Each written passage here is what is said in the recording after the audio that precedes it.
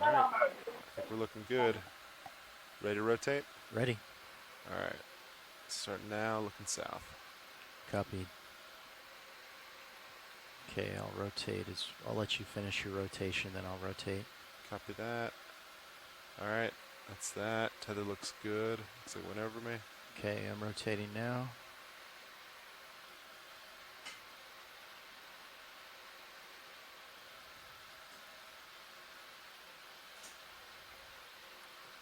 Sirius is at 180. Copy that. I'll center up on you and push out. Looks like I got bottom in view. Looks good. Tether's nicely behind me.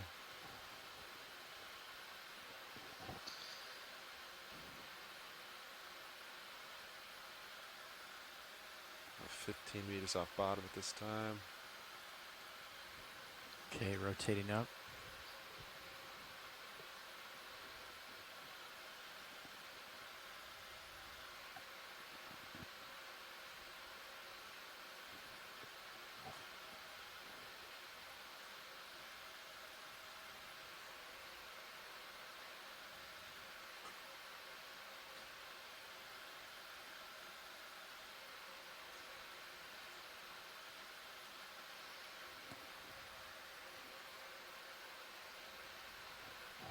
Just stretch down a little bit more.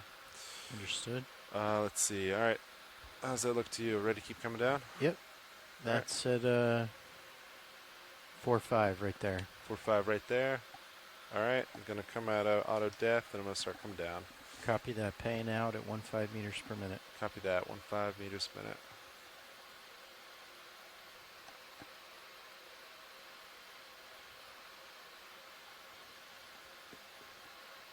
Delta 20 looking good.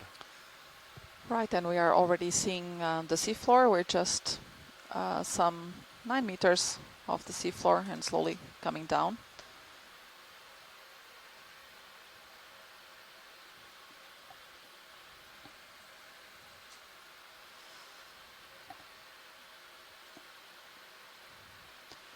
Already in the water column, we could see some diversity. We saw some fish already, some shrimp on our way down.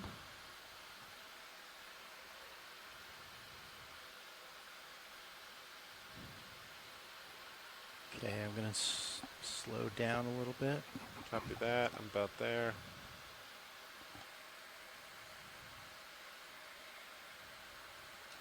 Okay. Yeah, this Yeah, we are now good at for me for right now.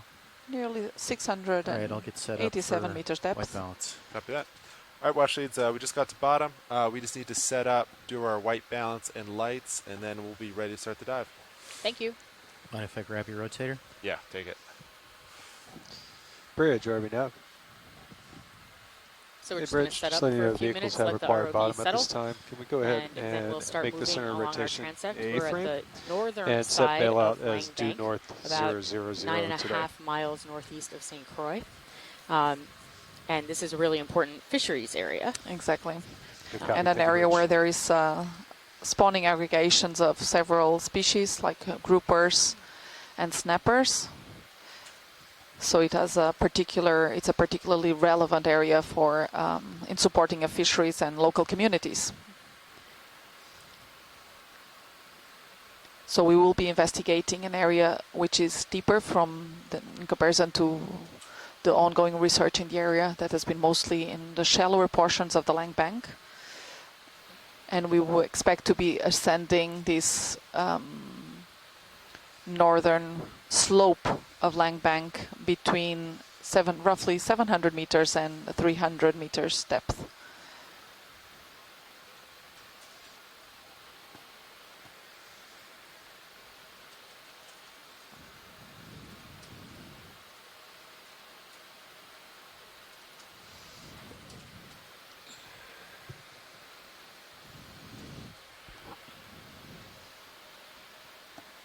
Okay, video when you're ready.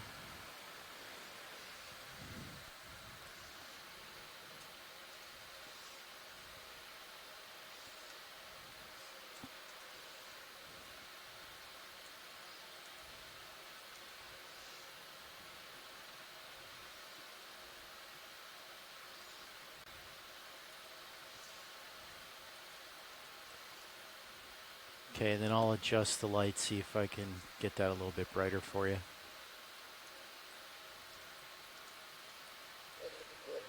All right, that's looking good. Okay.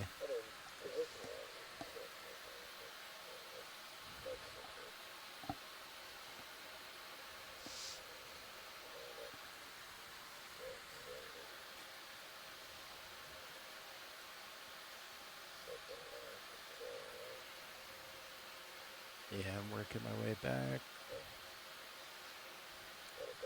Okay.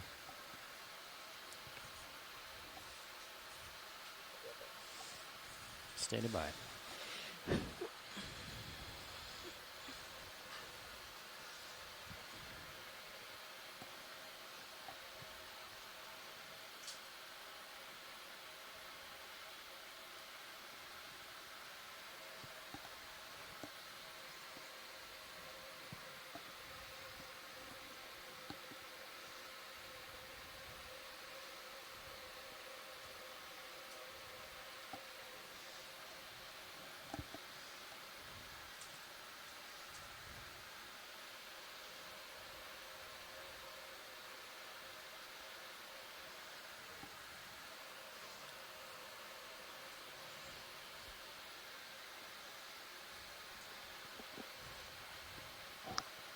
Seven hours of bottom time today, gentlemen.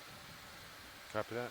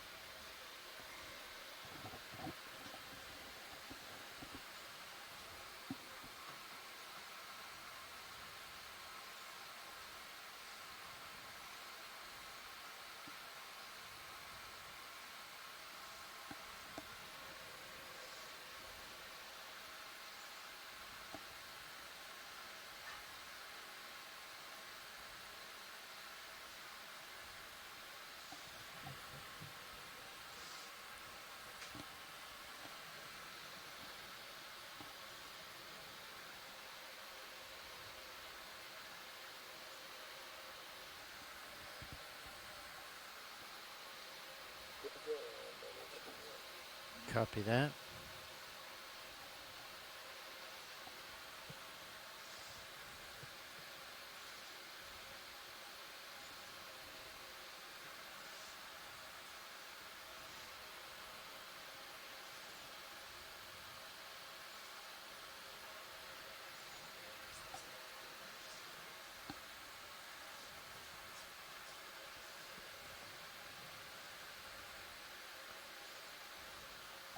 Ready when you are to go a little tighter.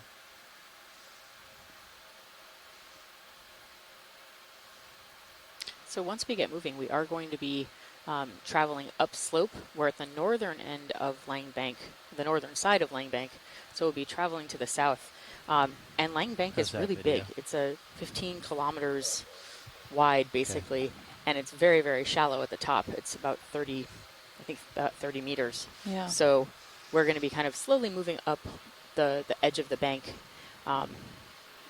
to about 300 or maybe even 250 meters, which is about the top of the operating depth for our ROV. Sounds good now.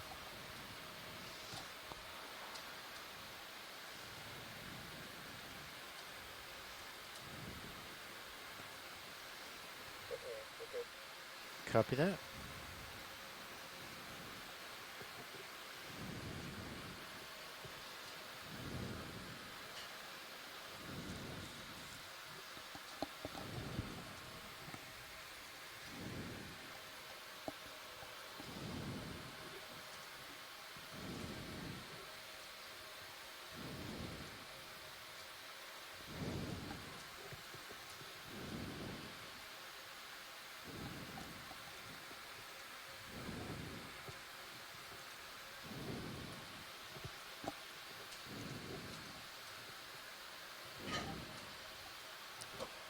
Oh, look at the fish. We're starting to see here now some fun already. This Couldn't quite see exactly what it is. Possibly one allosauride. Ooh, watch your Show real tight to the vehicle. your forearm also off. And what we're looking at on the seafloor right now is probably mostly carbonate sediment, perhaps with some hard bottom areas. Obviously has some bioturbation in it. Yeah, and it seems to have some biogenic material as well. The darker portions that we're seeing now. We'll just wait to have zoom in to be able to say a bit more about it.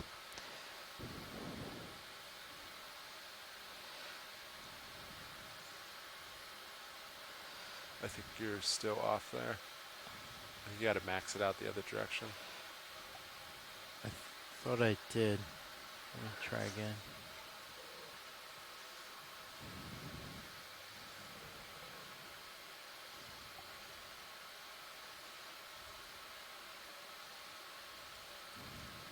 All right, there we go. Thank you. Yeah, of course.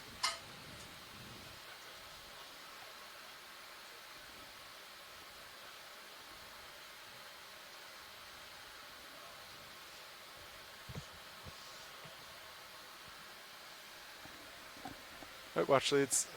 We are ready to start.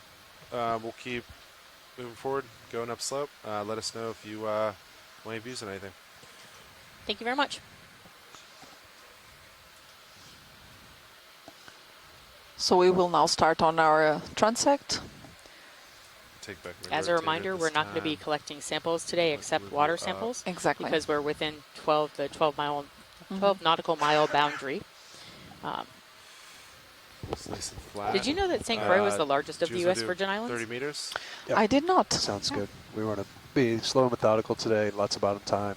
Not a ton of dive track, so no hurry. Understood. Bridge, RV now. Hey, Bridge, we'd like to request a ship move, please. Range 30 meters, bearing 180 degrees, speed 0.2 knots.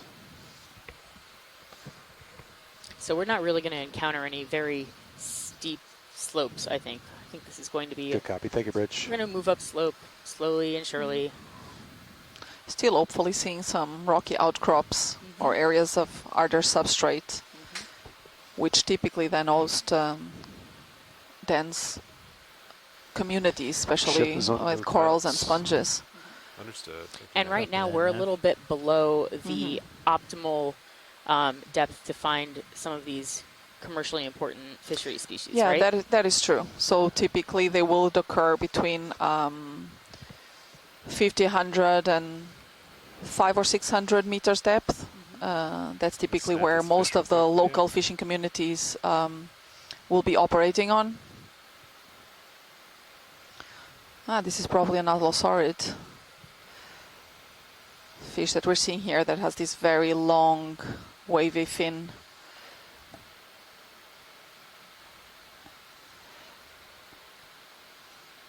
But of course, surveying these deeper areas is very important because sometimes it's during these exploration dives that we actually see range extensions in terms of bathymetry for some of the species. So it's not uncommon that some fish species look for deeper areas, for instance, to spawn.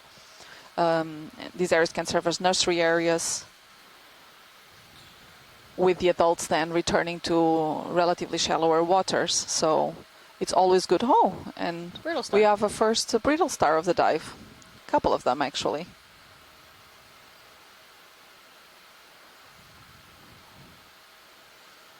It's actually quite large as well. Very long, relatively long arms. Do you want It's also fully zooms splayed on out. this A lot watch of leads, times or you is see this them. good? This is good. Copy that. Video, you want to? Sure.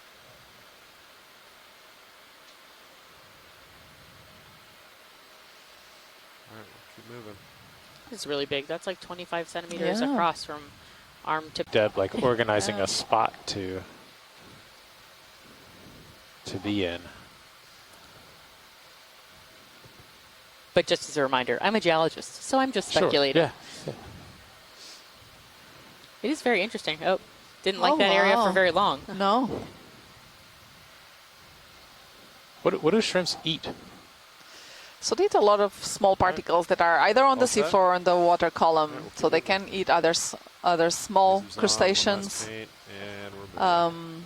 small particulate matter that's Pretty also big on the Yeah. can be on the sediment or on the water or in the water. Is there a rock there to the That's left? what I was wondering. Ooh, and that was a very fast Rock fish. of interest. Yeah. Sure. We just do a quick snap zoom. Yeah. All right, video. I'm gonna snap it real quick. Laser's coming off. Oh, yeah. It actually looks like, I don't know, broken. It looks like a piece But of a coral yeah, reef. yeah, exactly. It looks like a broken piece of coral, or Mhm. it looks very biogenic. You think that's a hermit Yeah. crab on top? Yeah, there is a small hermit crab in its shell. That looks less like a rock now that we're close to it. Yeah, So smooth, Sean. I'm starting to think it could actually be a sponge I was skeleton. waiting for you to say that because that's what I think it is too. But you're the sponge Actually, expert. yeah, it actually looks more like a sponge Yeah. skeleton now, Yeah, it doesn't. and a rather fibrous one as well. Cool. So it probably rolled down. So it wouldn't Give it typically another occur two here report. over the soft sediment, but it probably just rolled down from the shallower areas. That would have been quite a wild ride if the hermit crab was on it the whole time. Lasers on it before we head out. Lasers, and we're moving.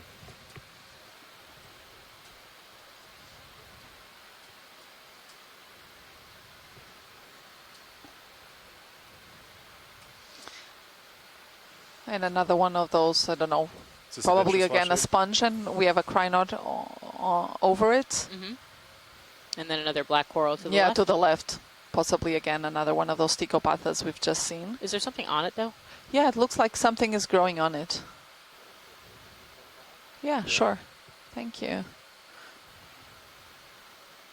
And yeah, and actually another one there to the left. So Alright, there's a let's few have of to come these in. Lasers are stichopathas, off. black corals here in the area. Oh, it's a brittle star. Oh, it's a Holding on brittle for dear life. star. Yeah. But it's rather curious because we don't often see these brittle stars growing on these black corals, at least on the stichopathas. So that's Bottom very one. interesting. Copy that. But they do We've like to get seen- higher up in the water column. Yes, that's true. So we've seen some of these usually associated to Metallogorgia, another type of coral, the golden coral. But in our previous dives, we haven't seen them associated to Maybe towards Heather, Sean, stichopathas. whenever you're So ready. that's a new observation. Right Yeah. there.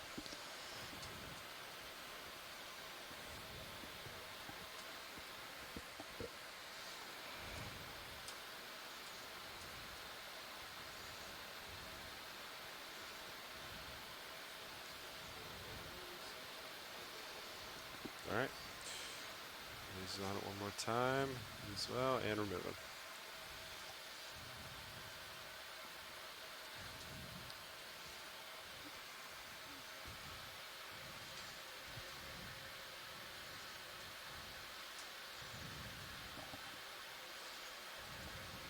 Looks like we have some items ahead.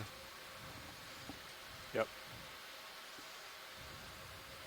20 meters out.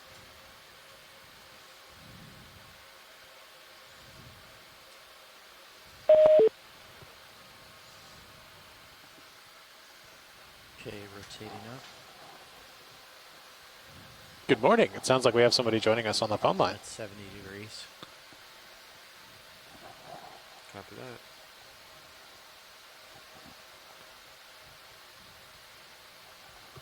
Maybe not.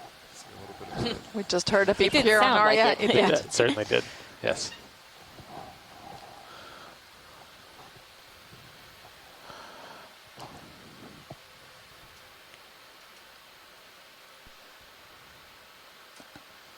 And rotating up again.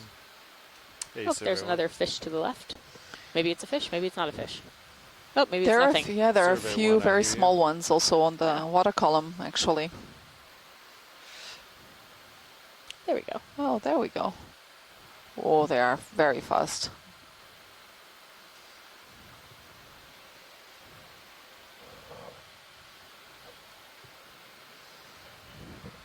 Yes, I hear you. Sure. On OKX. Copy that. Yeah, we'll do that now. Okay, we're going to take a moment here and do some introductions. Hi everyone, this is the pilot currently piloting D2 from the Global Foundation for Ocean Exploration, or we're known as GFOE. We're made up of engineers and videographers. We're responsible for the vehicles, not just for building and maintaining them, but also operating them, and then also all the amazing video products you see today. I'm a mechanical engineer. I'm part of the team, and we'll just go through the rows real quick. Sitting to my left. Yeah, I'm also part of the Global Foundation for Ocean Exploration. I am sitting ROV Nav this morning. I'm Chris Wright. I'm part of the data engineering team. And I am to pilot's right. I'm Andrew O'Brien, currently sitting co-pilot. I'm a software and data engineer, and I'm also with the Global Foundation for Ocean Exploration. Good morning. I'm Brian Doros, broadcast systems engineer with the Global Foundation for Ocean Exploration, sitting in at video and broadcast control. And my name is Anna Sagatov. I'm sitting in the clipping station right now, and I'm with Global Foundation for Ocean Exploration. Hi, good morning and buenos dias. I'm Joana Xavier, and I'm a researcher at CIMAR, the Interdisciplinary Center for Marine Environmental Research at the University of Porto in Portugal. And I am here with the NOAA Ocean Exploration as a science lead for biology on this EX2206. I'm Deb Blixen. I'm with the National Academies of Sciences, Engineering, and Medicine, and I'm the geology lead for this expedition. Can't either. I'm seeing behind it. And last on the back row, I'm Thomas Morrow, Expedition Coordinator for NOAA Ocean Exploration. Bridge ROV Nav. Thanks everyone for introducing yourselves. Hey, Bridge, I'd like to request another ship move, please. Range 20 meters, bearing 180 degrees, speed 0.2 knots.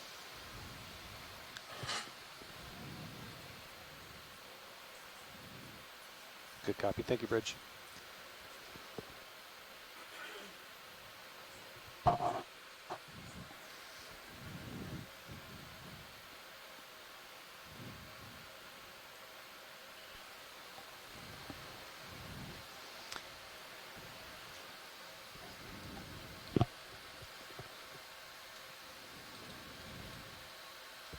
Just like a little mound there in your mini Zeus. Yeah. I think that's what it is.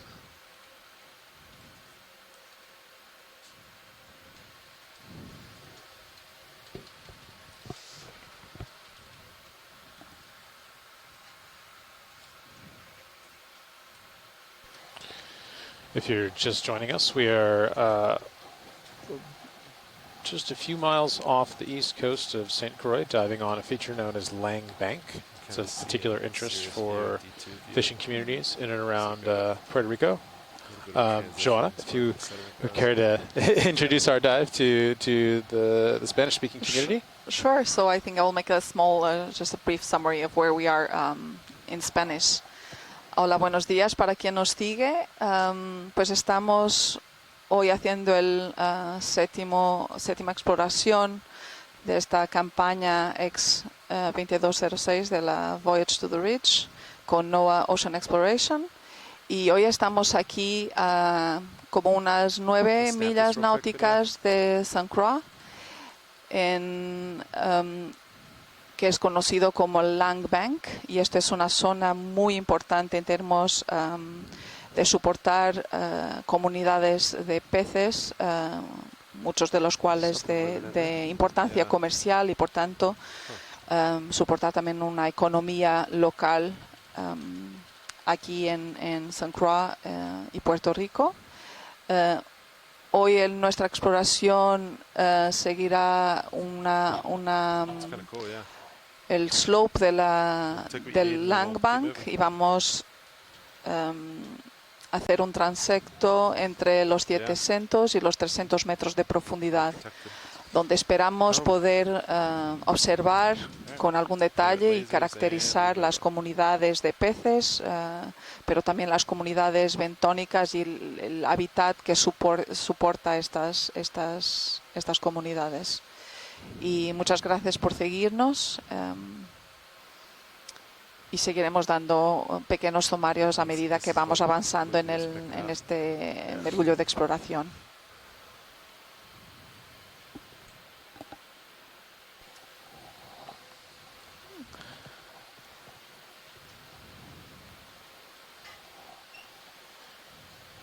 Thanks, Joanna. So we're coming up on what I would characterize as our first change in the slope. A little more variety in the features here. Whoa, what's that thing? It's a very large. Is that a crinoid in the distance? Some trash. Yeah, and we have actually also here some cans, and we've seen also a glass bottle earlier on.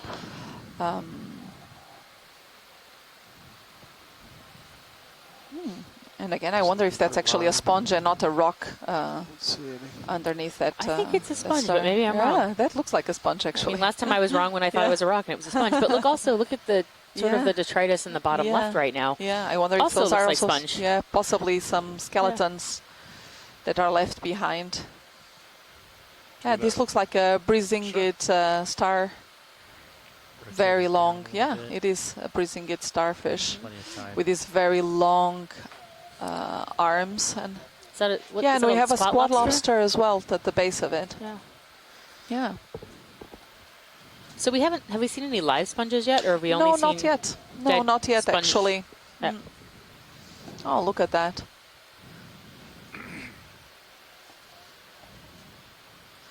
We also have a very small gastropod there to the left, but yes, this is clearly a sponge, and you can see even just from the pattern on the surface these water canals, which are part of the sponge aquifer system.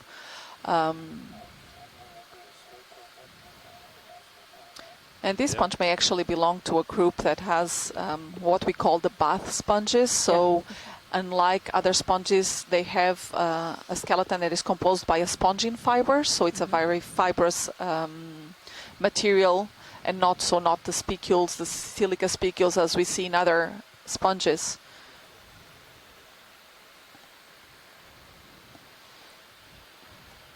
Look at that. The central plate of the Brisingid cool. starfish. Yeah, very nice. And actually it looks like there's something else hanging on to it, like something purple, but I'm not sure what it is. Oh, in the top left? Yeah, and also here, right there. Some sort of worm, I guess. Oh, hello, and, fish. Look at that. Beautiful color.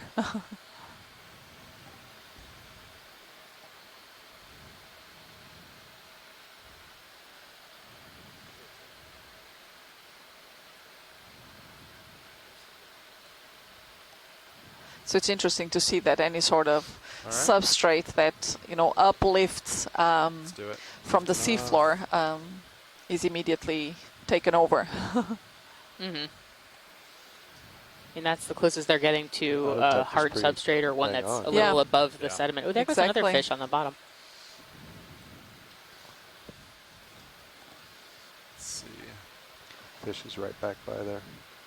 It's just kind of where I took off from. Yeah, We will do our best to get just nice to the imagery right of of the fish that we're seeing here, This is right here. so that our science Horseshoe team on crab? shore can. This is interesting. We're seeing a couple of little. Now we're finally seeing a few rocks. Oh, it's an isopod. That isn't is a huge isopod. I do not like the isopods. But that is a very, very large isopod, Yes, it is. actually. Yes, magnificent Wow. isopod. I would not use the term magnificent. Happy. I'm pretty far Frightening. from it. You get a little closer, or if you're happy with this. These are not my I favorites. have to say this is the largest isopod I've seen. All right, let me sneak It's so very far. cool. It is common that we see these large isopods in the deep sea. It's a big boy. Wow. Big boy. Let's Look not at disturb that. it. Sounds like Deb is very, very concerned that if this isopod moves, Yeah. she will be more uncomfortable. I will not be happy if this isopod moves. Look at that. That's a massive one. I was trying to look at the rocks beyond it, but I don't really want to right now. That must have So been is it- what, Alright, video, I'm 15 more stable centimeters or 20 I centimeters? would say 20 centimeters. Wow. Easily, yes. It doesn't seem disturbed Side at view. all by us. That's it. What could disturb that giant Yeah. isopod? Oh, geez. With that armor. Right. It's true. So what, is this a That's right. crustacean? Yes, it is. Okay. Yeah. And what It makes has a this, giant it has, isopod it special? has, yeah, it has Pretty this cool. very strong exoskeleton there. Oh, look at that detail. Wow. That's a face only a mother could love. Oh.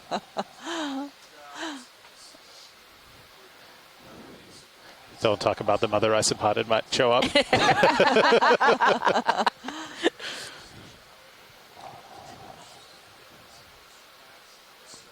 Sure. But that zoom also gave us a little chance to look at the sediment. You can see how much biogenic sediment is there. You want more from this? Um, All right. That see laser's some back old on. shells. You see some, Lasers one last time. and then above it we see some little outcrops. All right. Move it on. I'm wondering if this could be in this genus Bathynomus. And there are almost 20 species known Yeah. within this genus. So that's something we had not seen on this Not on our- this not on- expedition before. Yeah. I think we've seen them previously on prior expeditions with the Okeanos Explorer. And every so often we're seeing actual rocks, many of which are sedimented, and they're very low relief. So we had seen a small outcrop while we were looking at the isopod. So we'll hover here for All right, just a Washington's gonna moment do while we quick, shift change, and we'll be right back. handle a pilot change in the front row. In the meantime, we can reminisce about that isopod. No. But did you know that, so Lang Bank is basically, it's a large carbonate platform, and it was formed mostly originally by the elkhorn coral, which I'm not going to try to pronounce its scientific name. Acropora. Acropora palmata. Acropora palmata. Yep. And it was also, so that was the kind of the lowest part of the bank. And then it also has Orbicella favellata, which is another part of the reef building that has gone Species. on below this bank. And then a lot of that, as it was getting cemented together and sort of forming the coral reef, there's also sand and carbonate rubble, and a lot of bioturbation over time. And so what we're seeing is just the surface of the slope that we're looking at, which is mostly sediment and probably a little bit of hard bottom. But it's very interesting because this bank could be over 9,000 years old. Okay. Could be even older. It seems like there might be some lively debate over how old this bank actually is. So geologically speaking, that's actually rather young. Yeah, that's all. Yeah, like- that's a young.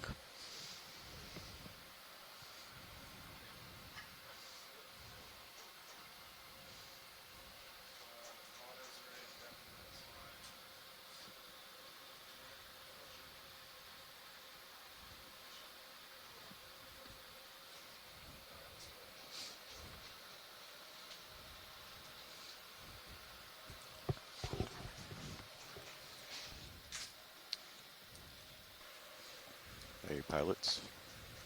Nav.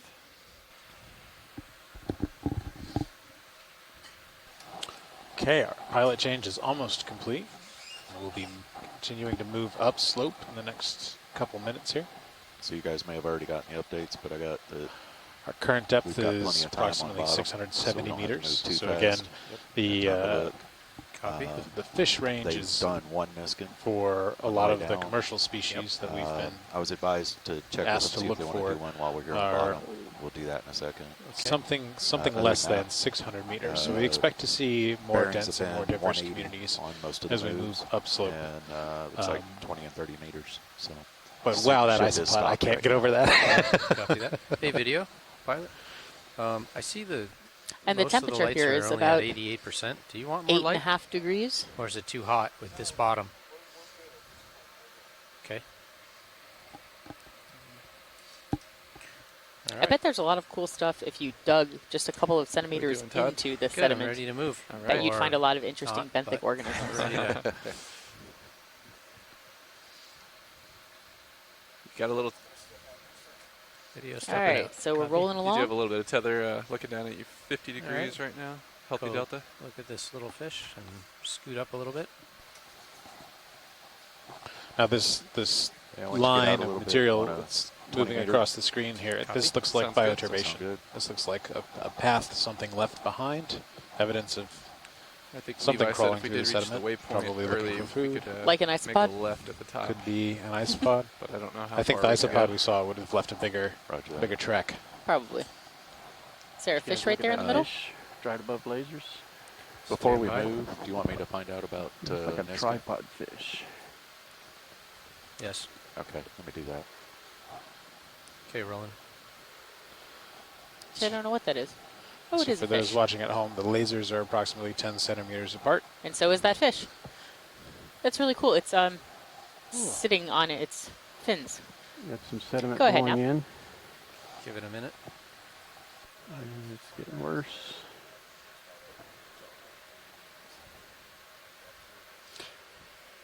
We will, but not right now. So I think the idea is we're going to look for areas that have a little bit higher biodiversity, and that's when we'll probably fire off the Niskins. So, yep, no Ahead. specific area right now that we expect to fire them in. It'll be more based on what we see.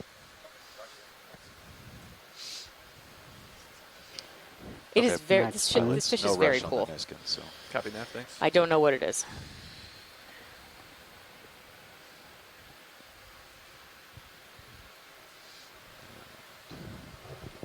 I'm not sure this is what are usually called these tripod fish. So they use these sort of long barbels and the pectoral fins to stay up above the sediment. Pulling out slow to full stream.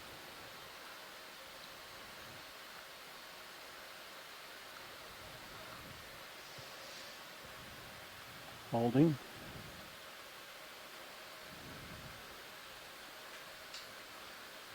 Oh, it's really cool.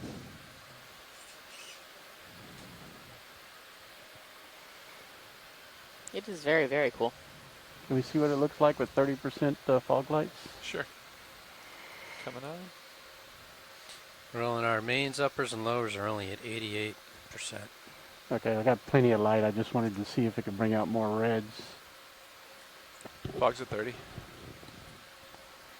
Yep, no change. It's nice for him to show us a profile. Can we see the head again?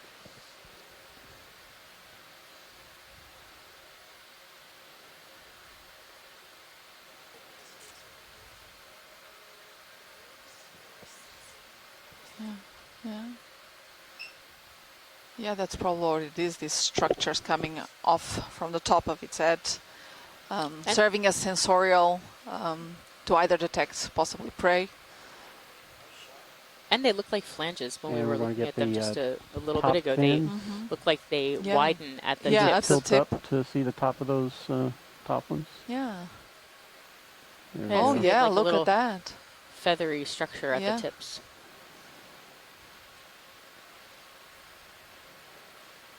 Now might be a good time to say that there aren't any fish experts in the chat room with us Yes, right that's now. true. That Holding is for full true. screen. Can we tilt down one more time? Otherwise, we'd probably have a great identification of this very cool fish. Hold. But I like your tripod fish idea. It certainly seems quite reasonable. And video is clear. Pulling out. Video swapping out. Thanks, video. Oh, it is a tripod fish. Bathy Teroi Bigelow eye? Boy, I'm sure I did not get that right. So in the family Hypnoidea, Bathipteroi bigeloi. Yeah. It's just the So we same got thing right up here. a tentative identification here. Oh, and for a moment I had a feeling there was something I large still have your fogs on at 30%. Pilot. going over us there. FYI. I think this might be the same thing. Let's just have a quick look.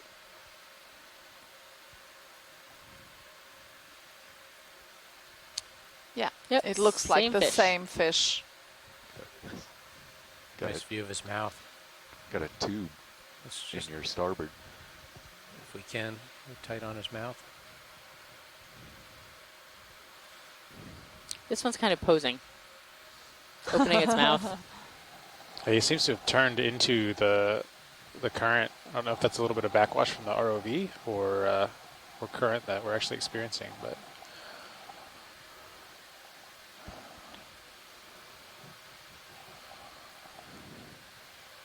Sorry.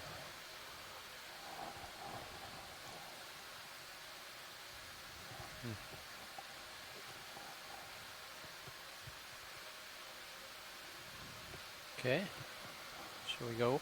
Pilot, check out your starboard rail cam. That's Is it something in the water tube? column. Yeah. And it's wrapped around the light Look bar a at couple times. Sirius cam. I don't think so. See it floating by on Sirius Well, it is cam? now, but it had wrapped once Oh. and then unwrapped. It's just kind of interesting. Some kind of biology. Yeah. I don't know if it's going to come in front of you. Yeah, so looking down now about 40 degrees at you, pilot. We can probably Want to, get a What's move on the in. top left Yeah. that's you guys ready for a move? bluish looking? Yeah, something 20 meters. something Good. purplish there. Stand by. Feels Let's of see if fish. you want to look at this real quick. But I think we can put one anytime in there's a as purple lump on the seafloor, I get excited for a holothurian. But I don't know. Do you like That's it, holothurians? yeah. Yeah, and it really looks like it's an holothurian here. Yep. Okay, video. Rather transparent. It's interesting to me how many of these species are, or these organisms are not disturbed by us. We've had a lot that are just like, nope, gonna keep hanging out. Yeah. Yeah, it does look like a holothurian, doesn't it? Yeah, it does.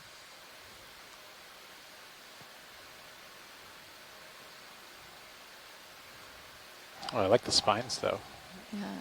Would you And like so us to holothurians go are ahead and put in that main pilot? detritivores, meaning Sure. that they will, Ready you know, for it? eat Okay. Yep. the I'll do it. sediment and then take ahead. from the Bridge sediment nav. any organic matter that there might be, Yes, ready for a move. then returning the Distance, mineral part of the 20 sediment meters, to the 20 meters, seafloor. bearing And they have to really 180. eat Eat a lot speed of of sediments. 0.2 A Yeah. lot to take some organic matter from it. Yeah.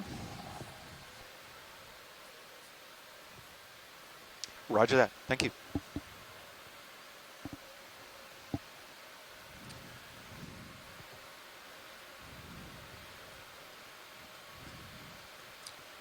Thanks, pilots. That moves was in, great. pilots. This is Copy that. beautiful. Lasers are on. Yep, so it's about over 10 centimeters big.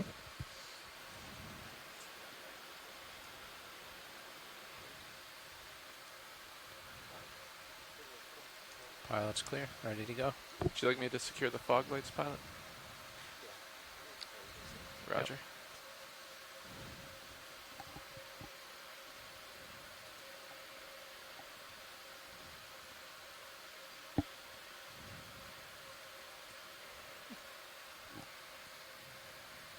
Ship move started. Yes. Okay. Nav co-pilot, what's the slope of our current seafloor here? So we're not seeing a ton of biodiversity yet, but we have seen some black rush. corals already, and we've seen a number of fish and It's a bunch of dead not sponges. much right Yeah. now. And the Which- isopod, which we can't I'll forget. zoom out. The giant isopod. Hopefully we will Look not at see high another tide. one of. We're You will have nightmares tonight. Yeah, they are Beth. not my favorite. I'm sure they serve a Do you wanna very get the important upper role swingers in deployed more for a little Sure. more of a the deep sea this food chain, bottom is but pretty reflective. Roger that, stand by, coming on. wouldn't want to What do we come have face to here, face with one. video?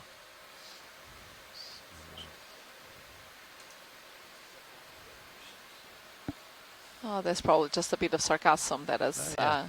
come down from the Solar arms, surface. upper, fully deployed.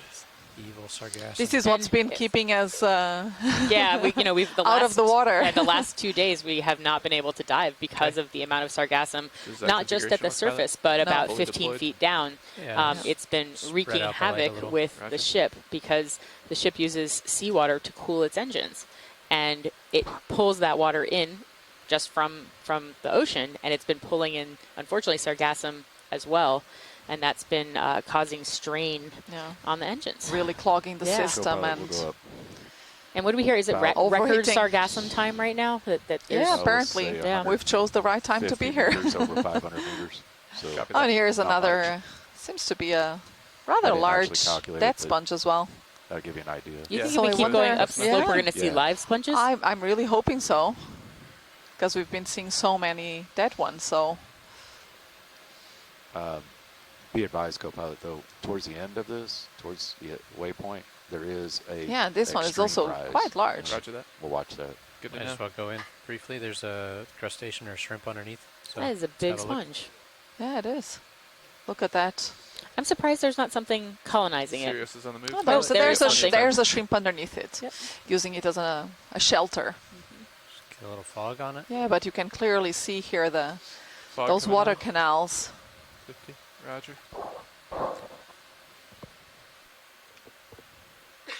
Coming up just a little bit, pilot. Copy.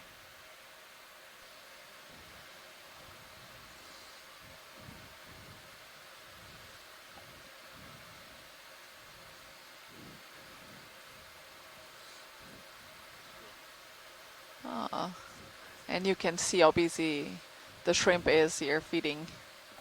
You can see those buccal parts just, nomming. Yeah. He's very small, that little crab. Oh, and there's a tiny little hermit crab as well to the right there. Bridge nav, go ahead. Roger that, thank you. Looking down 70 degrees, pilot. The move's 70. complete. Okay, copy. I'll push out in a moment. Take your time.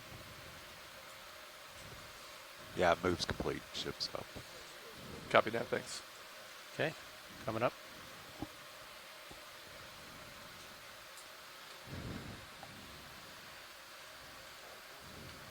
No problem. So this type of Coming down. sponge is the type that traditionally were called keratose sponges. So these are the ones that are actually quite squishy. Because they have their skeleton is built Pilot on your blue view, there's by a this little spongin fiber. So this very silent dense starboard. network Okay, let's go of a chase it. fibrous material Co-pilot. Thought it might be which- interesting. then soaks up. You can see if you put it in the water, it will soak up a lot of water.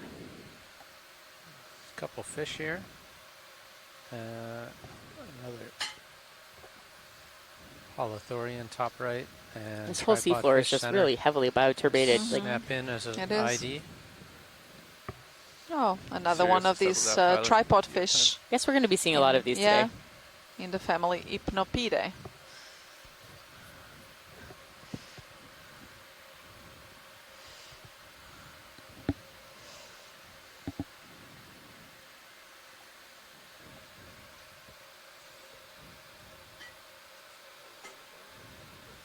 I'm good if you're good. Just making sure we have a positive ID. It's also, pilot, interesting. There's something else coming into view there. Yeah. 30 meters out, Yeah. 25 meters out. On a good There's line another here. holothorian. I'm gonna Yeah, we have ID there on the another. holothorian or no? We have there another holothurian. Sure. See if there's anything interesting inside of his body that's worth imaging. It looks somewhat different from the previous one. It does. The previous one had a more bluish sort of And coloration. it was more blobby. Yeah, This yeah, one's much yeah. more cylindrical. Yeah, that's true. Yeah, and its spine, I think its spine system is different. This It's one's rolling moving. over. Oh, let's have a look at that. It's rolling over for some reason. Oh, and you can see there the mouth. Look at that. Oh. That's a nice view.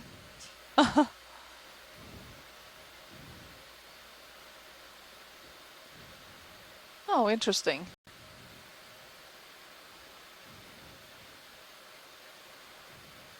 And now it stopped. Maybe it wanted to It go to a just wanted slightly to, yeah. different part of the sediment. You Yeah, wanted a belly rub. probably. Just needed a good morning stretch. Yeah. Roll over. A good morning roll. Yep. Bridge nav, go ahead. Received.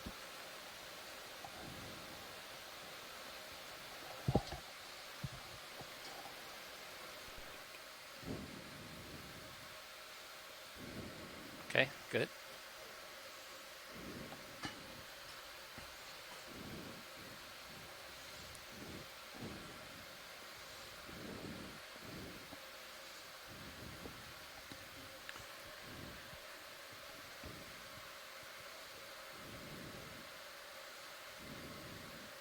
So this is dive 7 of our voyage to the Ridge expedition.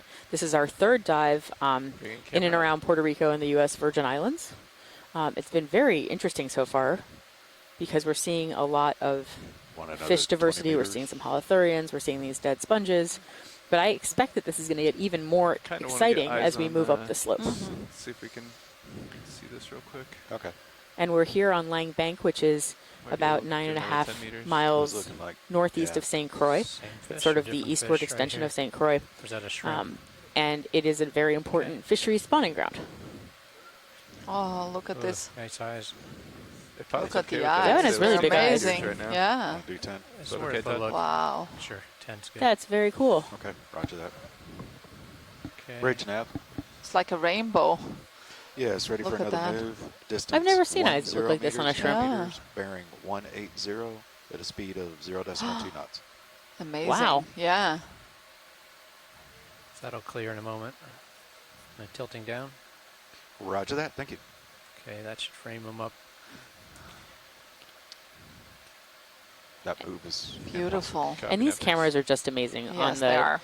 on the ROV. So they have a 18 times zoom, which is why we can routinely look at things that are, less than, Yeah, 2 or 3 centimeters on the seafloor. We can with such really, detail. Yep. So unfortunately, we kicked up a little bit of dust right now, so a little obscuring our beautiful shrimp eyes. But it is really amazing how close and how detailed we can get.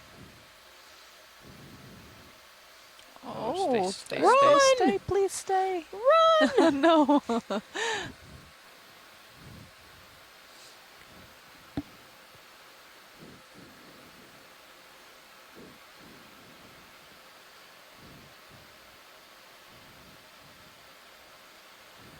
Wow, look at those eyes.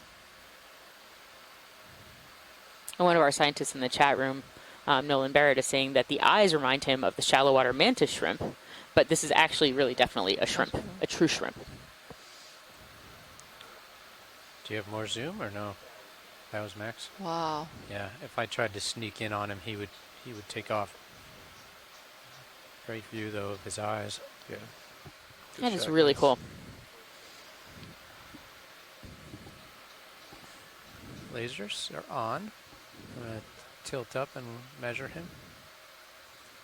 Sirius is on the move. You have time, pilot? Copy.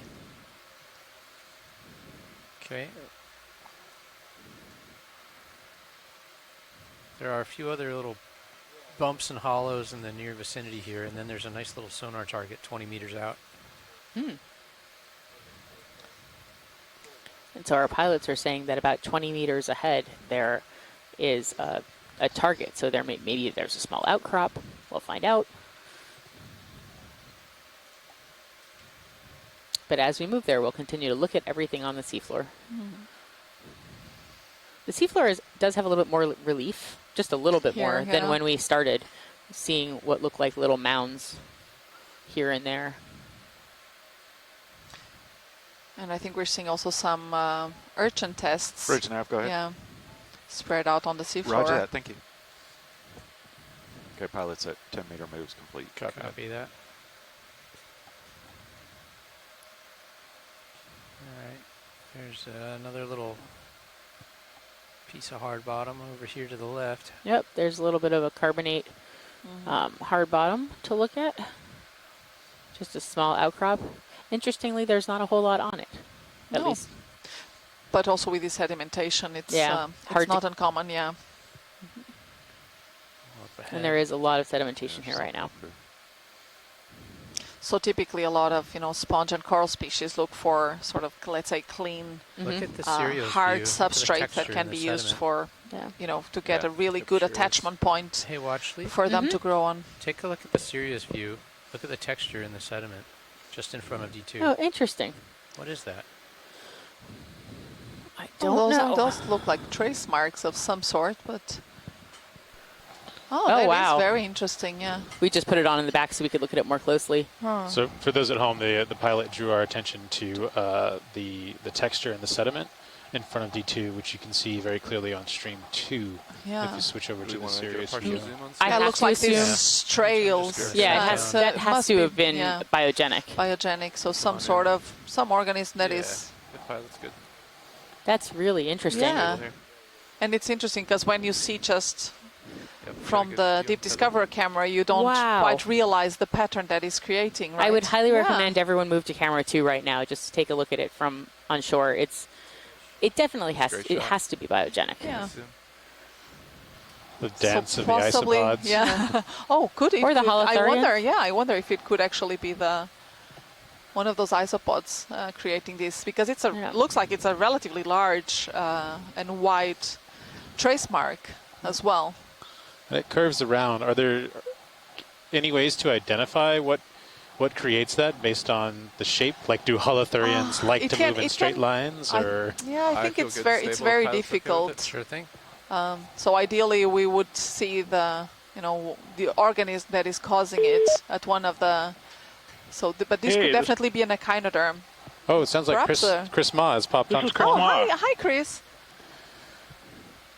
Hi. So I'm looking at the view right now, and to the left, there is a little bun-shaped thing that is sitting right in the middle of the trail. Yeah. Do you see that? Yes, we do. Because that looks like the urchin that's causing the tracks that you're looking at. Oh, that's very interesting, Chris. So if we could switch over or zoom over or zoom on that Thanks, video. because I think this is one of the coolest. I will hold off on the name until I see it, but I believe it's an urchin, and I think I know which one it is, but I want to make sure we can verify that it's actually an urchin and it's not a rock, and I'm not going to embarrass myself. I can tell you a rock probably didn't make that. Like a little hole in the middle. So let's have a look. Yeah. If we can. So pilots, can we zoom in on the sort of lower center? Yeah.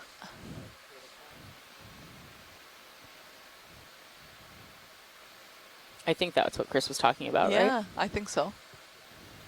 Yeah, and there's almost a black hole, a little black dot in the center of it. Yes, it is. Okay, video. And hopefully I didn't just identify a rock. That is not a rock. And I don't think it's a sponge either. Oh, it is. It is an urchin. Yes. Okay. So I'm not sure if it's alive, but this is probably what had caused those tracks. This is the the skeleton of a sea urchin called Conolampus. And it's an irregular urchin, which is almost pleasingly shaped like a bun. I mean, it literally. I have skeletons. We have material of this in the collections. So this is a sea urchin, and it's what's called an irregular urchin because they're modified to digging through sediment rather than just sort of sitting casually on the surface. And so all of their spines are modified into either very short kind of hair-like structures, and a lot of them are modified into helping them move and dig through sediment. And this particular one, Conolampus, is particularly well known because it makes these little tracks along the bottom. It kind of, if you remember, I don't know if you remember these, there were these TV commercials called Scrubble Bubbles years ago, and they look just like that. They look like Pac-Man ghosts. They're kind of very kind of bun-shaped Pac-Man ghost, Mr. Bubble-shaped things, and they just make these delightfully little, like linear, or not linear, but they make these very distinct trails in the sediment. And what it looks like is, and unfortunately, it looks like it's dead. Yeah. But I suspect what happened was, for whatever reason, it moved around and made all of these tracks, and these tracks are probably, they could be anywhere from months to years old. Wow. But that skeleton, looks dead because it has a lot of fouling on it. But there could be others in this area. I don't think they dig per se, but if we come upon more kind of mound-like structures, I mean, they will probably be difficult to tell until you get a recognition, an eye view for them. But they do occur in this area, and they will create more of these tracks. So let's keep an eye open for them. And and that was unfortunately a dead one, but like I said, exciting to see one of those. They used to see them frequently with the Johnson Sea Link. So brilliant. Anyway, I'll let you guys get back to it. Looks like you. Brilliant. You got a Thank fish, you. so. Thank you, Chris. Very cool. Thank you, Chris. We'll keep an eye out to see if we find Oh. one of those alive. We wouldn't actually have seen. I hope so. Thank you. Bye-bye. Thank you. We wouldn't actually have seen this if it wasn't for the serious view. Thanks so much. Bye-bye. Bye, Chris. So Chris is one of our echinoderm experts. Yeah. Less than 10 meters from the hard Working at the Smithsonian. Yep. And always calls in if he can when something exciting echinodermish comes up on the screen. And that was very interesting because, as he was saying that was a dead sea urchin, and yet the traces were still on the seafloor. And that sort of correlates with not a very high current here, that those were able to stay without being bioturbated upon, basically, or having a current come and sweep them away. You can see in the Portman Ipcam. It's another black coral? Another of these Stichopathus black coral Cheat a little closer to here. And we see again there to the top right a test of another urchin. Not sure if the same species or a different one, but we've been seeing a few of these actually. Go ahead. Fog can come on. Go ahead on the And after they're done zooming in here, we also see a little bit of a difference in the sediment where this black coral is versus just upslope. Debating between 5 or 10 meters. So what is this attached to on the seafloor? He's still about 5 meters from it. Yeah, let's have a look at the holdfast to see if we can see exactly what it's attaching onto. But it looks like some sort of a small rock, a small pebble. We see also to the right a small sponge. 180. Looks good to me. But yeah, so there is some of this hard substrate here and there. So it found one tiny rock. Exactly. Distance 10 meters, 10 meters at a bearing of 180 at a speed of 0.2 knots.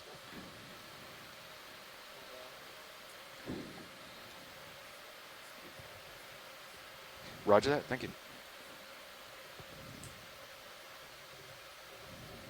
That moves in process. Good. Roger. Thanks, Dan. Yes.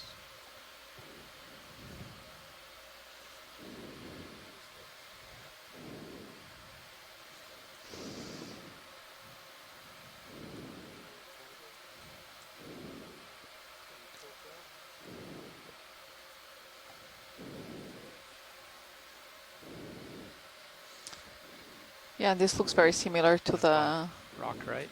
Other Stichopathus corals we've been seeing throughout this dive.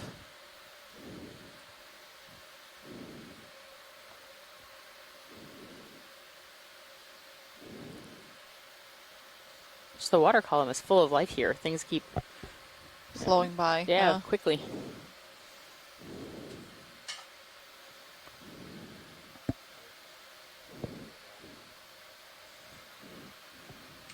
Okay, there may be an urchin up to the right. I'm gonna. It's gonna be. I'm gonna go over to it. It'd be pretty gray and dark.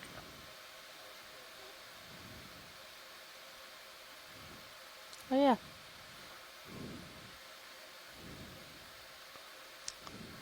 Is that a can or some sort of metal there? It also does to look the like left, metal, right? yes. Yeah. But we're looking at this circular object that's coming into the center view that might be an urchin. That's another urchin test. And just look at the difference between where we are right now, the sediment, and to the left. Yep. Yeah.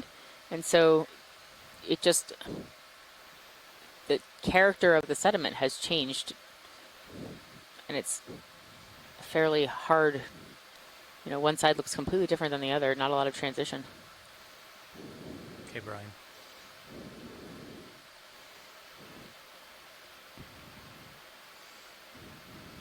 Yeah, and it seems actually to be the same one that Chris was talking about. So or something similar, yeah. Yeah, or something similar, Conolampas. Is this but one again, alive? It no, does not look alive. It doesn't look alive, no. Yep. So you can see the skeleton is like pretty cleared of any spines. We don't see any of those tube feet structures. Yeah, and it's you can it's see the covered holes in the already. test. Yeah, That's really interesting. Yeah, and it has already a lot of sediment and debris over it, and even some serpulid worms.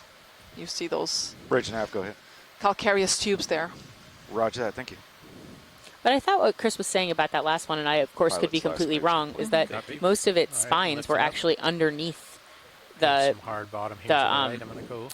the test that we're seeing. That they would be on the bottom, and you wouldn't necessarily see them. I'm not sure, but I think we would still see them along the top surface of the test. Oh look, we found a rock. Oh, we found a large rock actually. Yeah. Look at that. Very heavily sedimented still. Very heavily sedimented, yes.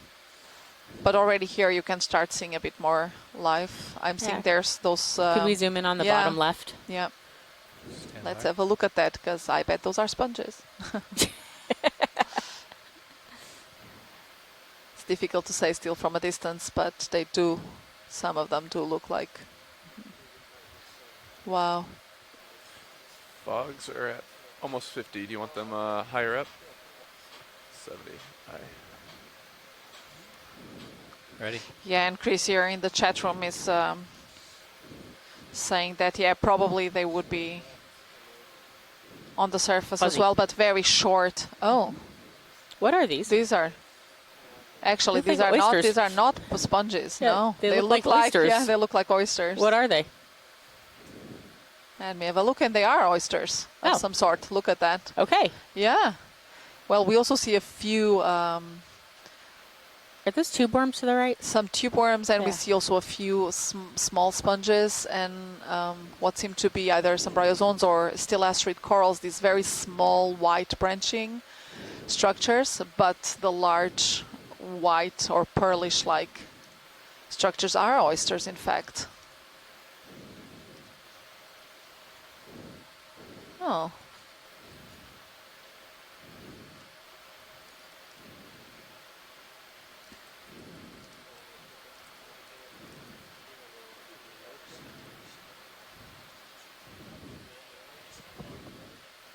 Do you think those are all oysters, or do you think that no, I think some of them might be... Well, that one's open on the bottom. Yeah, that one. But I mean, could it be a scallop instead of an oyster? I don't really know much about these and how they would look different. Yeah, that's a good question. Some of them actually seem to just have one of the valves, so probably dead already and just open. But the one that they are. Many of them, in fact. But we've seen two that had both of its shells, and you could see the tissue between it.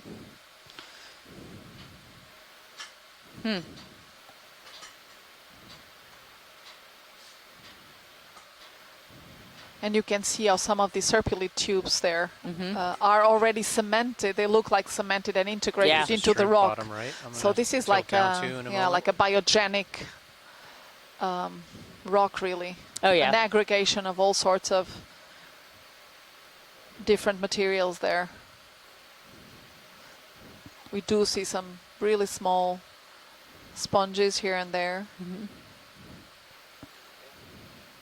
And a shrimp. And a shrimp there. Making use of one of those crevices in the rock.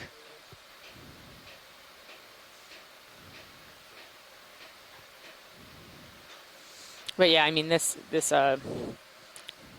piece of rock looks like it's probably a limestone that was created with all the different biogenic materials. And many of the rocks around here are a combination of old corals, sand, carbonate sediment, and then as we see here, void space. You see holes in a lot of these rocks.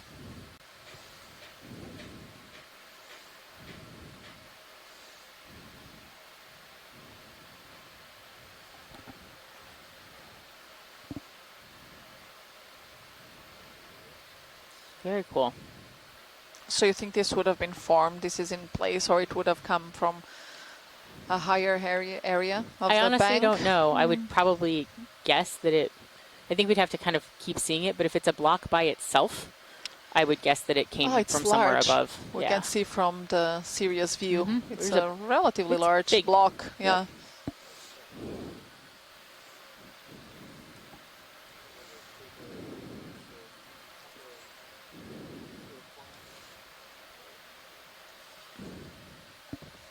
And we can see that some of these tube worms or serpulids have been probably here for a long time, because many of them have already also some coating and really fully integrated in the rock.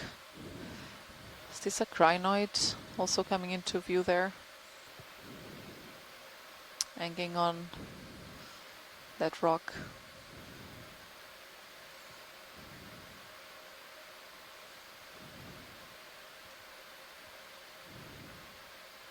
Little squat lobsters to the bottom right. Oh, there it is.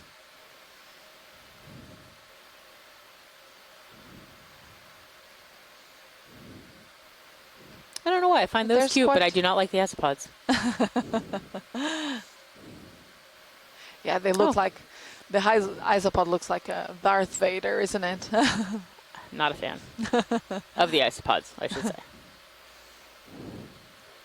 We just tried to track that fish. It's wandering out of screen right now. Brittle star. There's a black coral. Oh, what's the pink thing on the top right? There's another black coral there. If possibly in the genus Bathypathus. Yeah. So you want to zoom on the black coral? Yes, please. Stand by.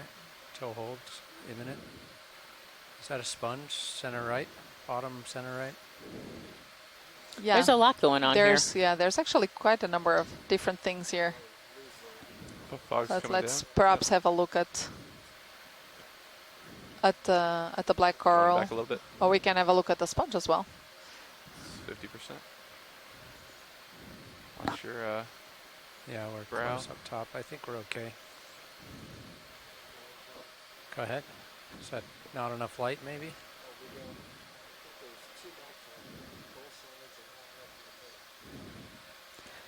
So are these pinkish orange things off to the left are the other Stichopathus? Yeah, those are the Stichopathus black corals that we've seen earlier on. Those are the ones that have kind of a spirally shape. Yeah. Yep.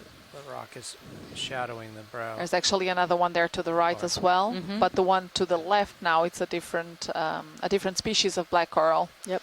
And is that a crinoid on the top right? Yes, and that one is a crinoid. So the one to the left is probably in the genus Bathypathus. See if I can get my left toe. It has this sort of central axis, and then you have this secondary axis coming on from that center there. But we would need a better zoom to see.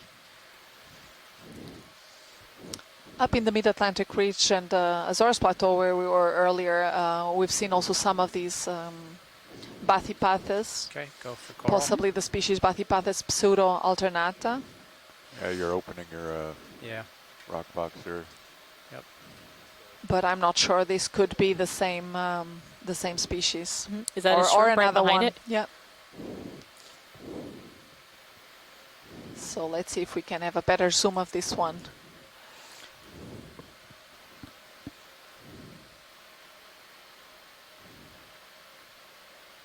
And you can see here, it seems like there is a bit more current.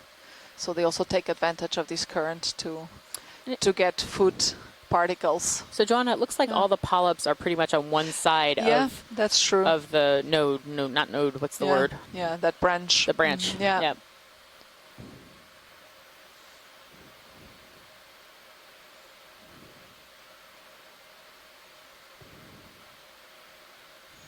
What are those small structures between the polyps?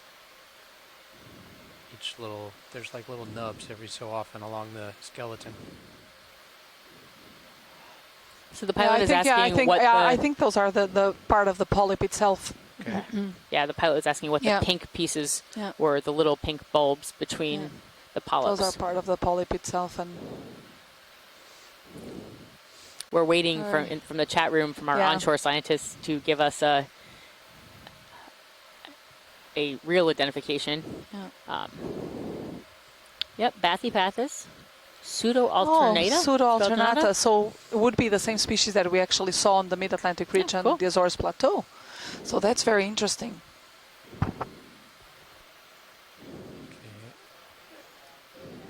Yeah, there's actually another coral between our toes. If we go partial wide, and I'm going to tilt down, and I think we'll pick it But up. look at how sedimented this Maybe outcrop slightly is. left Boy, of there's center. just, Yeah. it's coated. Stand by. See it left? Yep, there's another little black brittle coral, which is probably Stichopathus on the bottom left, and there's a brittle star right next to it. Want to zoom on this, or? Yep, so that's what looks like probably 2 Stichopathes with a... Yeah, smaller ones and a brittle star. Mm-hmm. And this brittle star.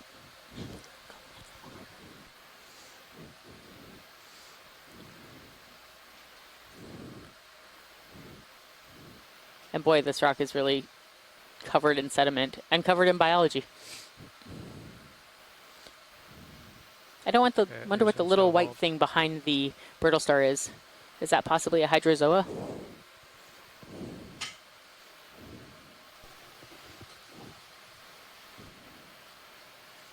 Copy. Ooh, ultra zoom.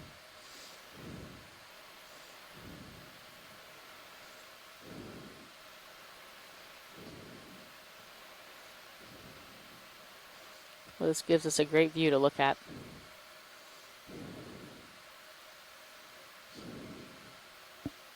And going back to the pilot's question earlier about what the pink bulbs were between the polyps on that Bathypathus, evidently those are mouths. Crab.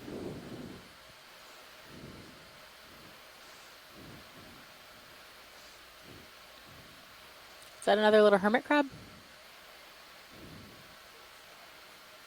I think it is. It's a hermit crab with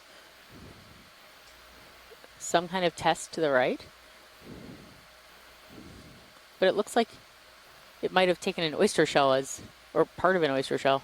I don't know. Sorry. There we go.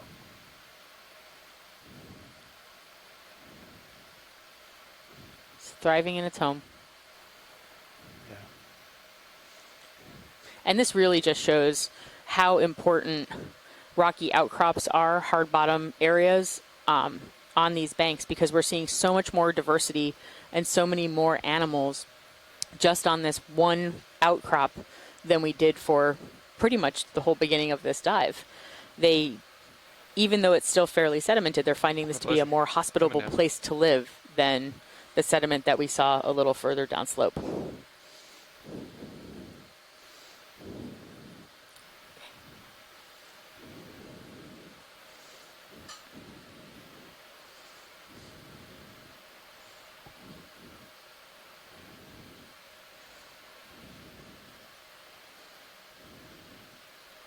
So I think one of the questions is whether this is just an isolated block that happens to be sitting in a pile of sediment or whether it is part of a larger outcrop. From the Sirius view, which is camera 2, you can see that we're looking at a giant boulder. No, there's nothing else out there on blue view at this heading. That boulder is bigger than the Deep Discoverer ROV, which is pretty big. What is the bearing to waypoint 2, Nev? It's 178. Okay. Yeah. Video. Shall we see if this is the same species of coral? Well, between 175. Yeah, let's have a look if this is the same Bathypathus that we've seen earlier on. Range out your blue view temporarily. Go ahead. Go. Yep. Yep. See if we see anything.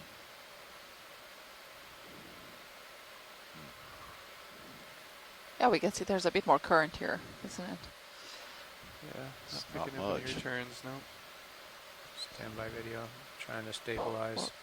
Well, in Cirrus also, there wasn't anything in it. So. Tilting down. There's one big rock. Yeah, huge block. Mm-hmm. It's rocks by itself. And we're here now at 654 meters depth. Fog. We are hoping to get as shallow as 300 meters towards the end of this transect. And we are hoping that once we sort of cross the 600 meter boundary up into the 500 meter boundary, that's when we're probably, hopefully going to start seeing some of these commercially important species of fish. Like the queen snapper. And we have a lot of time on this dive. We have many hours. Gives us time to check things out. What is off to the left? It actually looks a little bit different. This You've got this cross current from left to right. This coral. Making it hard to hold a steady shot. I think they're having a hard time holding the ROV steady in this particular orientation. Yeah.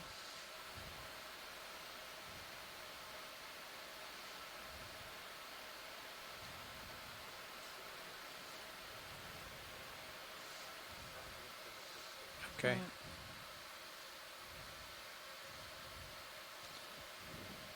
So what is that off to the left behind it?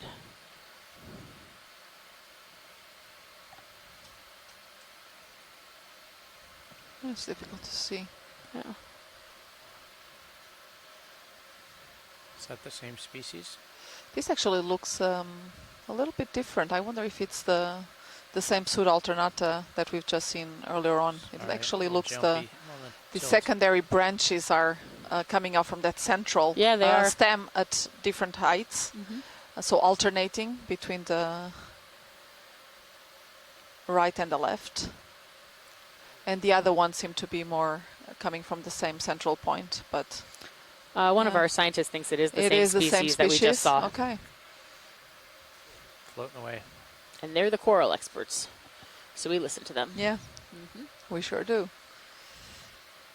We are very lucky to have a robust group of shoreside scientists who are willing to join us on dives and help to identify the species that we're looking at, because a lot of them look very similar to one another. Yeah, that's true.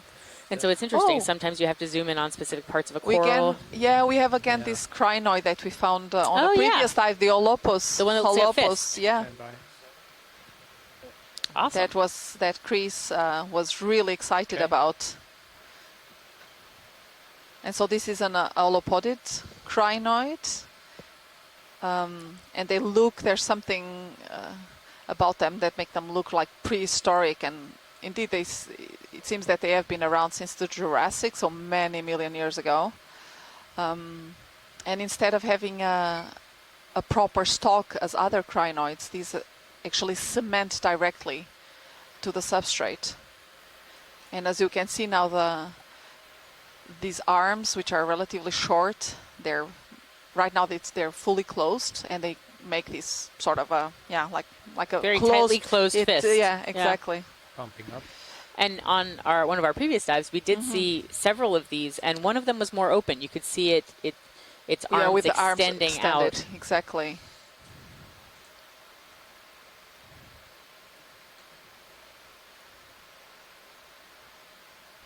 And so it seems that in this family there are only 6 species, 3 of them in the genus Holopus and then 3 in the genus Cyathedium. And we've seen Cyathedium in the Mid-Atlantic ridge on the Azores Plateau. But here around Puerto Rico, we've seen just this one, Holopus. But evidently these are fairly common around the waters of Puerto Rico, and so it's probably not surprising that they're also here in the waters off of St. Croix. In 2018, when the Okeanos explorer was visiting Puerto Rico, they actually encountered this a number of times. Okay, up on top of this feature, there's something in the distance. I think it might be an anemone. And so now we're moving across the top of this very large rock. Oh, there's a tube anemone, I think. I could be wrong. We could probably do a move after this. I think we had someone calling in. We want to Did someone join 10 meters? The conference line? I think we can bump a big go one ahead? in, right, guys? Yeah, it's pretty flat after this. Hi, this is Michelle checking in. Hi, Michelle. With it. 20 meters? Yeah, if pilot doesn't need too much time here, you could do 20. Okay. There's a crab, bottom left.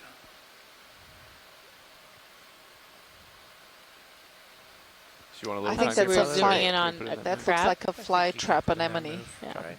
Oh, fish going by? Call it in. Thanks. Bridge nav. Yeah, ready for a move. Go in on Distance 20 meters, 20 meters, bearing it's alive. 180 at a speed of 0.2 knots. Oh yeah. Roger that. Thank you. Survey 1. Oh, this is one of Pilots those and moves in carrier process. crabs. Thanks, Look yeah. at that. So it has these modified legs to Yeah, hold why some don't sort you of either, a communicate with sponge Nav or a about coral. that? He's got the right tools for that job. And we think that they use it for What? As some sort of camouflage Who are you talking to? as Yeah. they Oh, okay. Is it survey you're talking travel to? around the seafloor. Yeah, survey's chiming in the ear. Copy.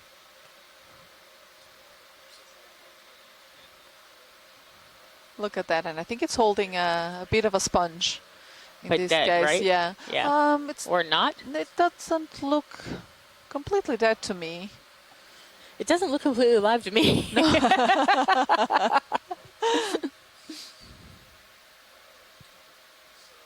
That's amazing. Yeah.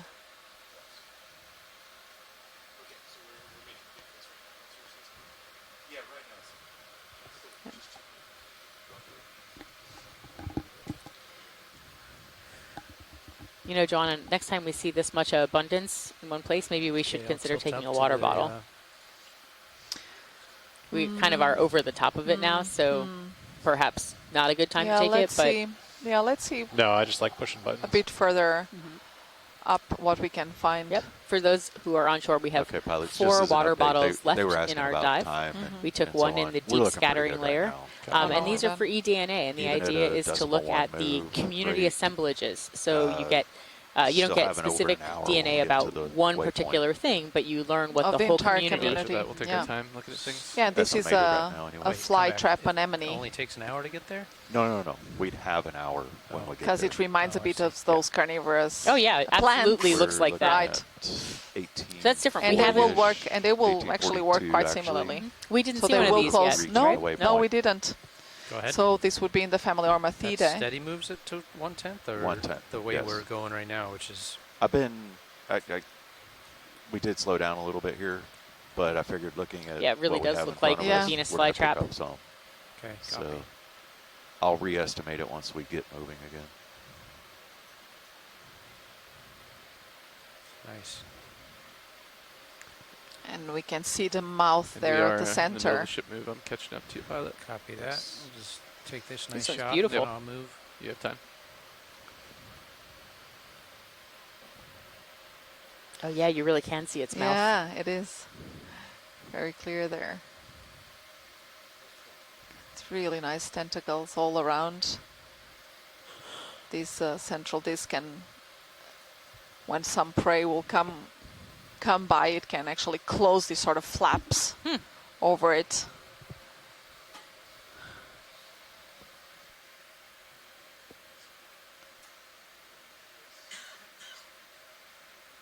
Great shot.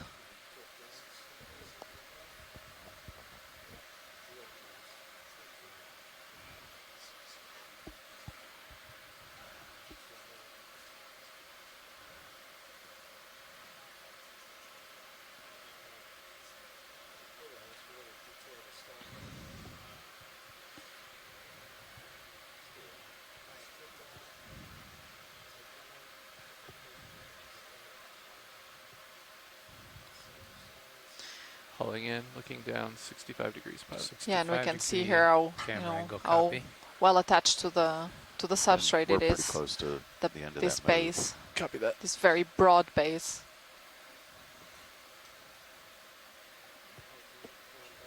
Okay. Our co-pilot. Bridge nav, go ahead. Yep. Roger that, thank you. The ship has stopped now. Thanks, Ned. Great image, thank you. Okay. Floating.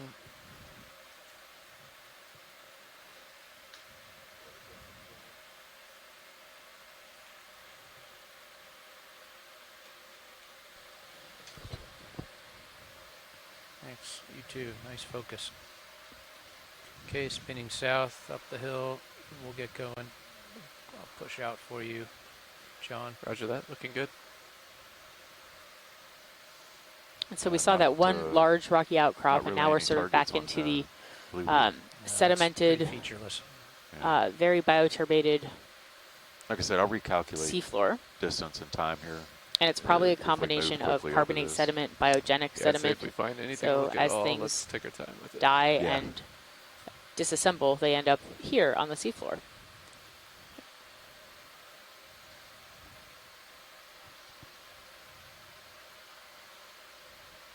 I'm really interested by these little mounds, though. What's creating these little mounds? Yeah, I think those could be some of those squat lobsters we've seen. Oh, really? Yeah. They create mounds? We could, yeah, they do. Sometimes they have these burrows and they can make some mounds. But it's hard to tell. Yeah. What's coming up here on the right side as we move up? I mean, so lots of little the tree lines are little white evenly things. spaced, yeah, I don't know. So. I wonder if some pieces of coral or I don't know. Looks quite biogenic. And then there's something very, very dark right in front of us. Yeah, what is that? So I don't know, this whole area is very interesting. Pilot, if you have a moment, can we do a snap zoom on the sediment in front of the dark thing and then on the dark thing? Sure thing. How about? I feel like every time I say, is it a fish, it's not a fish, so I'm not going to call it a fish until we know it's a fish. Maybe it's a holothurian. It looks like a bottle there. Oh, yeah, and this looks like coral rubble. Yeah, it is very much coral rubble. Yeah. What's the pink? What's the pink thing in the bottom right? Some sort of, probably some sort of shell or, there's actually a few shells here as well, yeah. Different types. Yeah. And definitely some coral. Yeah. Okay, ready. Very cool. Going. And several fragments here of solitary corals, scleractinian corals. Are there cup corals too here? Yeah, that's the one we saw. We saw one just now. Okay. Should we bet on whether that dark thing was a holothurian? I think it was a. I think it was a bottle. You think it was a bottle? I think so, but I'm not sure. Hope springs eternal. I'm gonna keep hoping it's a holothurian. And it's a bottle. Man. Definitely a bottle. Not a holothurian. No. And they're stocked of probably a bottle-thurian. A black coral. Tripod fish there at the back. Yep. Oh, a Stichopathus coral here to the right, and there seems to be something on it as well. So perhaps we could have a quick look. Yeah. Oh, it's again the brittle star. Oh, interesting. So in the previous dives that we've seen the Stichopathus corals live, we didn't see the brittle stars associated to them. So this must be like an unusual association that's occurring here. Okay, Brian. I don't know if it's unusual or if we just didn't see it Yeah, we earlier. probably just didn't see it earlier. I mean, but it seems like a very reasonable thing to do because it gets them higher up into the water column and allows them to do some interesting filter feeding at a higher level. That's interesting. They are actively moving right now. This is very cool. Yeah.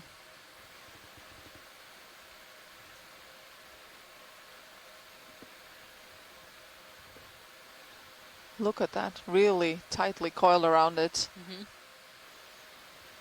I'm not sure how common this is. Also in the Mid-Atlantic region, the Azores, where we were previously, when we'd see these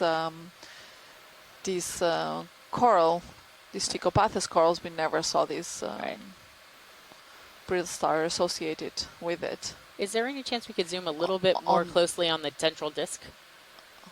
Of the brittle star, yeah.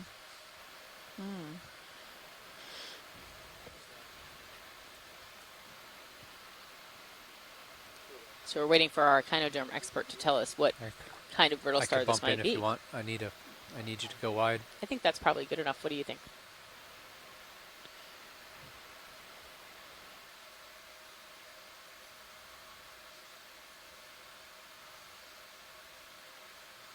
There's definitely a little bit more hard bottom here. There's some little outcrops of rocks from which we're seeing the Stichopathus on. So that's an Astrogomphus. Oh, I'm really not doing well. Astrogomphus. Their spines on the this disc. brittle star. Okay. Little fish there too.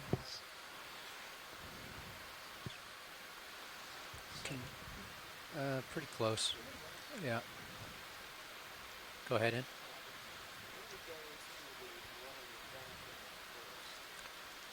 I'm centered on the same one, so let's hold that. We got a nice, little tight. They asked for a tight look at the central disc. Fogs are at 30%, be advised.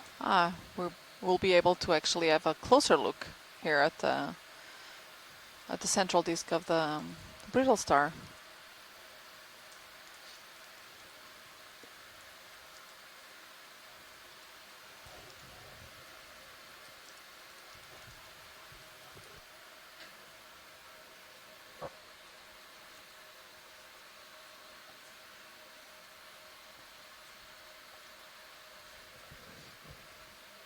Shift to far ground. Thank you so much for the beautiful imagery. This is fantastic.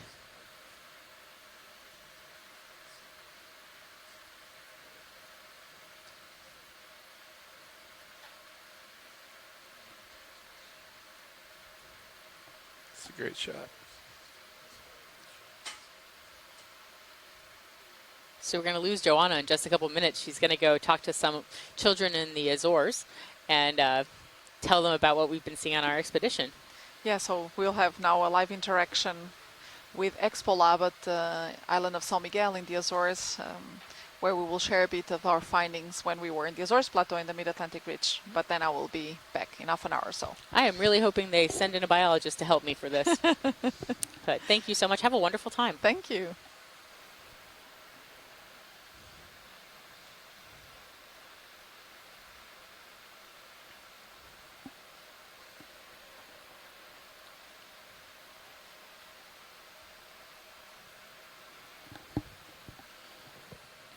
Pilot, this is Watch Lead. Go ahead. One of the shoreside scientists is asking whether we're seeing more current than we were previously. No, I think it's pretty steady. Okay, thank you. Coming from east to west. Okay. Across the slope. Okay, pilot's clear. I'm ready to lift off. All right, so we're going to keep moving. We may want to get another move in the here current shortly. hasn't really changed since we have started our dive. It's coming from east to west. That maybe 20 meters this time? And fairly minimal. Yes, we did 20 last time too. And so that works. The temperature is about 8.7 degrees wide open. Celsius. So, agreed. Okay, 20 meters. We are at a depth of 648 meters here at Lang Bank, yes, ready which for a move. is northeast of St. Croix. 20 meters, 20 meters, bearing 180. Lots of cool stuff to at see. A speed of 0.2 it's a little few and knots. far between, but still pretty interesting. There might be a live urchin. Let's. You think that's a sea urchin? Roger that. Thank you. Okay, we'll that find move's out. called in. Copy that. Thanks. So you've seen a number of these tripod fish, which are very cool. There's kind of using their fins to get off the bottom so that Fogs they are still can at get a 30 little video. bit Is that more okay, or fluid do you want flowing them by. off? Kill him. Roger. Yep. Is it an urchin?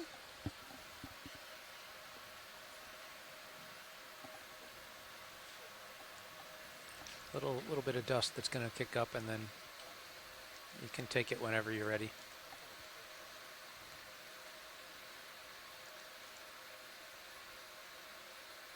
Looks like he's on his side. Yeah, so that is a sea urchin. It does look like it's kind of on its side, and maybe not. It's really nice. You can see the different spines. Has some are straight and pointy, and some have a little bit more of a bulb shape. They look like a Q-tip.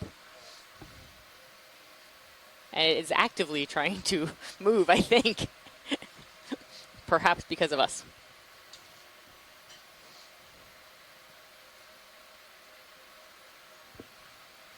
So this is you zoom in. an echinotherid.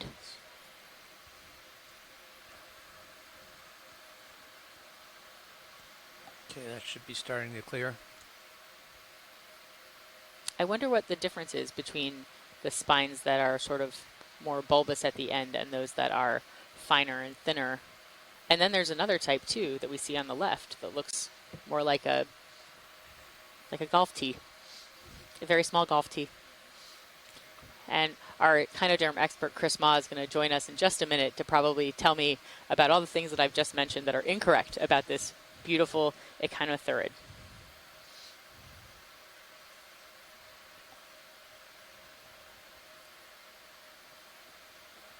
So hopefully we can stay here and look at it a little bit longer. Coming up, coming up. Need more light? Hello. Hello, Chris. I might have overshot it. Hi, Deb. So first, I'm just going to say on the, move pilot, the new automation on the phone takes forever. So this is really interesting. I always like to call in and talk about these. These are so the scientific word I was using, the echinothurid. The Echinothuridae is not necessarily the exact family, but just the Echinothurid group.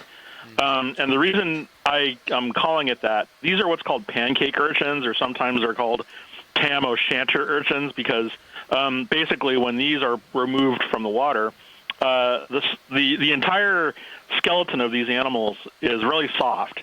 And when they are removed from water, the pressure is what basically suspends the animal's shape, and they collapse into sort of a flat pancake shape. One of the characteristics that I can use to identify them is the fact that from around the surface of, so this one's weird because it's actually upside down. Oh. What we're seeing, like right in the center there, that's the mouth. That's the Aristotle's lantern. And around the edge of the urchin, you'll see those horseshoe-shaped spines. Some of them look kind of like the tip of a cane or something. So those are characteristic of this group.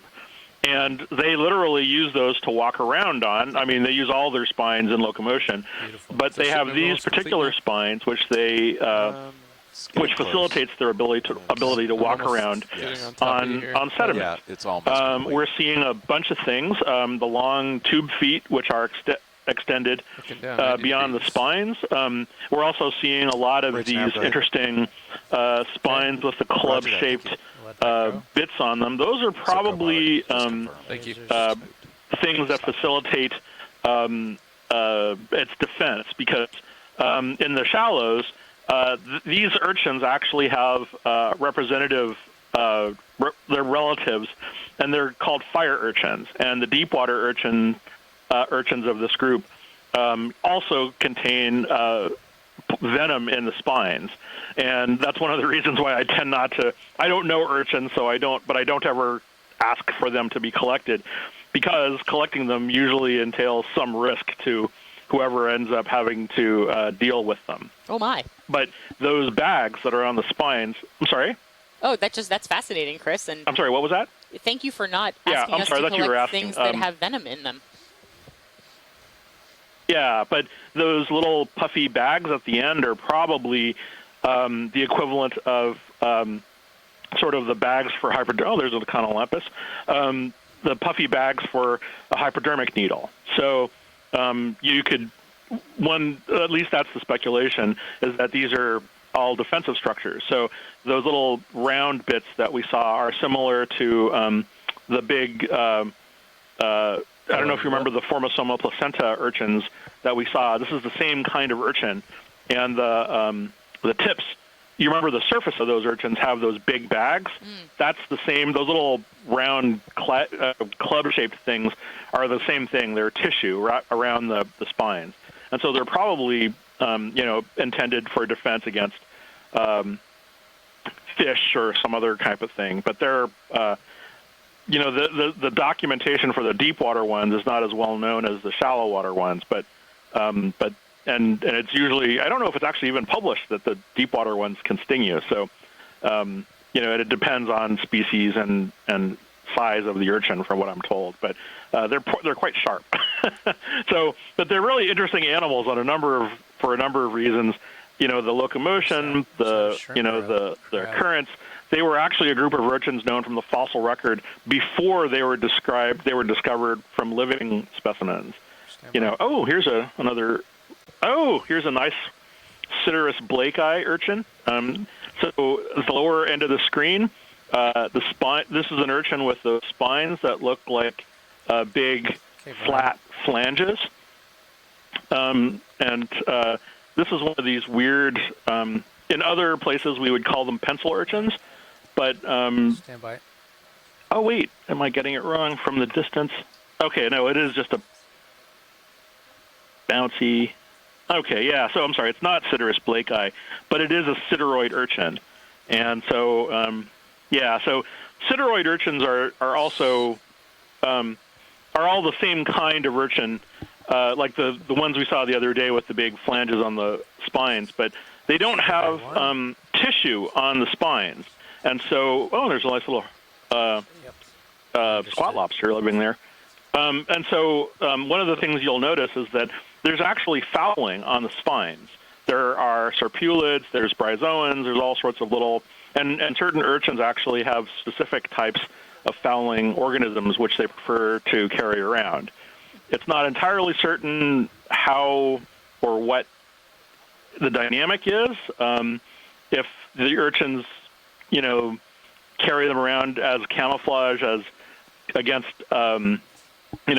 smell of other predators, or if there's just some other benefit that they gain from them. But the interesting thing too about sideroids and echinotherids is that they both have this historical component. Sideroids are known from urchins in the Paleozoic, and those other urchins that we just saw are also in the fossil record. So there's almost a very archaic nature to them. They're not obviously like fossil species, but they're very similar to species in the fossil record, and they are probably very ecologically important because urchins like this sideroid urchin, people often attribute urchins to being just herbivorous and generalist animals, but in fact sideroids are predators, and predators that feed on crinoids, the stocked crinoids that we see elsewhere, and they will actually attack them and chase them down. And granted, that's a very slow chase, but it is something that we've seen on Okeanos and something that has been seen by other scientists on research dives. It's very interesting because they think that's possibly one of the reasons why feather stars have evolved swimming behavior, and possibly even why some urchins, or why some feather stars have evolved the feather, like why there are, so there within crinoids there are both stocked crinoids and feather stars, the ones without a stock. And so some people think that the the feather star morphology might be an adaptation to the stocked to surviving predation by these urchins. So there's a whole bunch of echinoderm evolution that's tied up with understanding sideroids, and so they're very interesting for any number of reasons. And learning about what they do in the where they live is part of this whole puzzle, and a lot of it is still being learned. So anyway, I've gone. We're not looking at yet another urchin, are we? No, we're not. I don't think so, at least. Sea anemone. Okay. Yeah, but actually, Chris, I have a question for you. Oh, no, it's sea anemone. We still have plenty of time. When the last sideroid urchin that we were looking at, the central spines were like a sort of a dark pink, while all the others were much lighter, white. Is there a reason for that? Yes. I don't know. I mean, other than the possible significance of the fact that red shows up as black in this environment. I mean, to be honest, I know that coloration is probably useful in diagnosing them. From the human perspective, it helps us figure out which one it is, and I need to go look it up. In my handbook of tropical Atlantic sideroid urchins. But like as to the functionality, I'm not certain. It could simply be incidental, because sideroid urchins are generally colorful. But yes, it is very noticeable. And I wish I could give you a better answer. But like those echinotherid urchins, most echinotherid urchins in the deep sea are pretty drab colored. But when you get into the shallows, they're brilliantly. They're called fire urchins because they are bright orange and red and and blue and You know, and that's basically nature's way of saying do not touch. But down here, it's you know, it's all quite sedate compared to things that are, you know, in the tropical reef setting. So, but you know, again, all sorts of mysteries that we've yet to understand. So, anyway, thanks so much for obliging me, and I hope we'll get to see some more spiny things in the near future. Thanks, Chris. Always great to have you call in. Oh, thanks. Well, the more you focus on echinoderms, the more I'll call in. Thank you. Bye-bye. So that was fantastic. We just learned a lot about several urchins that we've seen this morning. And we did get to fly over a couple of different fish. We saw a holothurian as we were moving. And we're still just continuing our way upslope here at Lang Bank. We are at 637 meters. What do we think? Dead sponge, old rock, something on it? It's kind of interesting how often we get sponge or rock. Yeah. Until we take a close look at it. And a very big shell. Yeah. Like that's a gastropod shell, right? That looks like a sponge to me, personally. Yep. Yeah, I agree with sponge. And has a tube anemone at the bottom. And maybe something one on the other side. Yeah. Yeah.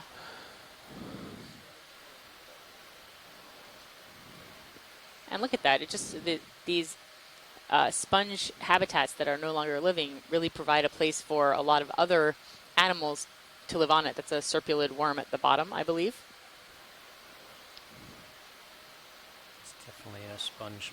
And there's a tiny little something.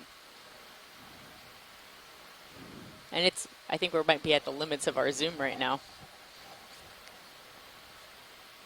Could be a lobster. Yep. Co-pilot, we're real close. I'm not going to speculate. It's a little too small for me to see. Yeah. Still moving, but close. Roger. But it's really interesting. You know, there's just so much stuff sitting down, right on this pilot. one sponge. Provides a habitat for so many animals here. And for those of you who have been on the dive for the last hour or so, as you know, what we're doing is trying to move up the slope quietly and slowly with the idea that when we hit around 600 meters or even possibly 500 meters, we might see some commercially important fishery species. This area is really important for spawning of fish. That's a big shell.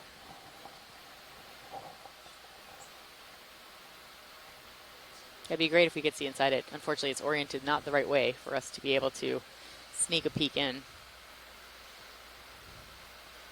I feel like I may have just accidentally issued a challenge to our pilots. That was not meant to be a challenge. You don't have to look in the shell. And there are a lot of these little burrows on the seafloor, little mounds. And they might be shrimp burrows. And the snail shell was identified as either a conch or a whelk snail shell. And we have been seeing a lot of these very small burrows on the seafloor as we've been moving up. Actually, pretty much since we got on the seafloor, we've been seeing them.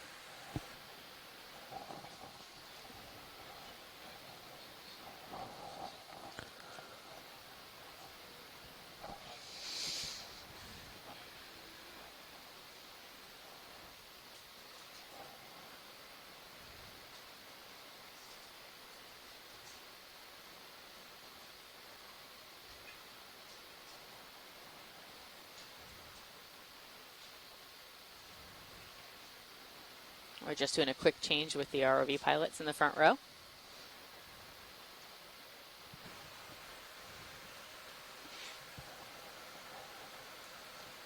You guys okay with ranging out Blue View just a little bit? Just to works for me. See. Thanks. We're at about 50 meters now. I was just gonna.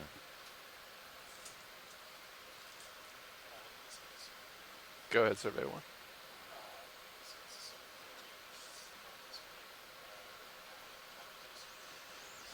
Sure, we can do introductions. Latch on to Okeanos.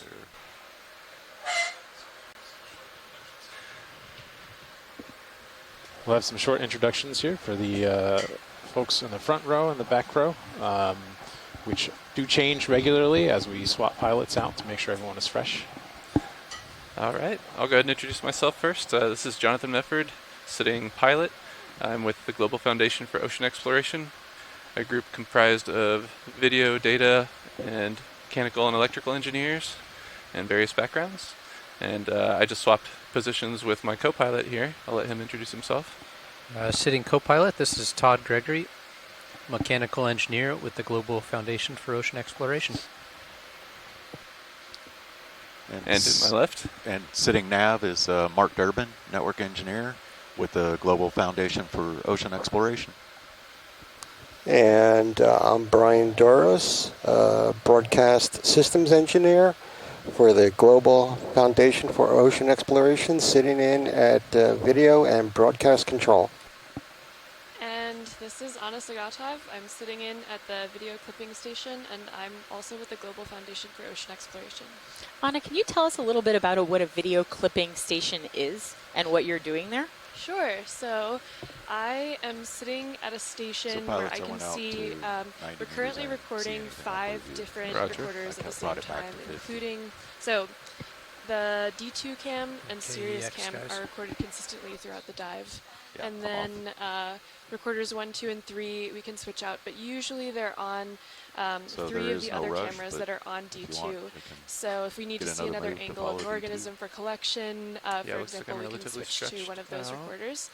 And so I choose which angle, which camera angle is the most important to record. Okay. And when we see an interesting organism or a scientist has some important information to share about what we're seeing, I'll clip out that specific piece of video and I send it through our system, and that goes out to, we not only make videos with that footage that go to YouTube and go through NOAA's distribution, but we also send out to scientists, and they are able to see everything that we've seen during the dive. So that's what I do. That's great. And actually every day you also make a highlights video, right, of something that's very intriguing or interesting about each of the dives. Yes. So we take turns. We've got a team of 3 video editors on this cruise, and so we kind of switch between who's doing which job. And today it's my day to make a highlight video. So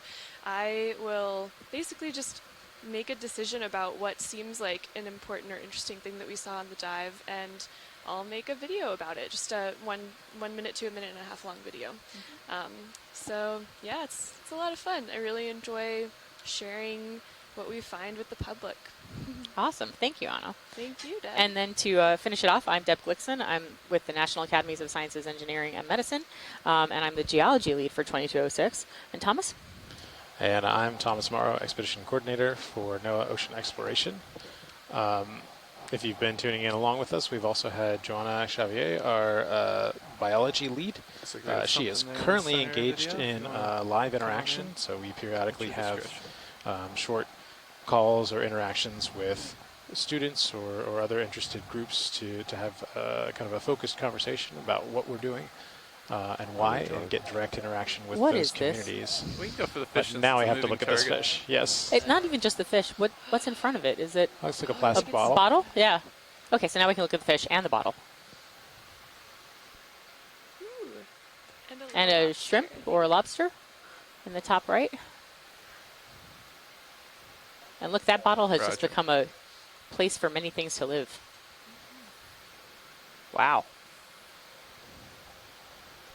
Sorry, I didn't mean to cut you off, Thomas. No, it was good. No, it was, yeah. It excited by the fish.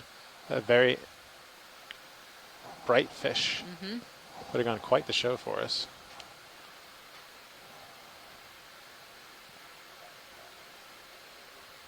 And I'm just going to be completely frank right now. We have 2 geologists here in the back, Thomas and me.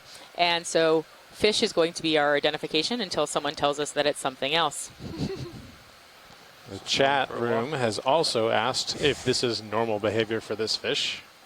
Might be we have seen a lot of fish that do move vertically, but sometimes they're also being disturbed by the lights of the ROV. Underneath the ROV. So they could be disoriented. That might be why they're why they're moving vertically, but it's also, I believe Like it's a for feature that they sometimes bottle? use, not necessarily this Copy. type of fish, but they sometimes use for hunting.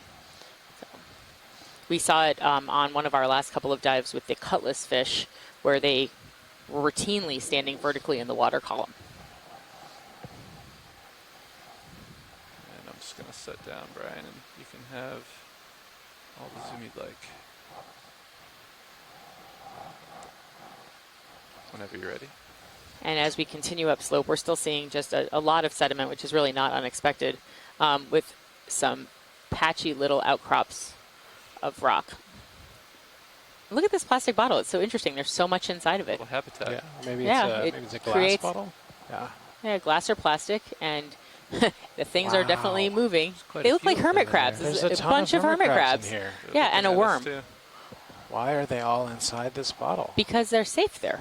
I mean, sure. But look at that is a lot of hermit crabs. Seriously. Wow. Maybe they're all just hoping to grow large enough to take the bottle on as a home. I think the problem would be, though, if they grow too big and they can't get out of get out of the bottle. It looks like there's quite a number of shells that they could be collecting and moving through, Bridge though. Nav, go ahead. Oh, there's one or two of them outside, too. Oh, Yeah, sorry. this is really cool. I think it is glass. I'm not sure. I don't think it's a plastic bottle. I think it's a glass bottle. I think you're right. And yeah, there's a hermit crab on the outside. A couple of them. That last movie Yeah. stopped. Is that at the bottom? I don't think I've ever Come seen on this in. many hermit crabs in one place before. There's another hermit crab in the Two here on the bottom. There was one up to the top left. top left of the bottle who is kind of giving us a nice view. You know what? I wonder if... Okay, here's my idea. Roger. This was a jar full of shells. I think so too, actually. That somebody has cast away, returned Look to at the a ocean. Sirius HD view. Although you could Looks also like it's still argue, in the so I dark agree behind with us, you, is that right? but you could also argue that these hermit me know crabs if have that's brought squid or a shells fish. in, Oh. and then they have switched them out as they've gotten bigger. So we don't know if it was already filled with shadow of shells or D2 if right they now. have found it a Oh, we can convenient come on into this habitat to other switch crab. out Let me their know if that squid their, makes an appearance. their shells, Fish. their body plans. Yeah. Instead of a ship in a bottle, we have hermit crabs in a bottle.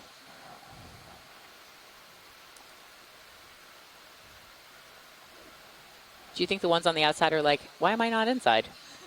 Sure thing. Yeah. This is very, very cool, though. Right there to the right of the bottle. And it Roger. really does show that they're, when you give I'm pivoting a and habitat losing the one on the to left a little this bit. area, even if it's not a traditional habitat, the it's right going to get still utilized. visible. More, It's whoa. not to encourage putting more glass bottles in No, the ocean for absolutely hermit not. crabs I'm to just live saying in. that if they're already there, Right. yeah. But yeah, there were two more hermit crabs on this side. I mean, so what we're up to about at least 10 Got his little that we've seen. beach hut set up, yeah. It is a lot of hermit crabs. Snap in on Sirius HD when you have a moment. Just trying Very to figure out cool. what that is. Very, very cool. Swimming around center screen. Might want to go look at that thing. I'm not sure what that is. Is it behind me right now? It's making tracks in the sediment as well. Okay, Let's so just spin right 90. Spin right. Roger So that. Rotate. Pilots So are we're gonna- trying to yep. identify, there's a squid floating. it Squid? appears. Sorry, you're coming in soft. Is that I survey think it's talking? squid. Yeah, I think that's a squid. I'm gonna. You're gonna I need catch to be 'em told where the squid Roger is. that. 30 degrees right, maybe. Roger that. We can see it on the Sirius view, and so the There it pilots are is. trying to get a good Oh, look at it. wow. It's wow. kind of Come on far in. away from us, Yep. though. Oh, look at that. Wow. How cool. Look at him go. So is this typical behavior for a squid? It looks like it's walking along the bottom. Well, I imagine there's good things to eat down in the Oh, sediment. Look at that. What a beautiful view.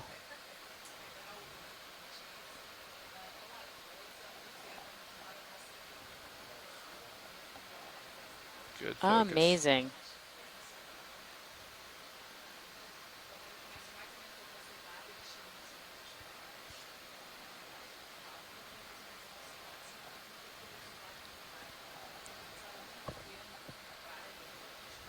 Want to see if the fogs would lighten him up a little bit. He's a little bit out there.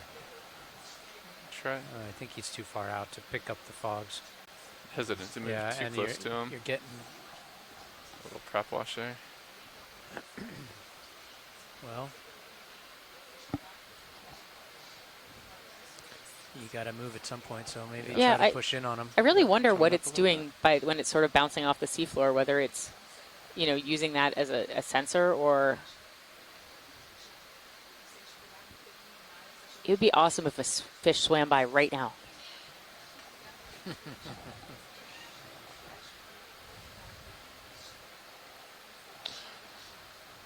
So one of our shoreside scientists, Kim Galvez, is suggesting that perhaps this is a defense posture.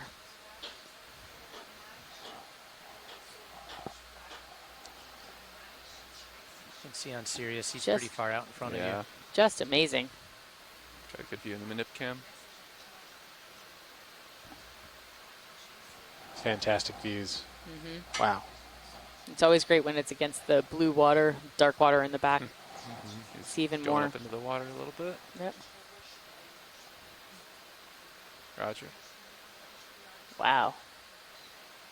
Tracking. Might let him go in just a minute. You've got tether. Roger.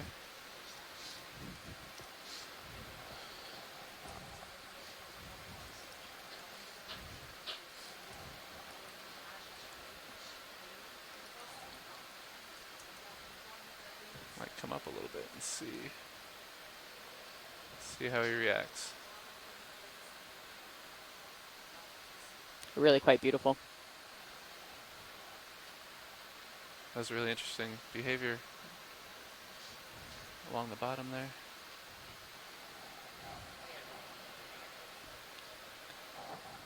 And it's unfortunate, one of our science, onshore scientists Stretch who it out a little bit. normally joins us for the chats is an expert in squids and octopus, but unfortunately he's not with us today. Okay, you good with 20 meters still? Yep. Okay. You good, pilot? I'm good with that. Okay. Bridge nav. Coming down a little. We've got a little more tether. Yeah, ready for a move. Copy that. Thanks. 20 meters, 20, bearing 180, a speed of 0.2 knots. Now it's heading back down to the seafloor. Roger that. Relatively stretched out here. There he Ooh. goes. It seemed very confused to have gotten to the seafloor. That moves in.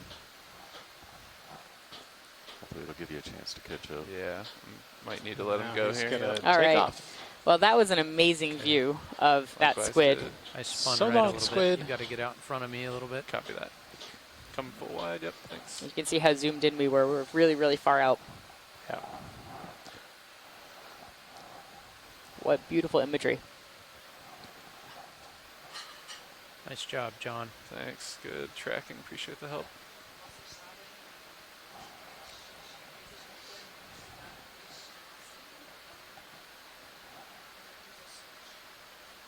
And good focus video. That was great.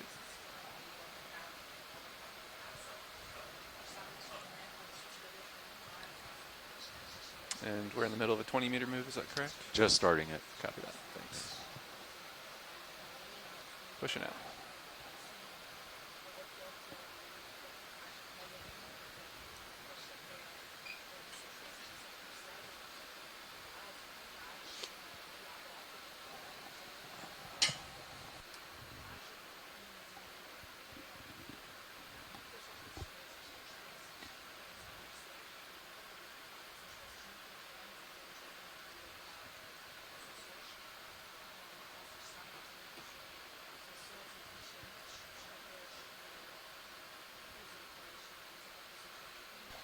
So as we're conducting our current move, I'm going to spotlight a little bit on our current ROV pilot. Today was a very exciting day until recently. The Artemis rocket that was going to be launched by NASA, the launch was canceled. And I feel like if I was at home, I would be switching between the launch stream and the Okeanos stream personally. But our ROV pilot right now, John, has worked on the Artemis project. And so it's really exciting to always have that talent come and join us at sea. From the deep sea to outer space. Yeah.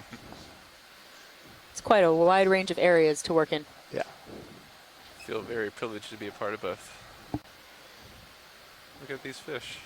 If I count Oh, 4. we have more vertical So are fish. all these fish vertical? This must be a typical behavior for them. Them in When- the series when in Lang Bank. there's like a whole bunch of them. Yeah. Suspended like. Wow. Wow. Shiny dots.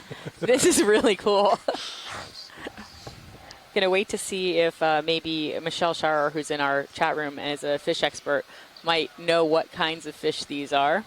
Oh, interesting. Oh. This is really cool. It's like a fish chandelier. Fishelier. Yep. It's wild.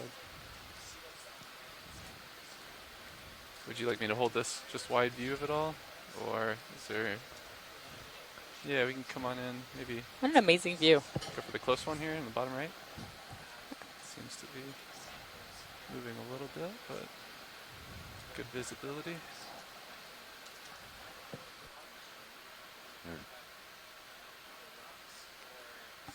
They're face It's a down beautiful on this silvery fish. one. The other ones were face up, weren't they?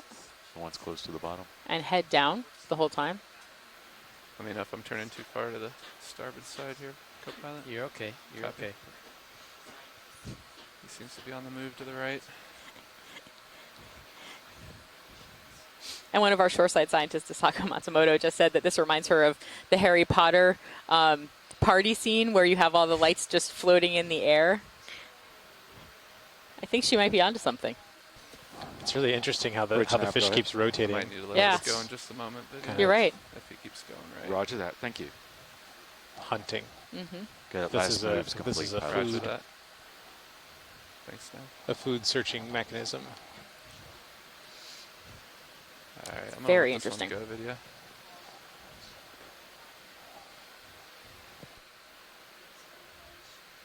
Nice job. See if the Thanks, rest- pilots, for following that fish. Of course. Let me know if there's any others you'd like to look at. Looks like we got a pick of a few here.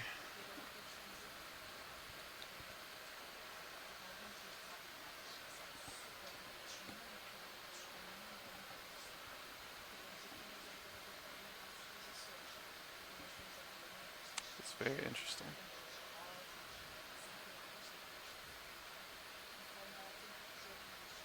You want to come in on this one too, video?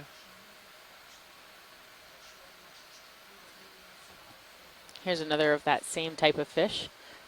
As Thomas was mentioning, it does keep turning in a slightly regular pattern.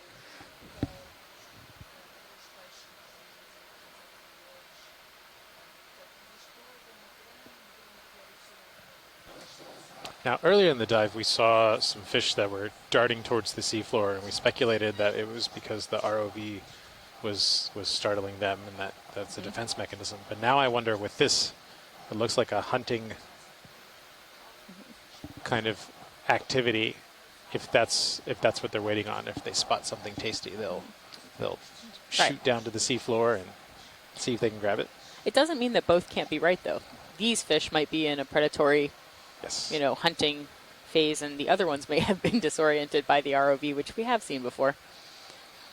But I think it's probably dependent on whether it's the same species. Just the seafloor, yeah. This one's really going down to eat.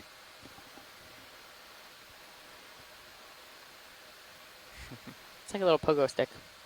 Mm-hmm.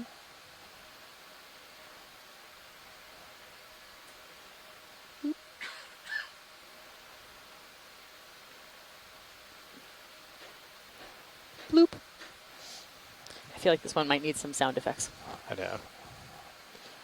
Our video team does a really great job of getting some inspiring audio to back these videos. But every once in a while, I want whimsy. I want something just funny, because some creatures behave in a funny way. Yep. Bloop. Yep. Nice work. Pilot, you got a couple of returns on Blueview. They're I small. see that, yeah.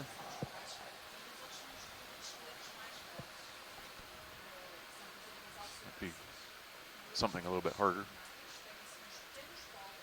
Yeah, I'll push out just a little bit. It's a little ways off. See Yeah. if we can reach it.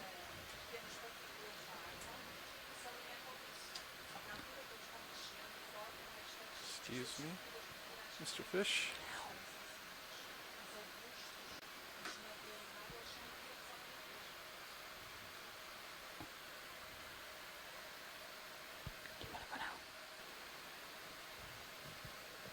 a little pirouette on this guy, see if he holds still.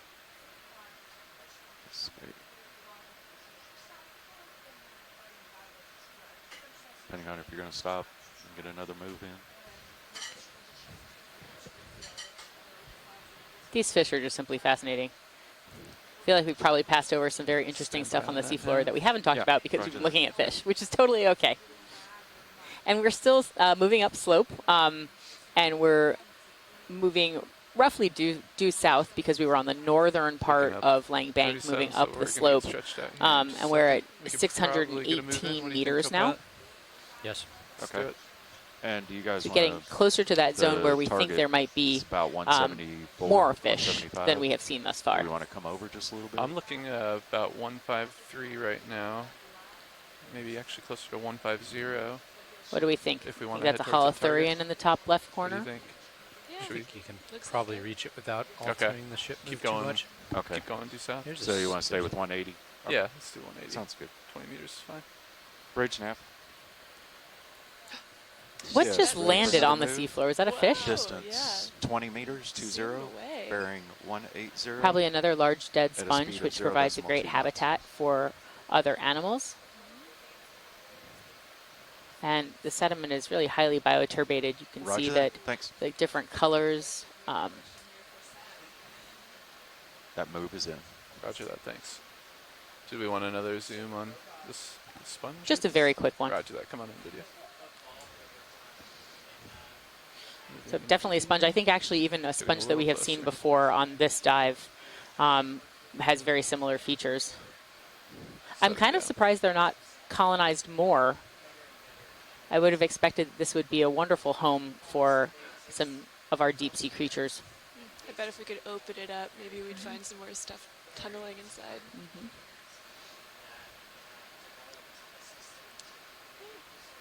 Those look like serpulid worms again.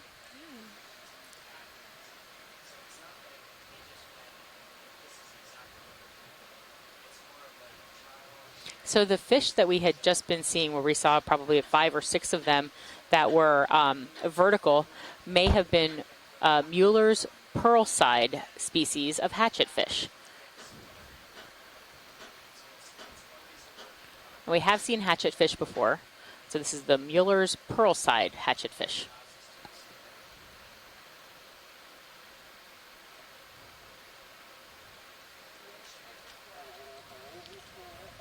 Sure thing. That is a very big sponge. And so one of the, I think, intriguing questions of our dive thus far has been that we've seen almost entirely large dead sponge instead of small live sponges, and where these old sponges could have come from. And so I think the prevailing idea would be that right now it's probably coming from somewhere further upslope and that they've rolled down the slope. But we'll find out.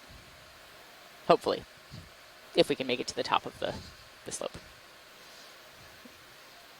And we are slowly moving our way upslope, stopping to enjoy all the things that we're getting to see. Pushing ahead.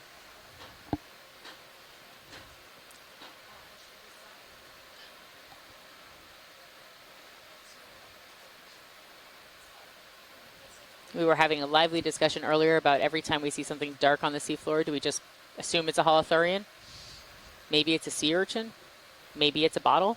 We don't know. Can we get a snap zoom on the one on the left center right now? Roger that. Thank you. Come on in video. Is it a bottle? It's a bottle. A lot of these dark Chances are 1 in 3. Looks like a scallop on the bottle, and it looks actually that scallop is alive. You can see the tissue between its 2 shells. Cool. It is really cool. Setting down. Stand by. Oh, it just closed up. Did you see that? That was awesome. So it was out, I assume filter feeding, and then it just sucked itself back in. It looks like there are shells in that bottle too, so I wonder if there's a hermit crab in there as well.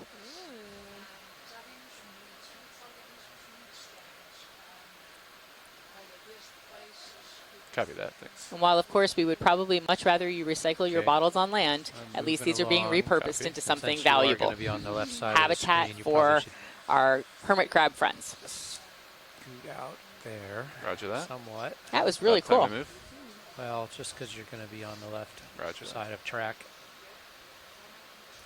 So Just a few more seconds. for the evidently video. that behavior where they immediately shut their shell is actually called clamming up. Yeah, I'm we not are sure if I coming believe to that. mode, so. I think maybe it's a joke. Nice job, Lydia. Picking up, Todd. Yeah, looks like that target is just 10 meters or so. almost Bridge dead nav, go ahead ahead. right now. Roger Maybe that. just to the right. Roger that. Thank There, you. straight ahead. Pushing out. All right, and as we continue up I'm slope, just going to spin a little bit still left quite to watch you. sedimented, Roger that. still quite Shift is bioturbated, Tango and that stop. bioturbation is when There it is.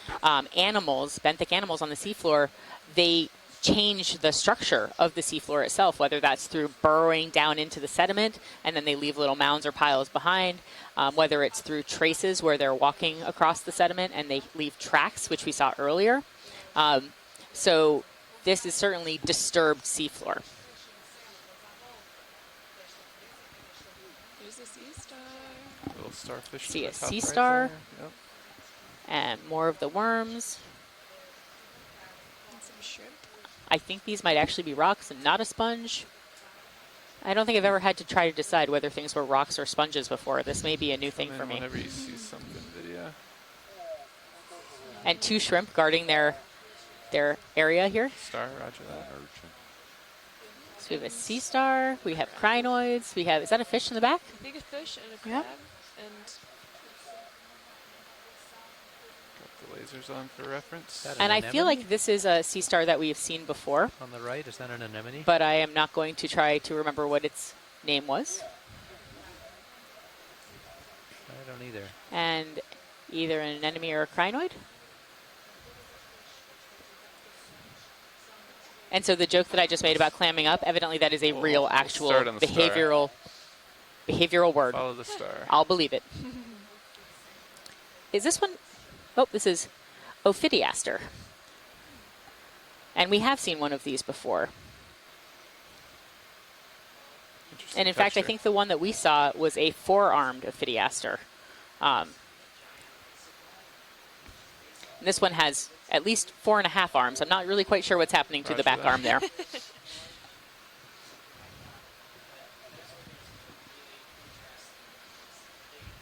And these are sitting on a piece of limestone.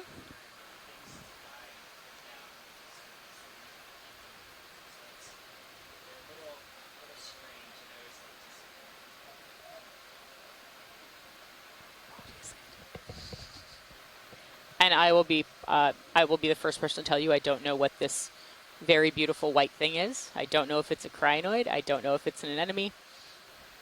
I'm waiting for someone to tell me. But it is beautiful. And it really just goes to show again that you have these small pieces of hard bottom, you get these small rocks. Nice.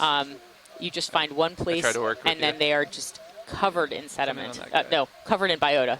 Not when you sediment, are. although the sediment's all around them.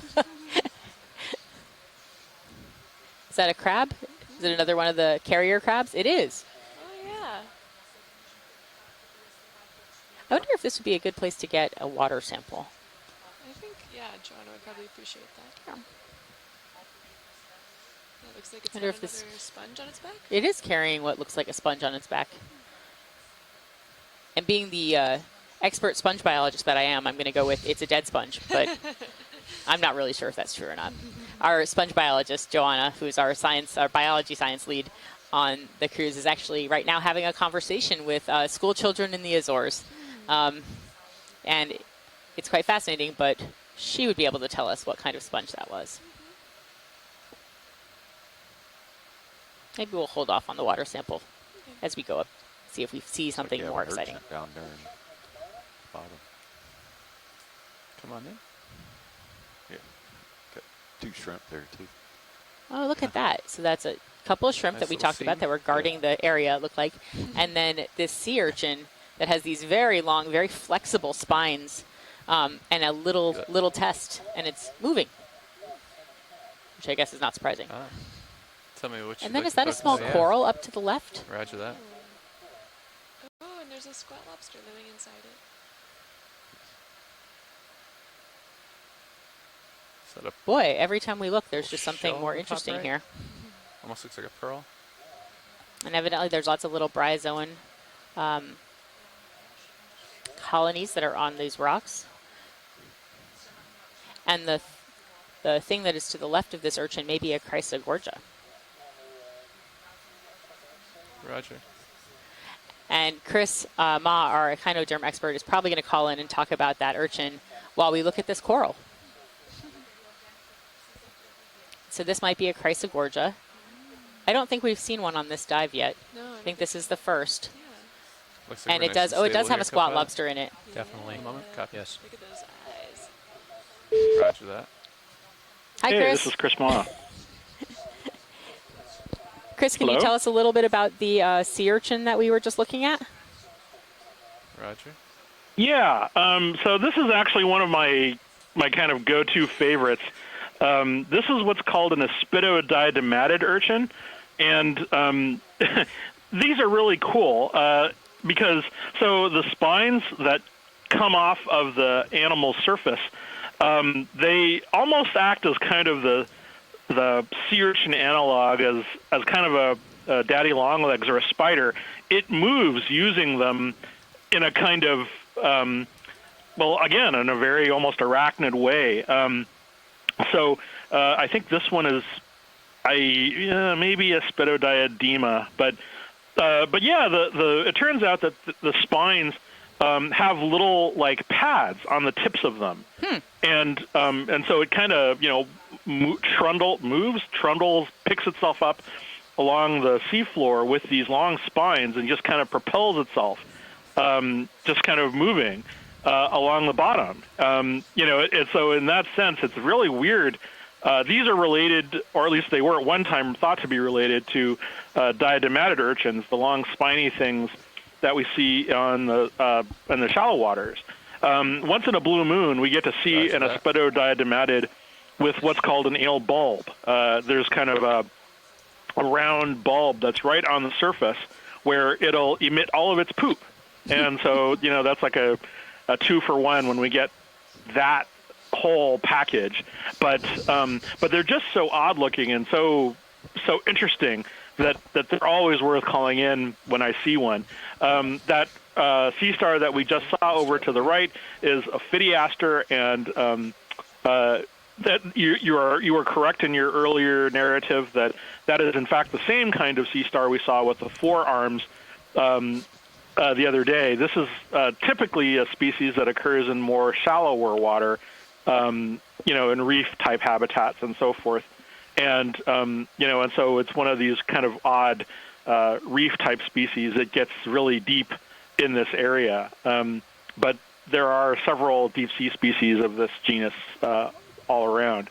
So anyway, that's a really nice moment. Thanks very much for stopping and getting some nice aspidodiadematid imagery. Those are always appreciated, and one of these days someone's going to come along and write the big book of aspidodiadematids, and I'm sure they'll be grateful. Thank you so much, Chris. So aspidodiadematid, I think. Always a pleasure. Thank you, Yep. Deb. Bye-bye. What was that? Okay. I'm trying to pronounce aspidodiadematid. Bye. And so we're seeing we're seeing a few more little rocks. I mean, I don't even think you can call these outcrops. They're just little rocks. And is it a lobster? Is it a crab? Might be a crab. I don't know. We'll find out. But, our goal is to continually move up the slope and take some really nice imagery as we do. This dive is a little different than some of our other dives in that we will not be sampling on this dive because we're within 12 nautical miles. Ooh. So is it a crab? It's very spiny. That's about as far as I can go in my identification. How cool. Oh, and look at what it's sitting on. You can see, I think, some of the fossil coral in this rock. I know we're supposed to be looking at the crab. Tell us about the rock.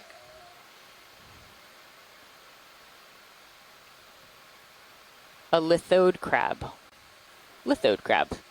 Probably because it looks stony on the outside. Beautiful.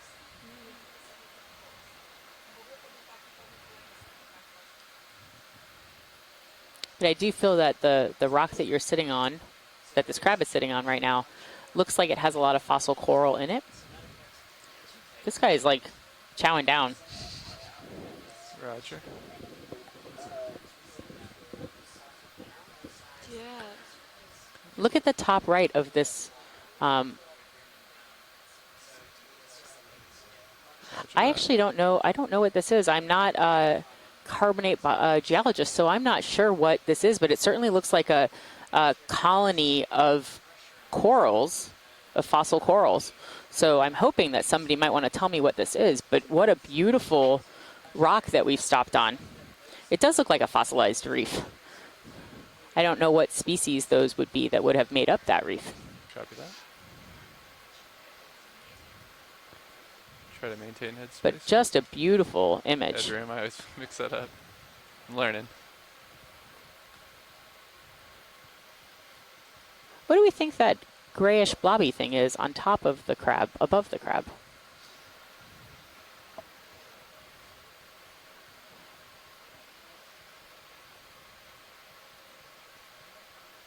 Yeah, maybe it is a bivalve. Kind of looks like one.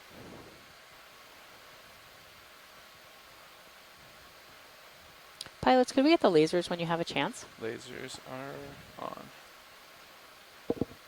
Yeah, I'm not sure if it's a bivalve, if it's alive. I have no idea. But what a beautiful image. So the crab itself is about 10 centimeters from leg to leg, as it were. And that also gives us an idea of how big those little fossil corals are as well. That's really helpful. I get the feeling that crab is not super thrilled with us continuing to watch it. Oh, so this could also be Monstera cavernosa, which is a type of coral. Roger that. So it's Thanks, a video. fossil scleractinian coral. And that's just really cool. That's the first one that we've seen, I think, that's been so well defined, that wasn't covered in sediment. It's just a fantastic example of what the underlying rocks may be in this area, which is mostly fossilized reef. So very, very cool. Got a couple small targets off to your starboard. 20 meters. Roger that. 25. So it looks like you might get a few more of these. Maybe. And you would turn to port. So a lithode crab, correct which I don't think I've ever pilots, seen so before. I'll work my way It's back very over. stony looking body. It's bumpy, spiny looking body. Something in the sediment over there. What is that? Don't want to get too far out to the left here. And we're at about 609 meters, taking a look at. moving upslope. Slowly but consistently. That's what we're doing today. Is that one of those living urchins? And what looked like maybe crinoids. And there was probably a sea urchin test off to the right. Oh yeah, definitely looks like a crinoid. All right, that's probably good. And another shrimp. That's another photogenic shrimp. And a stocky thing that I don't know what it is. John, you're pretty far off to the left. Roger that. Come on, that wide video. We're gonna line back up with co-pilot here. Thank you. Nice job. All right, centering up.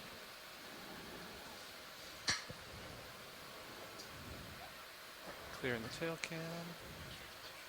Lateraling to starboard.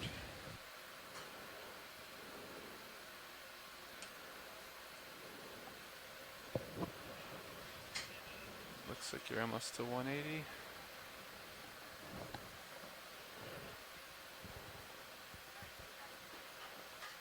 Looks like maybe ready for another move. Ready for move. Okay, roger that. And we're still good with the same move. 180, I think, works. Roger. Yeah, thanks. Bridge nav. Yes, we have a move for you. Enemy on the Distance upper 20, right. 20 meters. Roger that. Bearing 180. At a speed of 0.2 knots. All right. For those of you just joining us, we are You can come on doing in when you're our ready to do. usual lunch changeouts. Roger We that, try and thank get you. folks a plate of food. So currently, we have myself, Thomas Morrow, Okay, that moves expedition in. coordinator, Copy and that, Sam moves in. Candio, our mapping lead. on board while the science leads go and grab some food. I think Sam has a stronger background in biological things than I do. Only slightly. But I can identify this as oh, no, I take that back, because I've looked at things and said they're anemones before, and then I've been corrected and told they're corals. Set down. Let's check in with the chat and see what the chat says. Get as close to it as you can. Roger that. Get a little closer if you need me to. It's almost between the skids. How about that? That looks real nice. Roger that. Let's bring up the extra lights by 30%. We're at about 50 right now. Okay. 54. You can come on in when you're ready.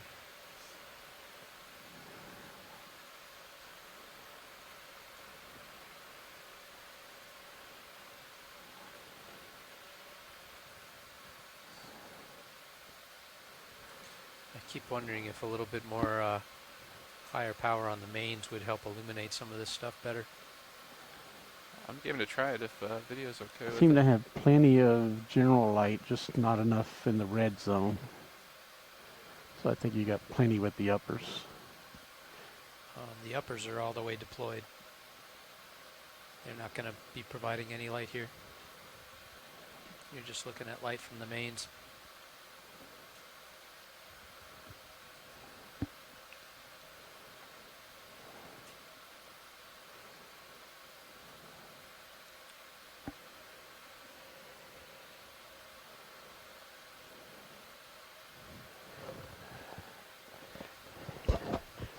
Have we lost our science discussion?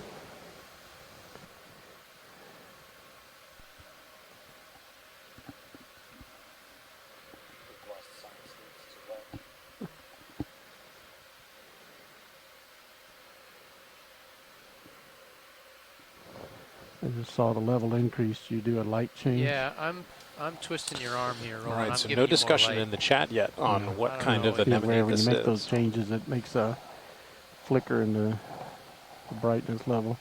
Yeah, There's a nice red color in the middle there.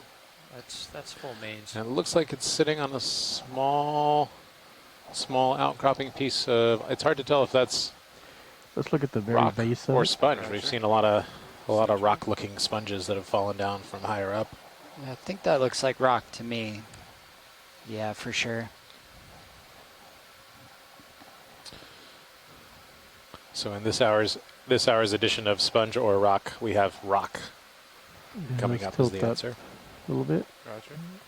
Hold there. Bring in the Oh, lower look at the port pattern on the base of it. inboard a little bit. Copy that. Yeah, feel free to experiment as needed. Bring lasers on. Lasers on.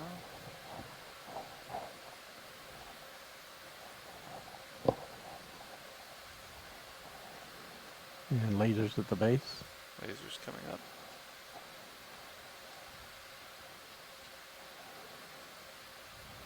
That's lower left swing arm pointed inboard more. Yeah, that brightens it right up, doesn't it? Yep.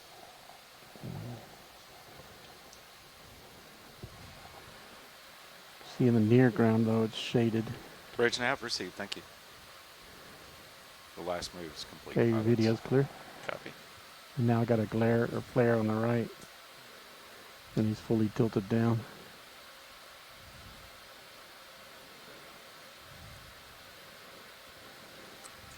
That ship move's complete now? Sorry. Yes. Copy that. Correct. Thanks. Okay, lowers are back where they started. I'm going to bring your rotator down just a little bit, co-pilot. Sorry. No, you're good. So you may have noticed some lighting changes while we were getting a few good 60%. shots of this anemone. And if you switch over to the Sirius cam, you'll see there are a couple of arms sticking off of D2. And the videographers and the engineers work in concert to get these lights oriented in ways that give us really good shots that are both beautiful to look at, but also sometimes really critical for identifying organisms. Especially with some of these underwater creatures, there are really small details that scientists have to pick out to positively identify something.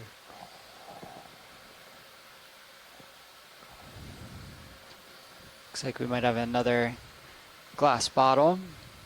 I saw as I was coming in the glass that was full of hermit crabs. Yes. Pretty wild. Yes, and actually one of our onshore scientists commented in the chat that a lot of those shells looked different than what we had seen locally, so it's possible that that was literally someone's shell collection that had gone overboard at some point. Interesting. And then was colonized. Yeah. Life always finds a way.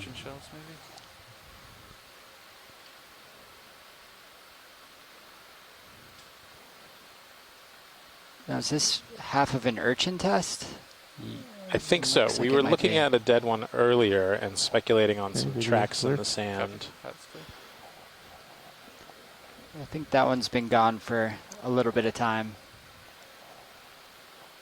Another bottle. We are still hoping to find a live one. We've been asked to look for what looked like just a little bun on the seafloor, a little piece of bread.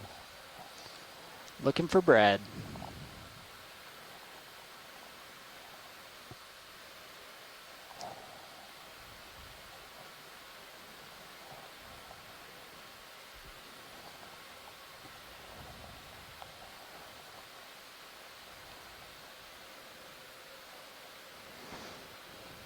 Maybe a little more camera tilt up so I can see in the distance.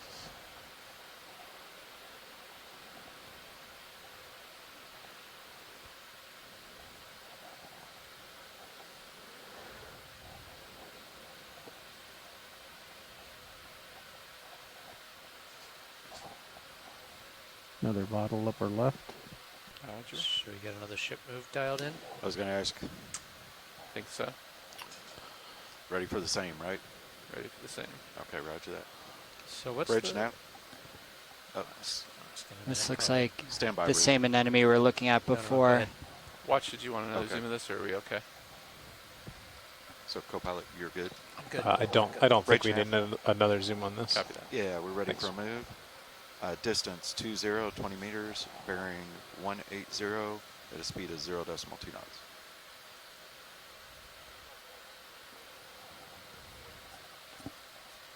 Roger that, thank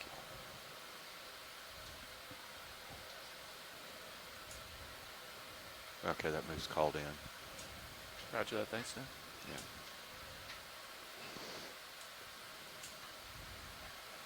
What's waypoint 2 is at what depth, Nav? 300 meters? Let me just zoom out here Look real inside quick. the hole. Yeah, we can come on in. Yeah, I guess I'm. Yeah, it is. I think we need to start making a little more headway, guys. Little hole. We've been on the bottom for Anything almost living in 3 there? hours, and we've come up the slope less than 100 meters. Yeah. And we have 350 meters to go. A little shrimp. I think we need to Yeah, start I'm surprised we're not clicking seeing along more. these moves. Generally, anytime we found something that was shelter Steady on this 210s. dive, it's been actively Just keep moving colonized. at this Yeah, it point. looks like a nice little house. Do We the got a math, couple but of I think enemies we're guarding stopped more the than we're moving, right? the So- entryway. Yeah, we've been losing some time. We've lost. Which we don't want, like a Yeah, but we're not overabundance of time making at a the tenth top, of a right? knot. Yeah. Video's We're good. making Copy, thanks. a few hundredths of a knot average, given that we're not moving most of the time, you know? So Correct. just 2.5 hours to make 100 meters. We're going to run out of time. We're not going to make it there. We have 4 hours, 20 minutes left on bottom. Yeah. A distance of 650. So if you're just joining us, we are diving on Lang Bank, which is a feature on the east side of St. Croix. I mean, we could go.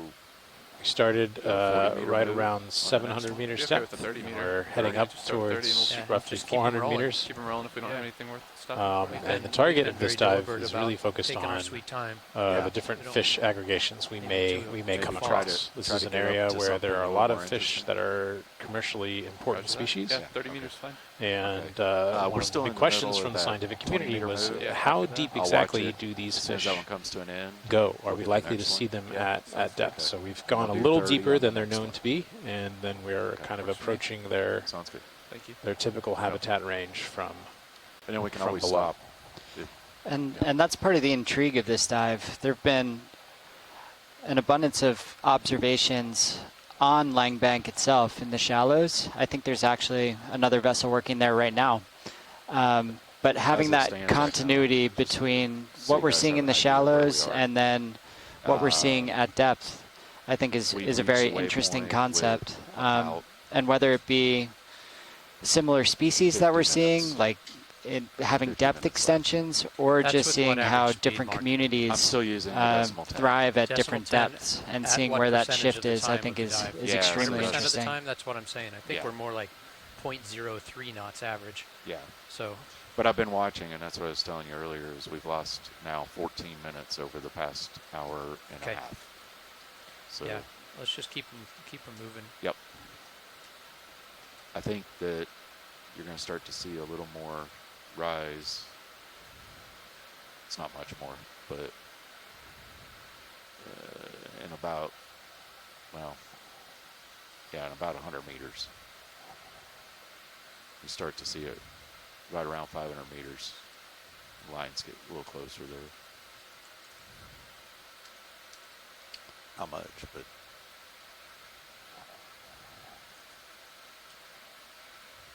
okay, we'll keep it moving.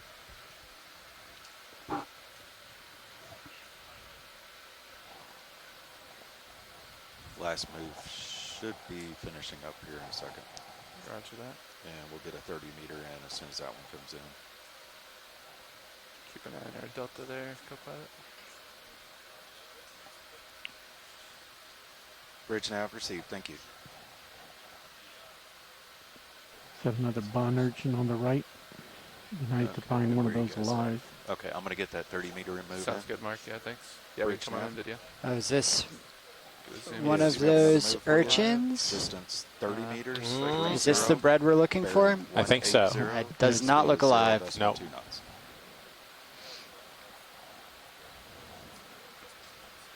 Roger that. Thank you. Full wide. Okay, thanks. 30 meter moves in. Copy that. Thanks, Sam. Fish in the background there. A little ways off still.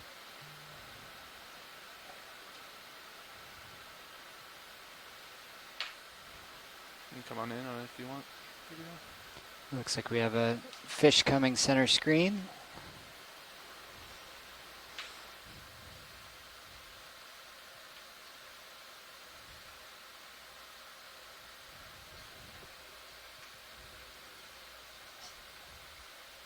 Oh, there he goes. Not picture day for him. Little camera shy. Full wide. Thanks. We're waiting for Sirius to catch up a little bit here.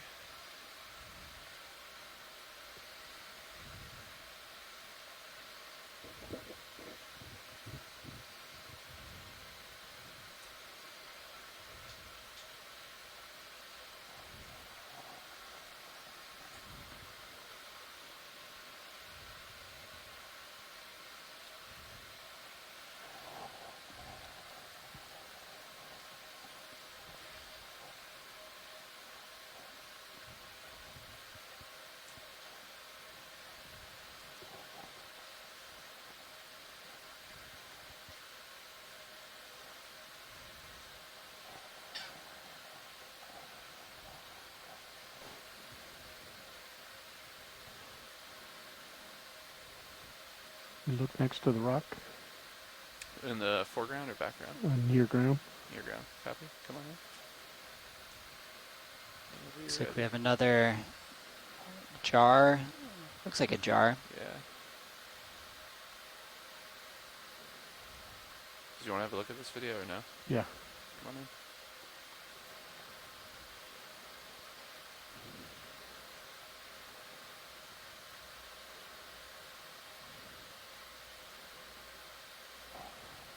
Looks like there's some sort of spine up on the rock in the upper left as well. It's kind of hard to see if anything is making this jar its home. Video's clear. Copy.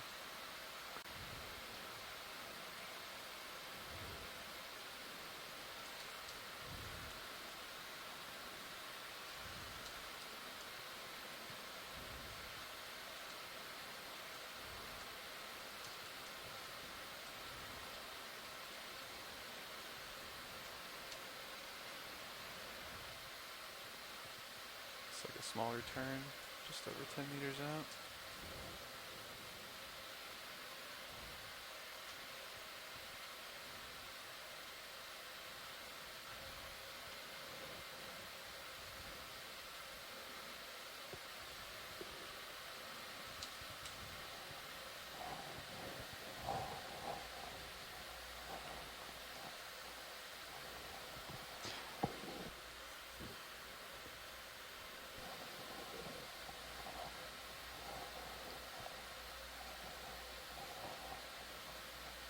Little outcrop or rock.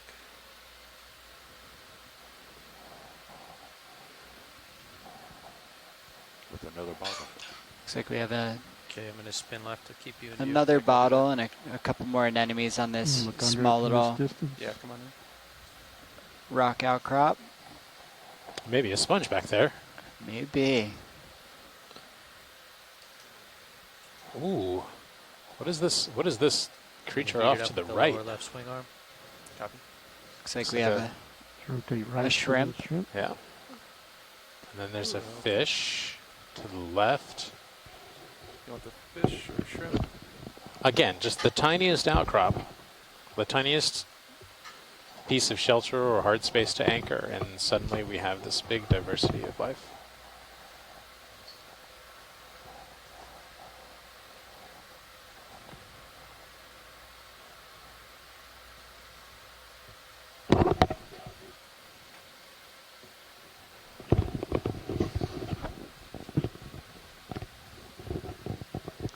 Okay, and I'm back after a really lively live interaction with the students back in the Azores, San Miguel Island, joining us from Expo Lab.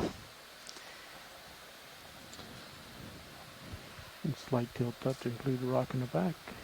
Oh, and it seems that we have quite a lot more biodiversity here now. We just got to it. Okay. Oh, did you see that anemone in the back? Oh, there in the back? It just retracted its tentacles a second ago.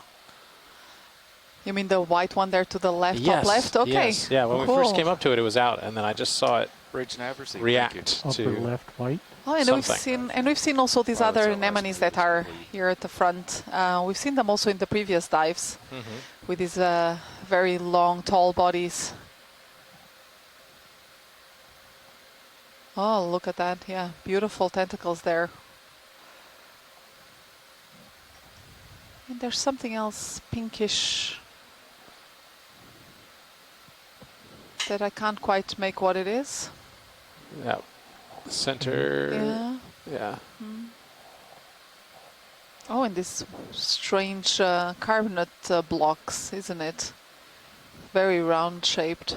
I wonder if those are fragments of corals that have My guess was some gotten kind here of from. sponge, but Oh, you thought? it was a guess. It was totally No, a I guess. didn't. You are the expert. No, I don't think it is. It doesn't look like a sponge to me. Left of track. Roger that. Oh, and some bottles as well.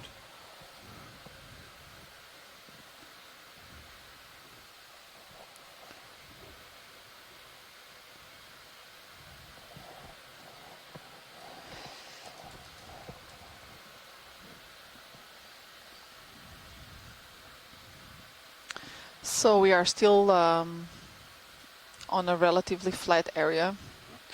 Now at 585 meters depth. As you come around, you want to And we hope to get as shallow as 300 meters throughout this dive. Works. Okay. Bridge now. But we've seen already a variety of 30 meters, both fish, some corals, at a speed of 0.2 knots. sea urchins. Yep, I'll have to check this urchin Oh, again. yeah. Ooh.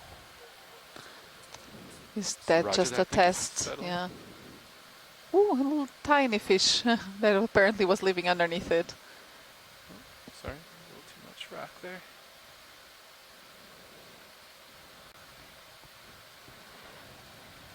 Okay.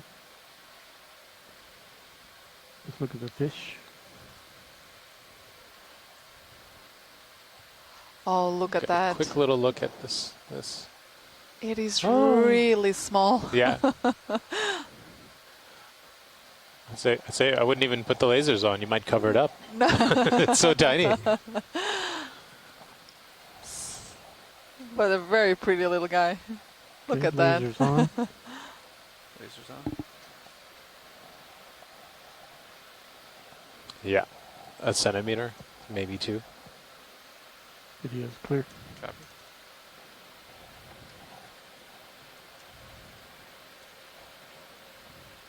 Picking up.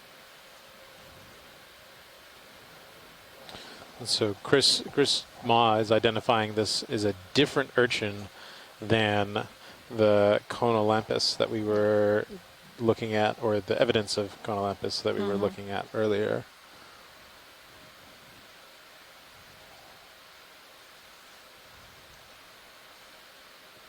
Something in the water column there. Kind of hard to see. Might be too close. You want to take it, video?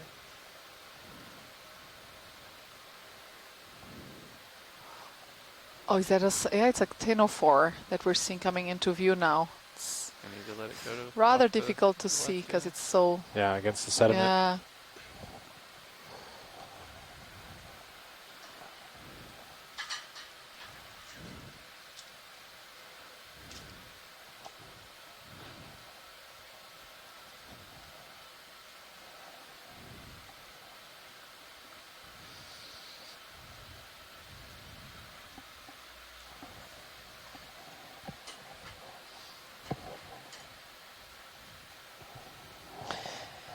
Yeah, and George Matsumoto here in the chat room was saying that that ctenophore was in the genus Bathocero. So I think we've seen also that earlier on in this expedition.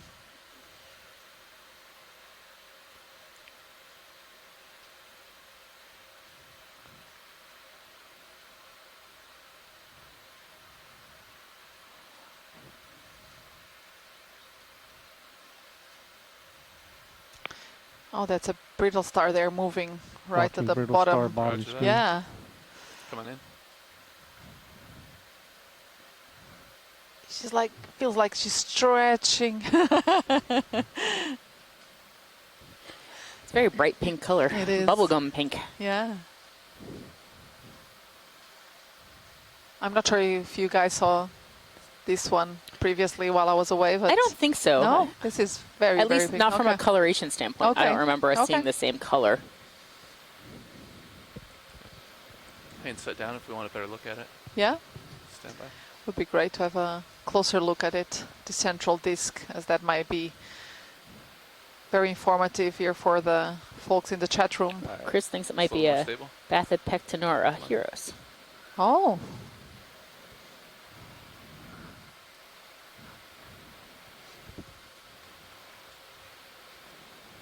Maxim. Roger.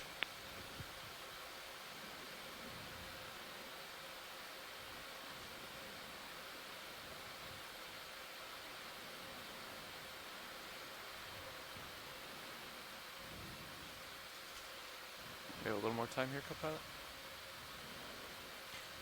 Yes. You have another minute. Lasers. Copy. Lasers on.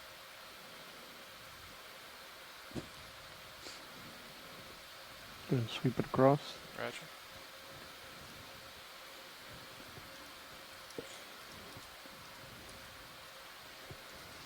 Okay. So it's Video's roughly clear. at 12, 15 centimeters from arm tip to arm tip. Picking up.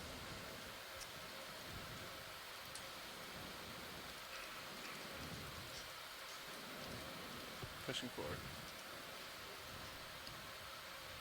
Have a few more small returns there on Blue View. Yep, I'm just making my way towards Okay, those. a little bit right of track. Roger that. Camera angle 55 right now. Copy. Not sure if we can reach those returns with the current orientation. I might have you turn to follow me here when we finish the move. We are very close to finishing it. Yeah, and Chris here is commenting here in the chat room that seems that all the ophiuroids here are rather big. Does that have something to do with the depth range that we're at? Yeah, I'm not sure. Copy that. Thanks, Steph. Bridge nav received. Thank you. This time I feel like that one's a bottle and not a holothurian. Yeah, no, that's definitely a bottle. That's my new. That's going to be my new game for the day. Is it a holothurian or is it a bottle? Earlier, Sam and I were playing sponge or rock. Yeah, sponge or rock is another one that we've been playing on this particular dive. I think that we were still interested, Joanna, about the fact that all we've seen mostly are these very big Large. dead sponges. And so we're wondering if, are we going to move up slope and find where those sponges are alive? Yeah, I really am hoping so. And especially those, the sponges that we've been seeing so far, I think they're all typical of much shallower depths. Mm-hmm. So I wonder if actually they could be all the way out here because they get ripped off from the reef because of, bad weather or hurricanes. And then maybe they get washed further ashore and then they just sink. Because I think some of the skeletons of those sponges that we've been seeing so far, they are very typical of much shallower water. What do you mean when you say much shallower? What depth range are you talking about? I would say down to maximum 100 meters depth. Oh, wow. But most typically down to 50 meters depth. So much shallower than where we are right now. Much shallower. Interesting.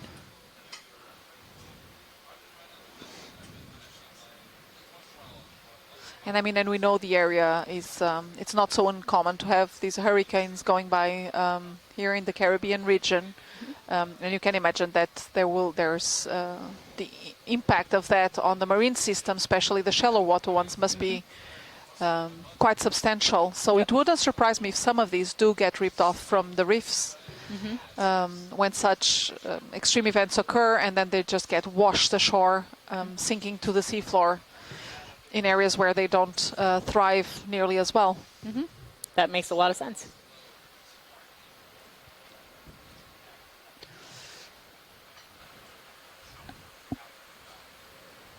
Nav, how we doing? Doing good.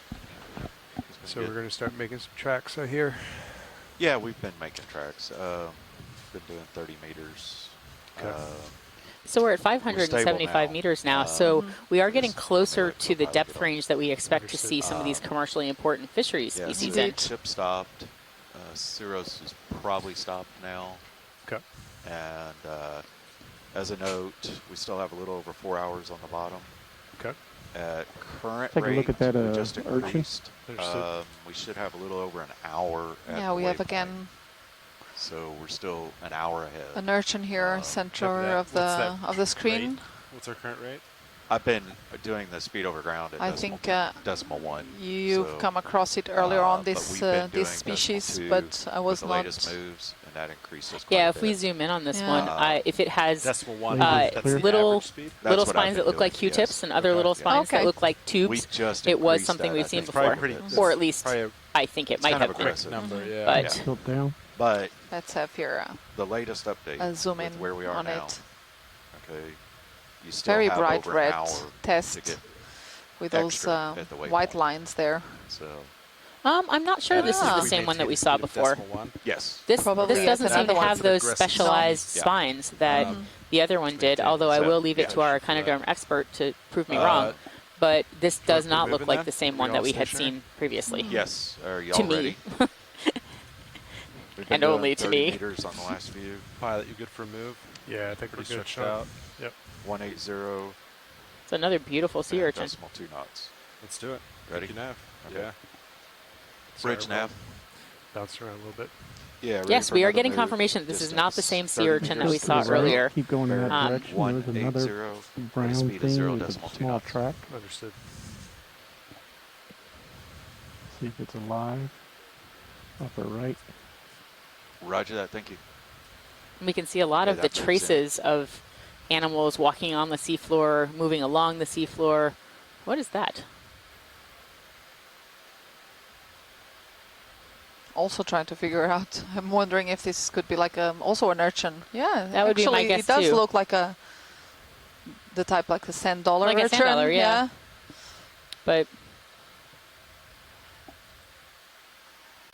that's what I was wondering as well. Video's clear. Lasers on. At least the surface seemed to have that sort of structure. You get lasers.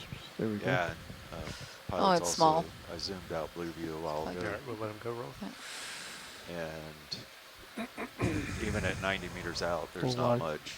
And so, as we mentioned, we're moving upslope to the south. We're on the northern part of Lang Bank.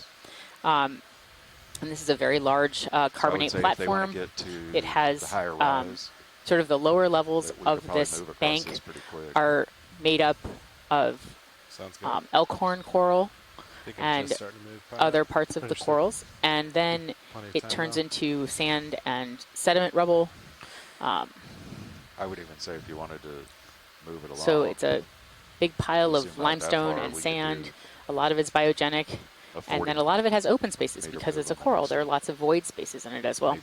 And we're just looking at the surface expression of some sediment cover, we can get a feel for all of which is pretty bioturbated. So there's definitely things living on it or within it, or both. I might rotate to like 170. Just to center this up. You good with that? I'll come over with you. Oh, that last thing that we looked at that we thought might be some kind of sand dollar type urchin stumped our Kynoderm expert. On the next move, Oh. We could do So if Chris does not know what it is, then we definitely didn't know what it was. No. Our target is 173 right now from ROV. 173? Yeah. I can just line up with that. That's fine. Yeah. It's slowly been creeping a little east as we've been moving up. So. And Lang Bank is the eastern. It's on the eastern side of St. Croix, which is where we are right now, and it's at least 15 kilometers wide. It's a really large, big, flat bank with an average depth of around 20 to 30 meters. Yeah. So and part of it is actually a protected area. Right now, there's not even a small because it is known to be an important area for fuzzy yellow, just right of center. Yep. Oh, we just saw. What was that? I don't know. I don't know what that was. It's a very important area as a spawning, where you can find spawning aggregations of a number of commercial fish species. What's that yellow thing, Joanna? Laser's clear. Let's have a look at it. Go ahead, Rob. Tilt down. Well, just from the general appearance, I would say a sea cucumber, but that's actually a very unusual. Ooh. Well, that's weird looking. What is that? I don't know. It looks like to have these tentacles like pompon anemone, but I've never seen it in this color. Oh, that is unusual. I wonder if this could be still an anemone with this. Not sorry, Nolothurian with this.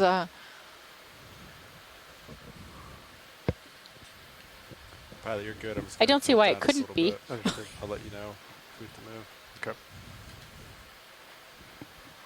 It's too bad it doesn't want to roll over for us so that we could see more of its body plan. Yeah, exactly, because I also don't see, the typically in the anemones, well, the pompon anemones, the mouth is very difficult to see because there's so many of these tentacles, which is why it's called a pompon anemone. Right. Understood. So I think that's it's not moving. Turn off the fog so lights. Might very well be one of these pompon anemones. If only we could just poke it a little bit to see. Yeah, we cannot. We cannot poke it. But actually, looking at the sediment around it, you can also see it's just rubble, right? It's all biogenic rubble. You see coral rubble. There's like casts, there's pteropods, shells. So fragments of corals and it is just a pile of biogenic sediment. How interesting. About 80. And intriguing, this one. Yep. Very intriguing.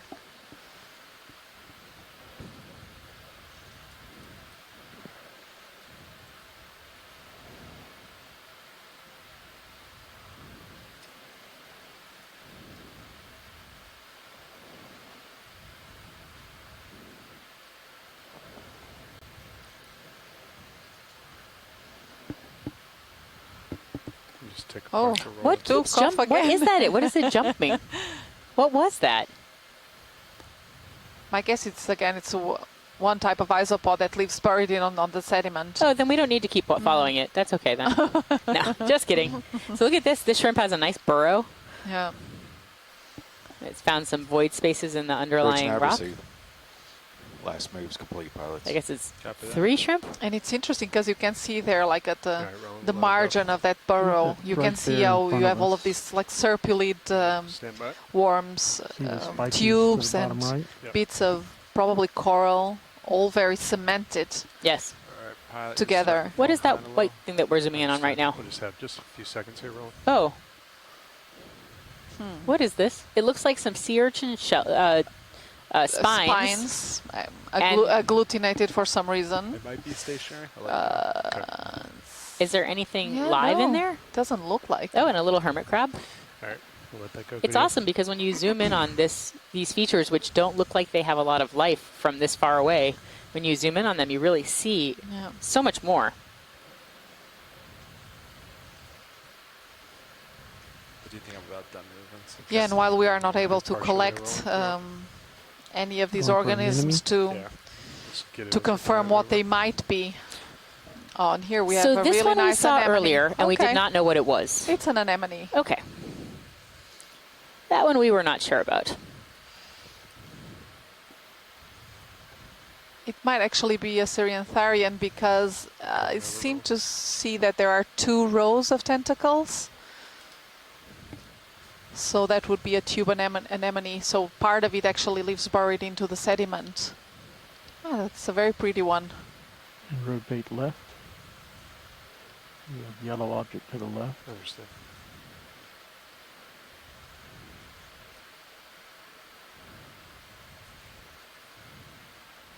Good shot.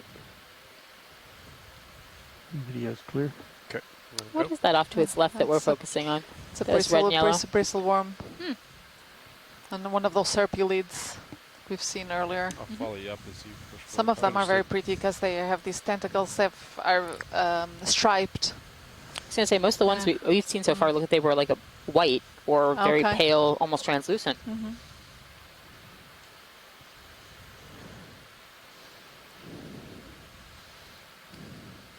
Sea star upper right.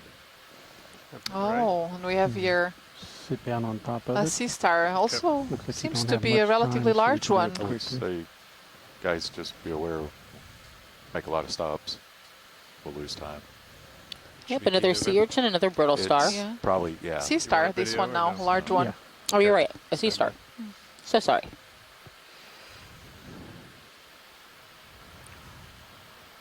And look at the bioturbation that's up to the right of there's the... makes a little... yeah, it's circular. Yeah.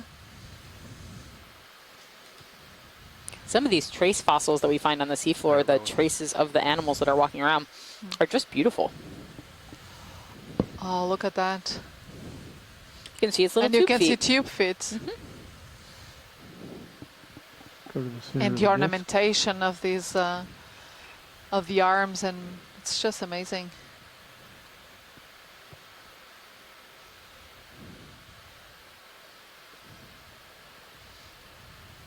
Stand by, Roland, just slide it a little bit. What is the white thing that's on the left of this sea star? Is it just sediment? Hey, this is Chris Ma. Hi, Chris. Settle in here again. Hello. So you have here one of the, surprisingly enough, in collections, this is one of the most abundantly occurring species. But whenever we do the tropical Atlantic Okeanos dives, I think we maybe see one per like the entire mission. Oh, really? This is Nymphaster. So this is called Nymphaster arenatus. This particular form is called it's called Nymphaster subspinosus, but is arguably a subspecies of arenatus or a synonym of arenatus. So it's hard to say. But one of the nice things that identifies this species is the fact that the arms, you see how the plates around the edge kind of join and form these long, almost arrow-like points. That's the characteristic of this species, and it's really interesting because it's thought that, well, at least people have argued, and when I say the starfish community, I mean me and maybe one or two other guys that they have produced this morphology to act as kind of a snowshoe, like it creates more surface area so that they can operate on these soft sediment surfaces. This particular genus, Nymphaster, is actually seen in the fossil record from the Mesozoic. Wow. So seeing these alive, I mean, there's some debate whether it's the same thing, because a lot of the European fossils are kind of are based on ossicles, individual pieces, rather than the whole thing. So the individual pieces look very much like this, but and some of the few body fossils do kind of look like it, but again, it's an active area of research. But yeah, I mean, it's a beautiful animal when we're seeing it alive. I've seen the specimens in the museum. From what I've observed of the few times we've seen them alive, they feed on detritus. They they aren't necessarily predatory, but they do go after, for example, dead squid. I've seen them feed. I've seen them bury themselves into sediment, and there are even some scale worms that live in association with them. So thank you very much. There's probably some paleontologist who's overjoyed that we're seeing one of these alive. That's excellent. Thank you, Chris. I unfortunately. Like I say, guys, oh, is that an urchin on the left? That little trail? Copy that. Well, that's fine. At 5 You- degrees. That's okay. We passed it. You have Anyway, a much more trained eye than we do, Chris. well, that's both a blessing and a curse, believe me. Anyway, I'll let you guys go. Thanks so much for stopping. Thank you. That was great. So it seems that it was actually a rare finding we got there with that Nymphaster. Although he said it was Sea star. common, it's actually supposed to be common. Yeah, Just but haven't seen very many of them. Yeah, 173. in during these ROV dives, yeah. 173, good. Yes. But yeah, as Chris was mentioning and as others have mentioned in the chat room, the sediment here is highly disturbed. You can see lots of tracks of animals. You can see lots of things that might have been burrows or mounds. There's really a lot going on the seafloor, and then there's so much of that biogenic sediment that when we zoom in on animals, we tend to see these broken up corals. We see pteropods. That moves in. It's really very interesting. Yeah, it would be great to see some more of the animals that are actually making these burrows and these mounds.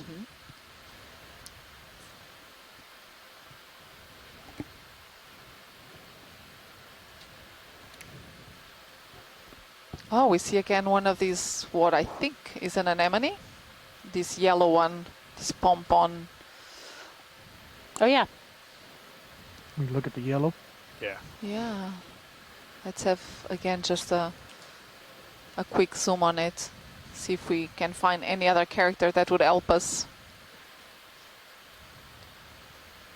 I remember seeing some of these pompon anemones in I don't remember seeing yellow ones.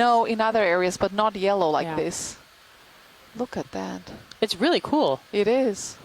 Ooh. Just so many tentacles. So you can, yeah, I think my best guess really is that this is a pom-pom anemone. Laser's clear.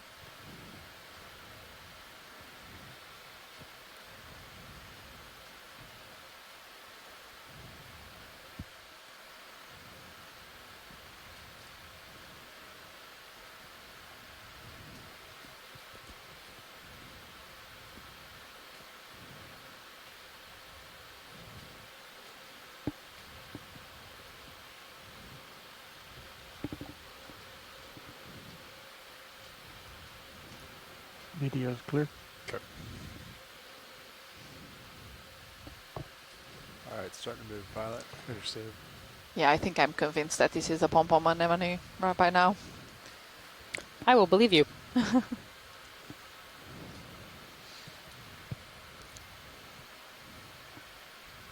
So moving right along, we do see small outcrops as we've been going along. We see these small rocky outcrops, although half of them have been sponges. No, but some of them are actually, they're either fossilized coral, they're old limestone.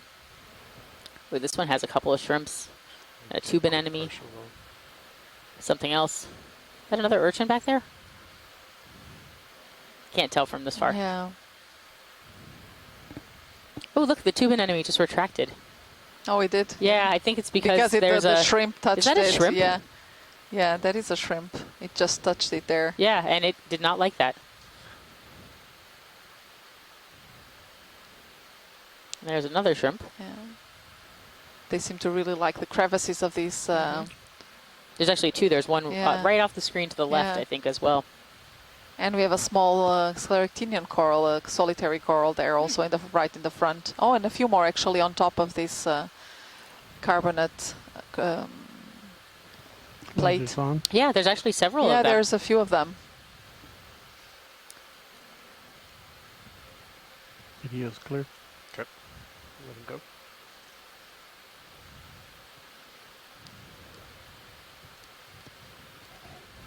I think that thing you saw in the background was another pom-pom. Yeah. Yeah. There's another one right there.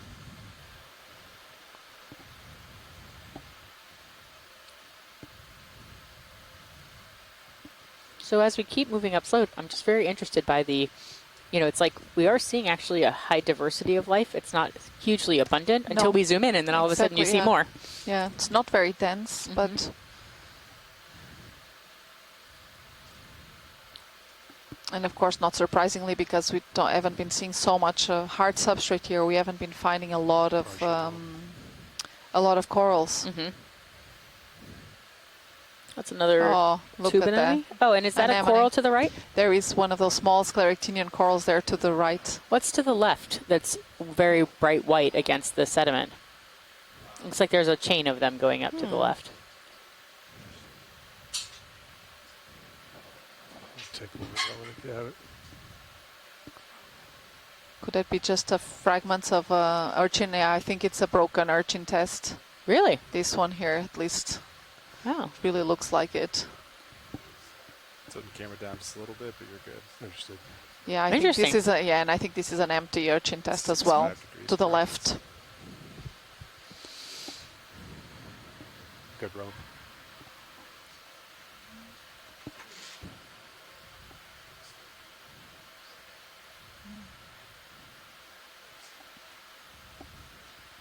All right, we'll let him go. Oh, why? It's 80 degrees right there. Pushing up. Copy that, I'll follow you forward.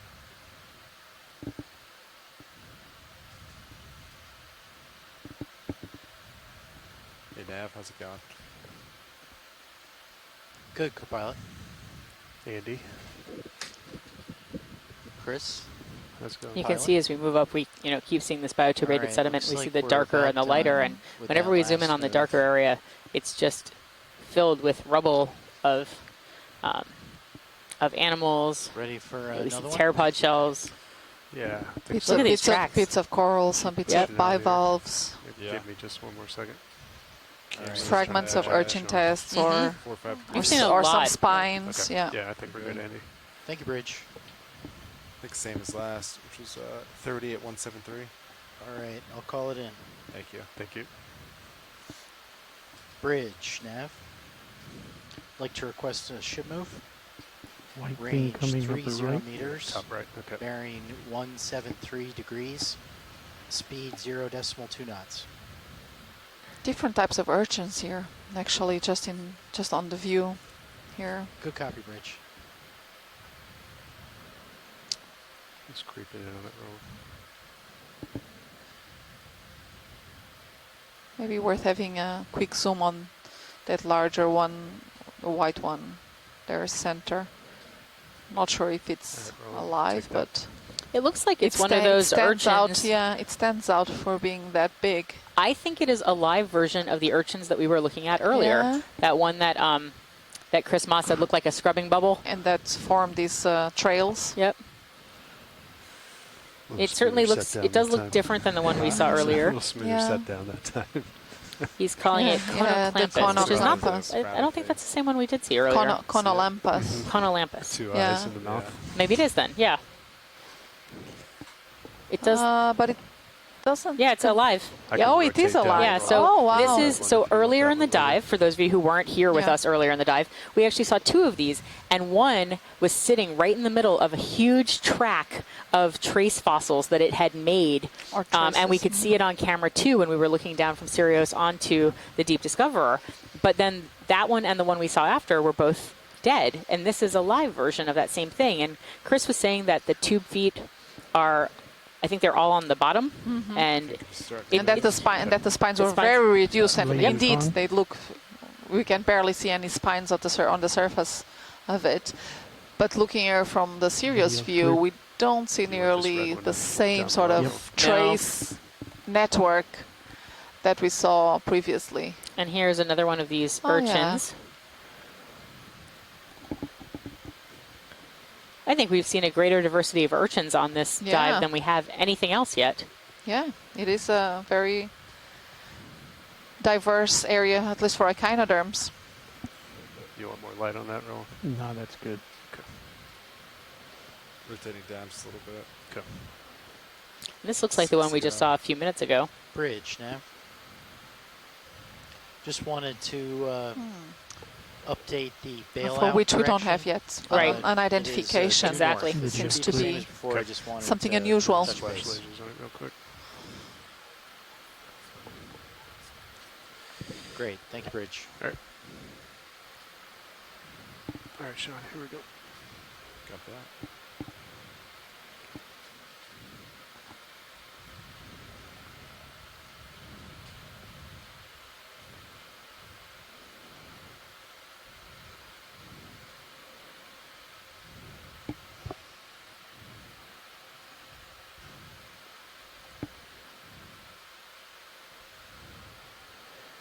And so we're now exactly at 550 meters depth. We've started at roughly around 700 meters and hope to continue to ascend up to 300 meters depth on this dive. And the temperature is about 11 degrees Celsius here. And this is dive 7 of the 2206 Voyage to the Ridge. Yeah, garbage. This is our 3rd dive in Puerto Rico and the U.S. Virgin Islands, the EEZ around that area. And we are here. Look at the traces. You can see all the traces off to the right. Some of them, yeah. Have we seen this? Yeah, and we are here in a very interesting area on Lang Bank, which is just the northeastern tip offshore of St. Croix. And this is a very important area because it's right above that. It's an area known to serve as a spawning area for a number of commercial fish species, such as the red and a number of groupers. That's a sea star of some type, with puffy and with plenty of arms. Yes, it has many arms. 8 arms. And this I don't think we've seen before. We have not seen it on our dives. It doesn't mean that other expeditions to Puerto Rico and Virgin Islands have not seen it. Of course. I think I count 9 arms. 1, 2, this 3, reminds 4, me of 5, Cortina 6, 7, 8, Asterias. 9 arms. Interesting. Wow. And it's moving towards us. Oh, look at that. Does it look angry? No. Just kidding. It is beautiful. Lights on at 30%. It's interesting. The surface of it reminds me of shallower water species that we have up in the Northeast Atlantic called Cortina Asterias. And it's funny that you say that because to me it looks like ones that you can see in the Pacific Northwest as well. So, which I'm sure is not the same. Hey. Hi, Chris. This is Chris Ma. As if you needed to guess who it was. So, I'm sorry, I'm not interrupting, am I? Nope. No. Go ahead. Okay, so this is Cornaster briareus, and you're correct. Oh man, that is so beautiful.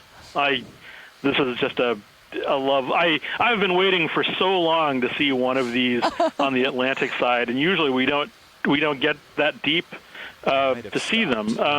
Anyway, so Cornaster is genus of sea star that occurs in the tropical Pacific and Atlantic. We saw them on the Capstone expedition where they looked like giant jumbles of arms, and they're multiple armed. They look different in many different respects, but they all have the same kind of general morphology, which is to say they're these big multi-armed things, and they have all of those. So there are spines along the radial center of the arm, and then there are these side series of spines, and all of these spines have little pom-poms filled with pedicelaria, little claw-like, they're kind of like prosingids in the sense that their pedicelaria they look like little bear traps, individual pieces that have jaws on them. Right. And so it's not clear what they do with them. I mean, they're either predatory on sort of swimming things that land too close, or they're defensive. In prosingids, the spine plus pedicelaria assemblage, if you want to call it that, are used for predation. They feed on small swimming like amphipods and things. But but these don't have the same kind of behavior as far as I can tell. There are definitely, beyond the generalization that they are probably predatory, I'm not entirely sure what some of these things do, which is why I've been wanting to see them alive, because there's some evidence that they feed on other echinoderms. There's some evidence that they feed on any number of things. But if they do feed on these things, why are they bristling in armandment? If that's indeed what these structures are for. So, when we were zoomed in on the surface, and the other thing is that multiple armed sea stars tend to be predatory. So everything about them cries, predator. But we really don't understand anything about them. And this is, how big is this? This is also a nice sized one, I think, isn't it? We'll just ask the pilots to get the lasers on so that we can have an idea. Yeah, but as we're zooming in again, you'll notice, some of those spines that are bristling, that are on the surface there, those are sharp. Those I've been stung by those. They're not toxic or anything; they're just sharp. But I've been stung by those through like rubber gloves. And again, when they're menaced, or when they're feeling like they're all of those puffs of pedicelaria swell up and rise to the surface, like a battery, like a firing battery. So, they're really neat animals from an architectural standpoint. I've been trying to sort of pin down a study where I could work on these, but there really isn't a lot known about them. And so that was the lasers were on, and it was about. So that's larger than 4 inches, which is like 6, this is 7, like 8. 40 so that's centimeters. a big animal. Yeah, it's very large. Wow, that's a sexy beast. I'm going to have to say that in public. That's amazing. Like I said, we've seen them in the Pacific, but I've never actually seen Briareus before. And for all I know, this is a second species. I really don't know, because the shallower, we've had mesophotic or close to shallower water specimens of Coronaster, and they're generally more delicate, if you want to put it that way. The arms are much less well developed. They're smaller. This is a big one. This one's really nice. In the sense that it's very robust. The arms are quite thick. It's very large. I don't know if I've ever seen one that is quite as big as this. So that's amazing. So anyway, it's probably its own blessing that we can't collect it. Not that I needed to know what it was further, but it's a fascinating. It was wonderful just to see it. And I'm sorry, I don't know what these red urchins are. In our wire, no problem. I'm pretty sure it's some kind of temnopleurid, but there's a couple of them, and I have to homework this one. But I think if we see more of those echinothurids, it'll probably be Ariosoma. So anyway, thank you. I'll talk to you guys later. Excellent. Thank you, Chris. Yeah, Hi. the sea star really gets the thank you. prize for largest one Yeah, so far. Yeah. But also just in general, I mean, we've seen a great diversity of the echinoderms on this particular dive, and their trace fossils that go with them. You know, the burrows and the tracks they make. Yeah, the biological traces. Yeah. Oh yeah, well the urchins really have been outstanding today. I don't know I've seen as many of them. And here's yet another one. And you know, but it's also filled with mystery because almost even with that one that we just saw, the Conolampus, all of those kind of bun urchins have all been kind of dead, you know, and I don't know why they're just there, you know. So it really is kind of a mystery. Another one of these red urchins. Okay. I'm going to have to go figure out what this is. Yeah, because thanks so much. All right, thank you. Thank you, Chris. Yeah, because one would think that. Joanna, I'm sorry. No problem. Swimming or on the So one would think that these Conolampus urchins. You were just going to say it's another mystery. Yeah. Yeah, that these Conolampus urchins would be, if they would be dug up from the sediment because they were being predated upon, that you would see them broken. But no, they're pretty intact. They seem pretty. Totally intact. Yeah, they seem pretty intact. So it's it's a mystery. I mean, exactly. All the evidence would suggest that we should be seeing living ones at some point, and we haven't. I mean, even that one that we just saw, I was looking at the picture afterwards, and there's serpulid tubes on the surface. Yeah. So even if it was alive, it's moribund. So anyway, I'll let you get to it. You have a fish, so I'll talk to you later. Thank you. Thank you, Chris. That was great. What kind of fish is this one? So cameras I do not know. Let's see if we get someone here in the chat room that can help us with fish identification. So after this, lasers on. Not sure if this could be some sort of this Nazumia fish. Has this dorsal, very long dorsal fin. Video's clear. Oh, it's a grenadier. Okay, we'll let him go. Yeah, I think John, we can get another one in. Roger that. 30 meters, bearing 173 is what I had jotted down. Yep, sounds great. And another one of those pom-pom anemones there. Whatever they are, they're pretty common around here. They don't seem to be Hey, Bridge, we'd like so to rare. request a ship move, please. Range of 30 meters, bearing 173 degrees at decimal 2 knots.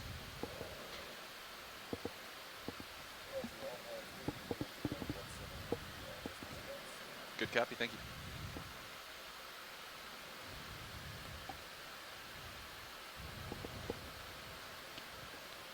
Ship move in, pilots. Take a nap.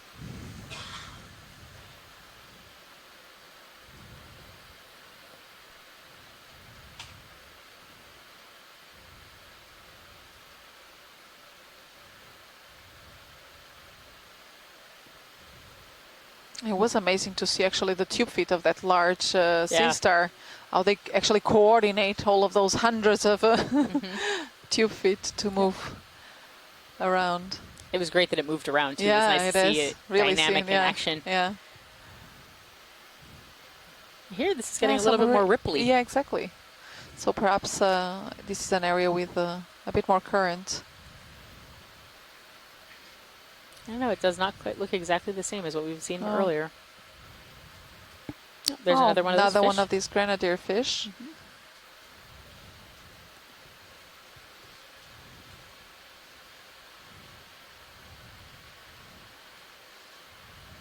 So the slope that we're on is mostly, carbonate sediment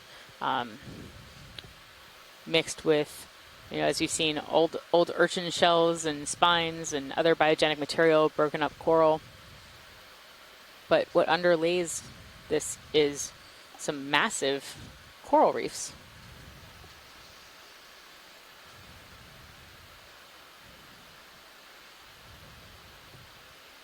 And the area that we're in was built by two main types of coral, the Acropora palmata and the Orbicella faviolata. And the elkhorn coral, the first one, I think is threatened pretty much everywhere it's left.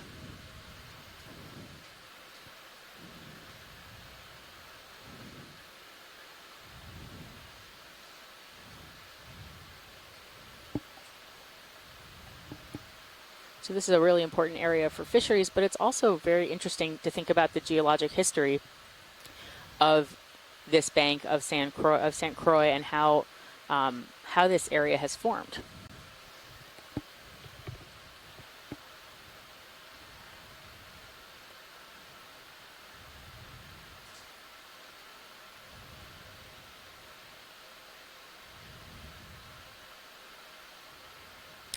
Oh, we have an identification for the yellow thing, maybe.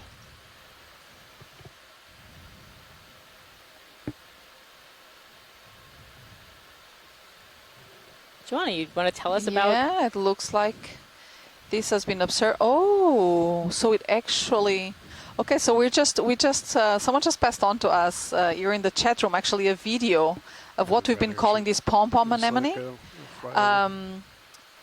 And that when they try to touch it, actually it just took off from the seafloor, and it seems to be a terebelid worm. And it looks totally different once it's actually moving and up from the seafloor. So I wonder, yeah, it might be. It looks very much. It looks pretty similar. Pretty similar to what we've just saw. The video that we're looking at. It's also in the area, so yeah. it was made here in the Anegada Passage, here which is around very close. Puerto Rico. So wow, so there you go. Okay, so it not was a pom-pom anemone. Not a pom-pom anemone, but rather a terebelid worm in. Yes. Which when it's very still, like it was as we've been seeing it. You know what it looked like? Have you ever seen Star Trek? It looks like a tribble. It looked like a tribble. Okay. You know, like puffy and wiggly and. Nav, can you call Bridge and ask for the status of that boat? Yeah. I guess I'm the only one who watches Star Trek. Bridge, RV now. That's okay. Yes, just wanted to inquire about the status of the other vessel that was nearby.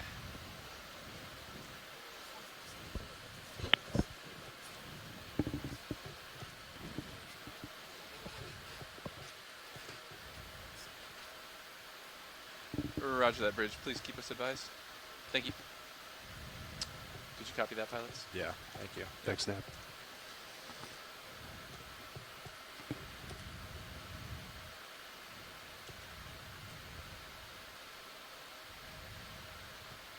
I'm gonna get this rolling.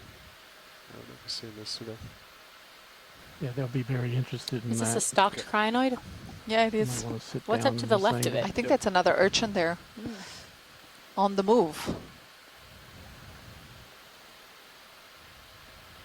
Not quite sure I'm seeing the movement, but it's very slow. But look, I think now you see. Oh, there we go. Now I see it moving.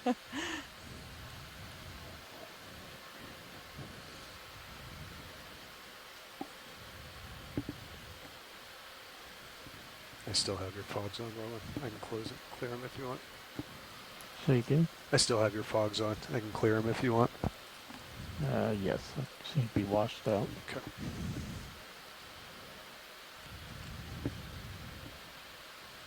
So we're zooming in on this crinoid, this stocked crinoid. A little bit right.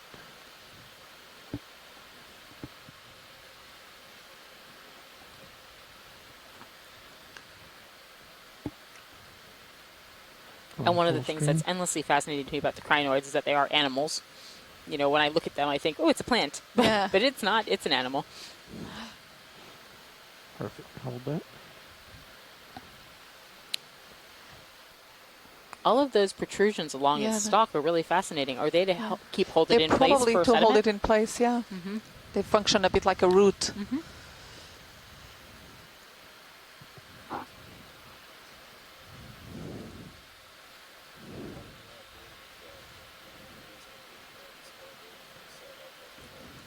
Roger that. Copy both. Thank you very much. Pilots, can we have a zoom in also on those two sticks that are upright just to the right of the crinoid? Copy that. Thank you, Nav. We've seen a number of these. Yeah. Copy. Curious about what they may be. It's difficult. No idea.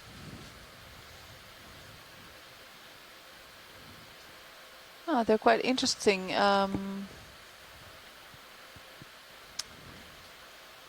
It actually reminds me a bit of some of these papillae of the sponges that we've seen previously. But here the sediment seems to be far more consolidated, which means that the body would not be buried into the sediment. So that's it's a mystery there. I think that's garbage, Sean. Video's clear. These Copy. Oh, in front of your toe? Yeah. these tubes. I don't know. Can't tell.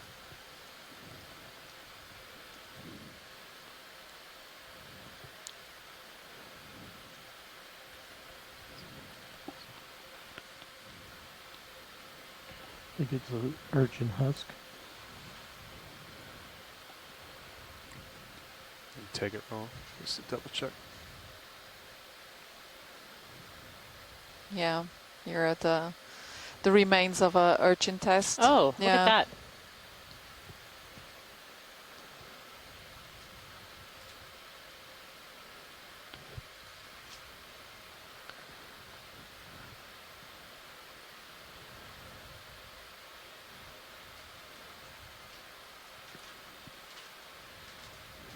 Okay.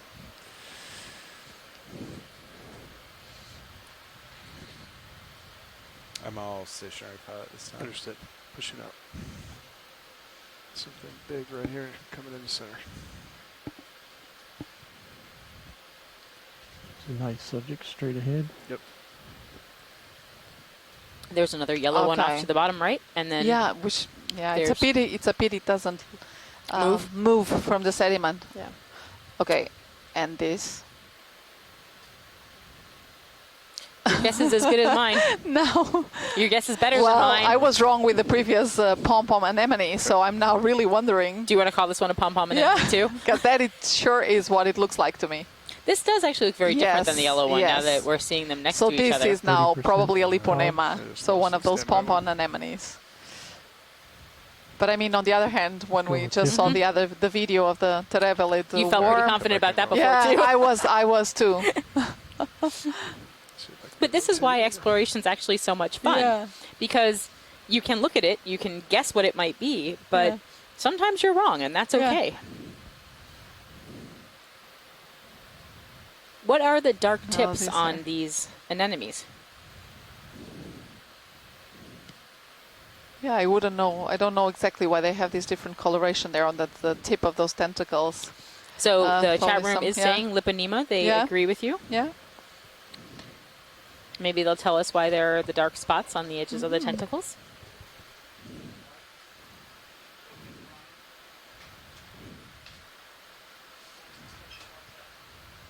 But it would be great now if we could actually see one of the terevelid worms in action.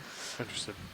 Because sitting just like that, it was really difficult to... You want to push and thrust on the little fuzzy one? To imagine what it could be. Thrust on the fuzzy one. They're yellow ones. They're wondering if it's a worm that swims away if it gets disturbed. I think it's under behind me. I can come up and come back.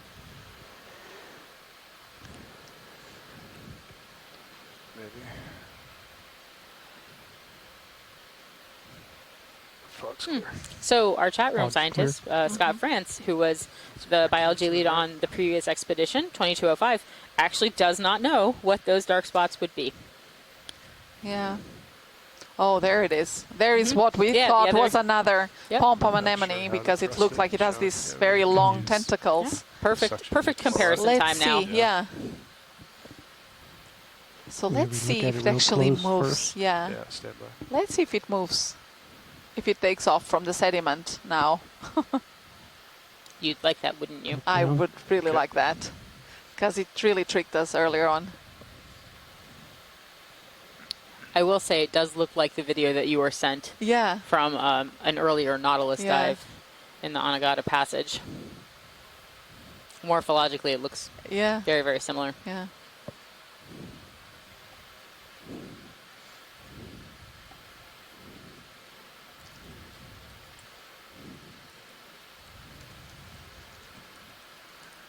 Okay. All right, Sean. I'm try to blow it. Yeah, it's still undisturbed. It does not move. It does not want to move. I can get a little closer, but I think I'll be Can too we high. nudge if I it? get close. This is why I've always thought there should be a poking stick on the D2. Yeah, I see where- I have been saying this for years, that there should be something that we can just poke Yeah. the animals with. But I have generally been told that that is not appropriate behavior. Or just something like a little water jet. You know, Water just jet. just very gentle water jet. Pilots We are don't really need to puffing water at them poke right them. now. I feel like if they won't let me poke it with a stick, I'm not sure they'd let you poke it with a water jet either.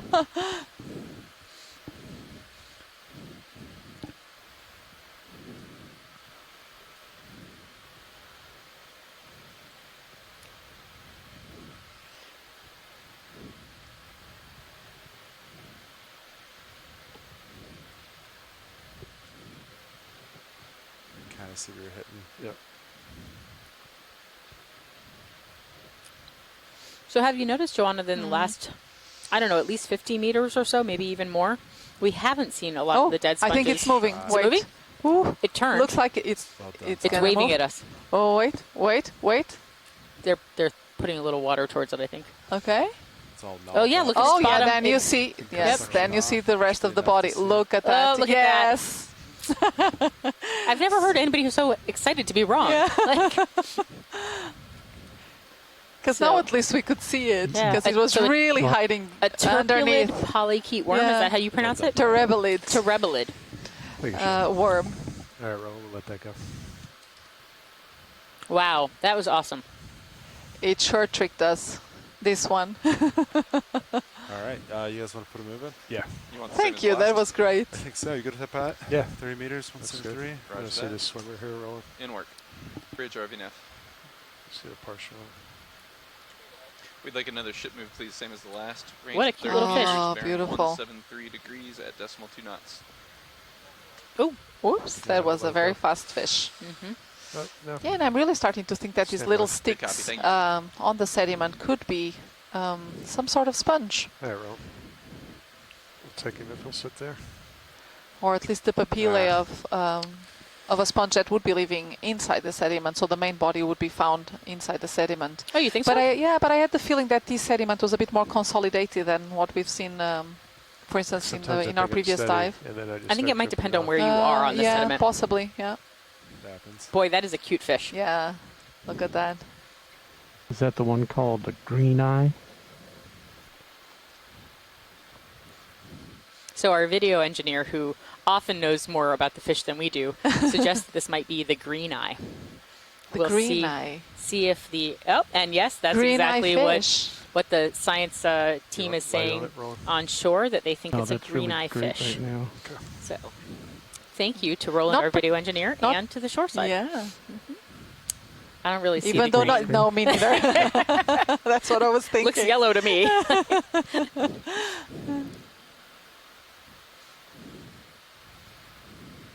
Wow, but these colors are just amazing. Yes, they are. Full wide lasers. And I mean, this is totally, Video's clear. this is why it's so valuable to have the onshore science component of what we do, because it allows us to draw in a much greater variety of expertise onto the ship. And so we can have Oh, a there's fisheries some fish expert, coming we can into your have right. an Yeah, echinoderm expert, checking as we we fly can by. have other people who can help support the expertise that, you know, of the people on the ship. It's Yeah. really great. Is that another rat tail? Yeah, coming in without them, these dives would be way more boring. here? Yep. Is that flying? Is that Yeah, swimming it's backwards? It looks like, yeah, but it's a grenadier, Yeah. possibly in the genus Nezumia that we've seen also earlier. Yeah, but it is moving. Oh, that one actually has Backwards. a different identification in Does the it? in the Okay. chat room. Unless it was something Oh, else. okay. Chlorophthalmus agassizi.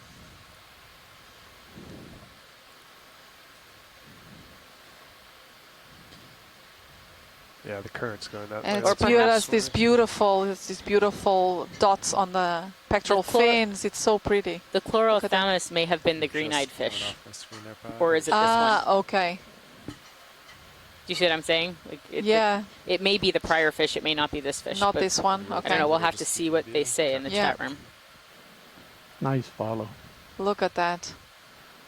This one's trying to disturb one of your sticks. Yeah, There you I'm more and more convinced this actually belongs to a sponge. Yep. Probably will find some sort of sponge body Go ahead, survey one. underneath the sediment there. All right, Sean, coming back up. So that's what we would call an endopsamic sponge that lives buried in the sediment. Yeah, 10 degrees starboard. I'll just rotate back. There's not much. Yeah, I'm sorry, you were inquiring about the time remaining and progress along the dive track, is that right? Standby 1. So we're at 525 meters right now. And, you know, this is the area that we were starting to expect to see some of the more commercially important species. Approximately 3 hours, 15 minutes of we haven't bottom yet time remaining. seen very many of them. At last check, we were about 470 meters away from waypoint 2. And so we're just zipping along. See if we make Yeah, some. Roger that. Feel free to check in any time and we can get you a more accurate measurement. Some distance now. No problem. Rotate camera up here. Good. Good. John, I think So maybe we should zoom through this area a little bit until something interesting stops us. So we're approaching that. Oh, and Scott here in the chat room is saying that that grenadier we just saw looked a bit like hollow-snouthed grenadier, so in the genus Solorhynchus. So that other identification, the Chlorophthalmidae, must have been the green-eyed fish. The green-eyed fish. Which neither of us thought had green eyes.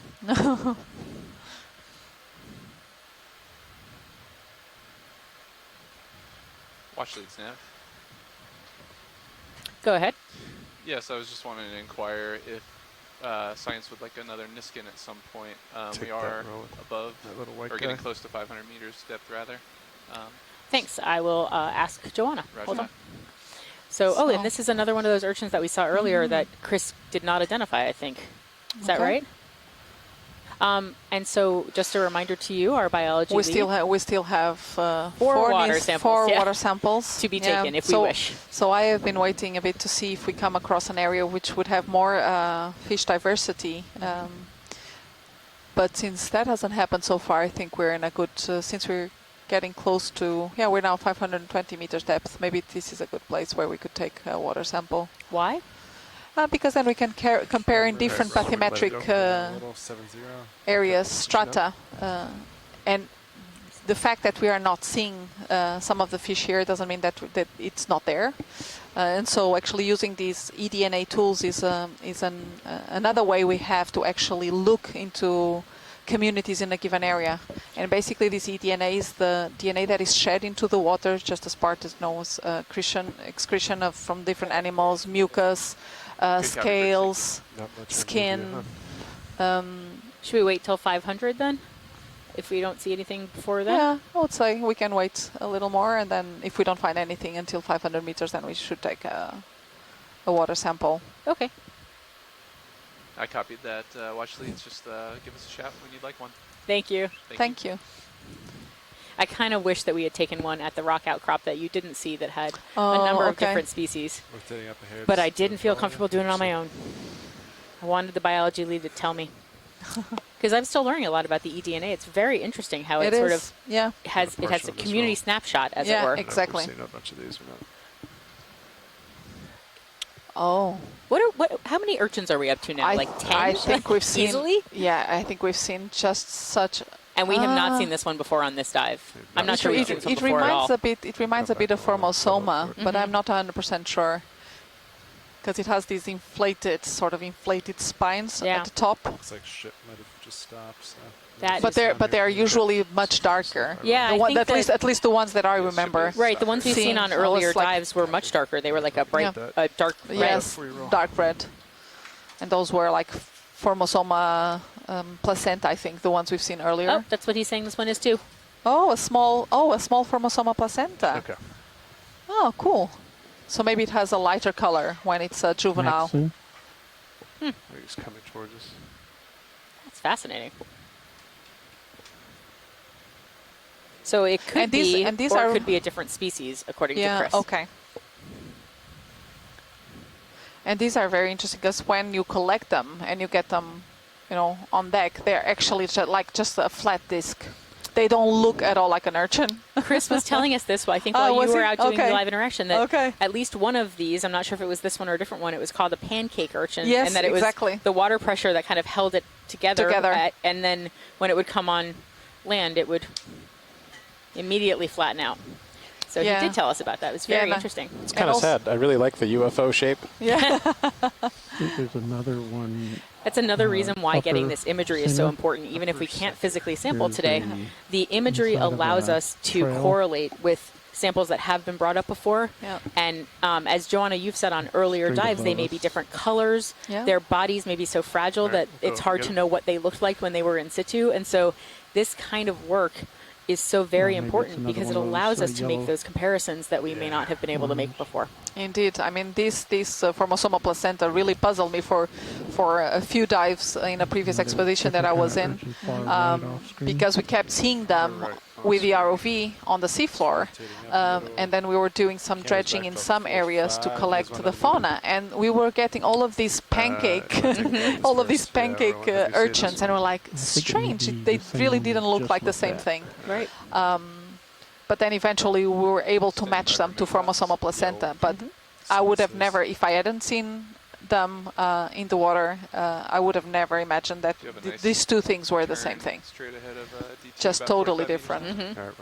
And there's another one of those red urchins that Chris Ma had not been able to identify off the top of his head. And this is at least the third one we've seen, if not the fourth. Yeah. This very dark red test. Yeah. I mean, so the urchins have been very common. We've now seen a lot of those yellow worms, whose name I can't pronounce. Terribelid worms. Yep, terribelid worms. Yeah, we're ready. All right, Nav. Same as last. Please, sir. Are you good enough, pilot? Yeah. Good copy. And we're just moving over a fairly sedimented plain. You see little parts where there's hard bottom here and there. But it is pretty heavily sedimented, and I wonder if that's why we're not really seeing a huge abundance of the animals. Yeah, and also not so much, not so many corals. We've seen a few, possibly stichopathas, and earlier on, so a few black corals. And bathypathas and too, bathypathas, yes. Yep. And Bridge RV Nav. We did see one Chrysogorgia. You may have not. You may have been on your interaction talking to. Possibly. Yeah. So one Chrysogorgia. I don't remember seeing. It was the only one we saw so far. Okay. There was a groundswell of excitement when we saw the Chrysogorgia. Copy that. Thanks for the update.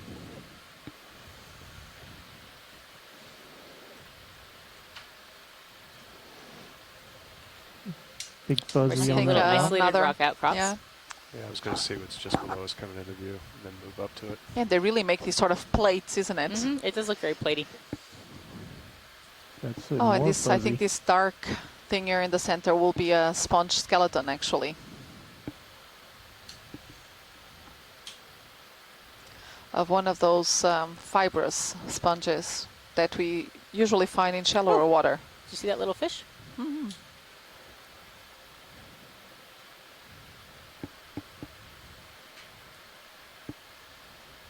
Yes, I think. But it must have been here for a long time then.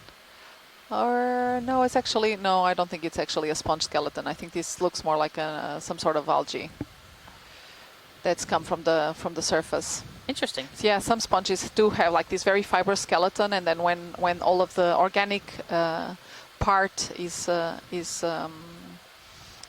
dissolved and rottens, then we see these these fibers like that.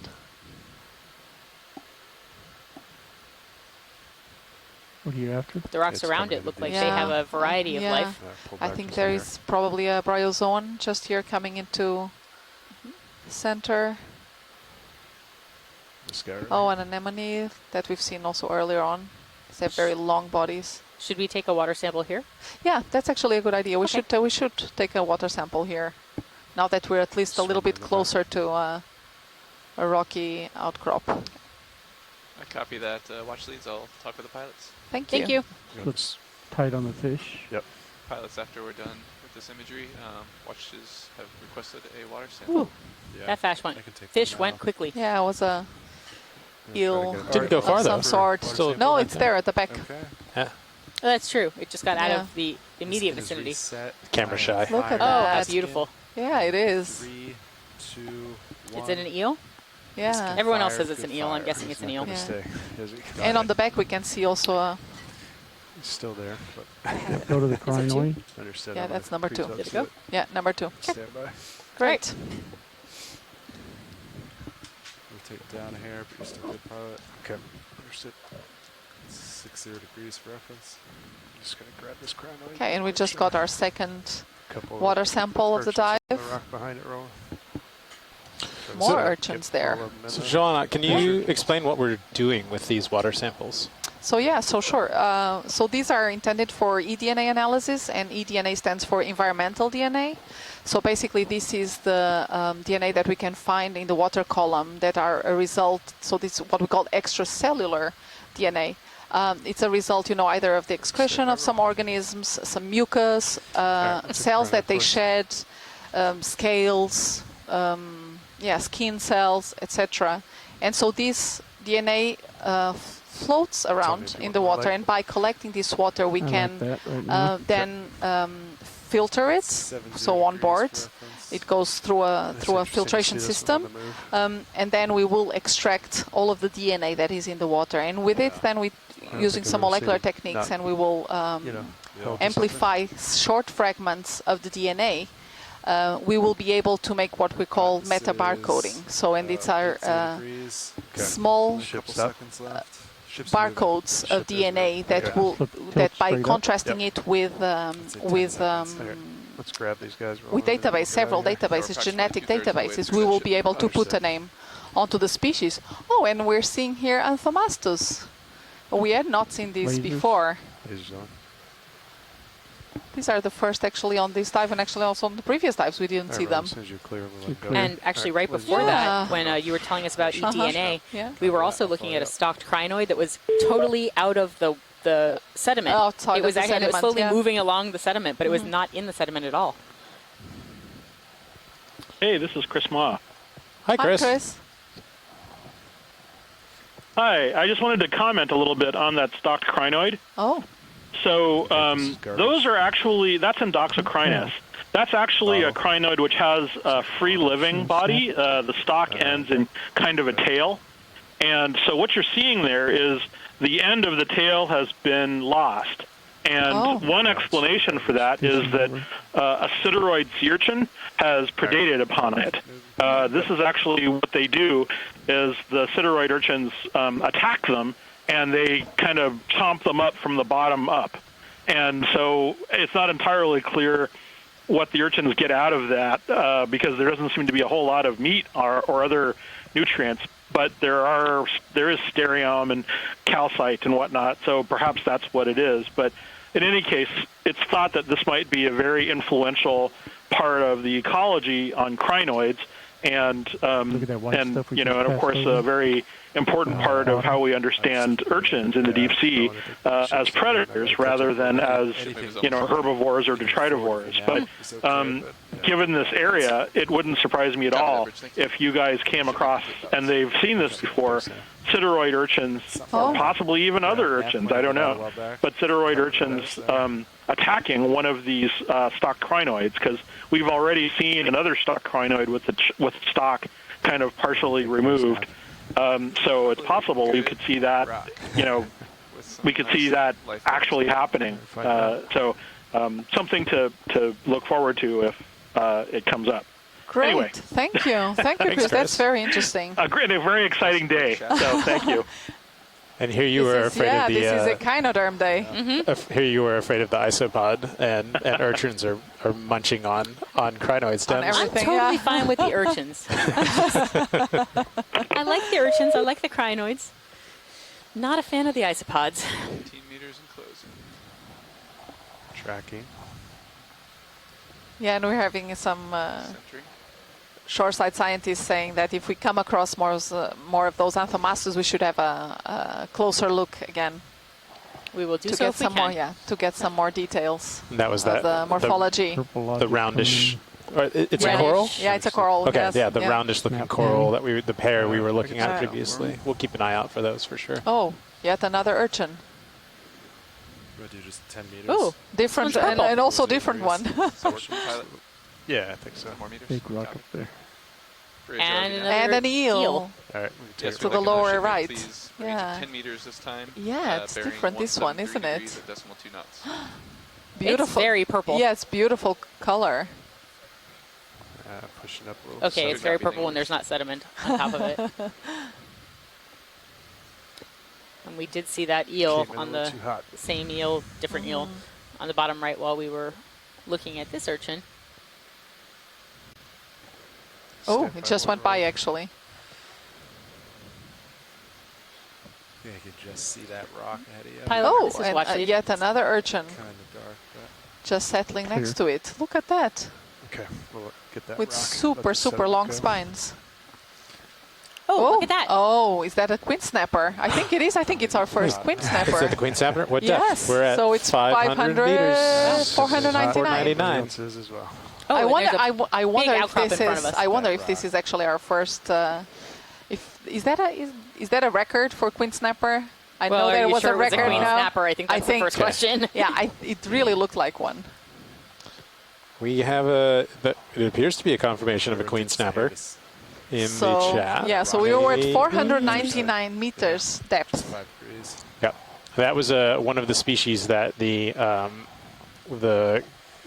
local fisheries management council had asked us to look for and identify if possible at particular depths. Okay, and now we really are on a beautiful outcrop. We can see already there some top first. Sponges. A number of beautiful sponges. Okay, we can start down there. I'm just going to go nice and easy. Try not to stop. And one of them is actually a rock sponge. So the one further to the right that is folded, it's a rock sponge. It's beautiful. Yeah. about this approach than the last one. And the nice thing is when we zoom in on some of the animals here, we'll also get to zoom in on the rock itself. It looks like it's probably a fossilized coral, but it'd be nice to get closer and find out. Oh, and look at so many things just living on and in it. And inside of these crevices. Right, oh, wow. That's a lot of shrimp. Wow. Yeah. And you're good right now, but just keep an eye on your brow there, Pilot. 30% on the fog lights. Shrimp cave there. Yeah. I got you, Nav. Thanks. Good.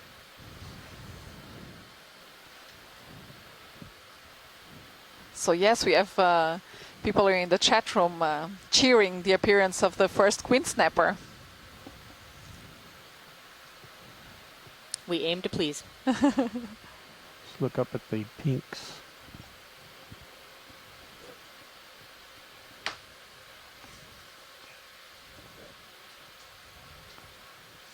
Rotate them in view. So we're here Copy, at Bridge, the thank Lang Bank, which is about a 15-kilometer wide bank that's on the east side of St. Croix. And this is our 7th dive, our 3rd in Puerto Rico and the U.S. Virgin Islands area. And what's really interesting is how shallow this bank is. So it's like 15 kilometers long and only about 30 meters depth, 20 to 30 meters depth. And it was formed when it was originally a coral reef that had elkhorn coral and another coral and sort of massive corals on top of it. And what we're really seeing right now is probably a piece of limestone that looks like it might be fossilized coral. It may not be. It wasn't quite as clear as we had seen earlier. But you can also see that all of the rocks in this area are composed of a mix of coral and sand and sediment rubble. So it's really very interesting.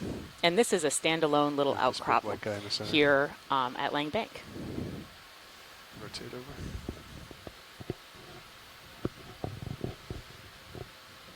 And we're starting to see here a number of sponges that we've been looking for earlier. Oh, and actually also corals there to the left.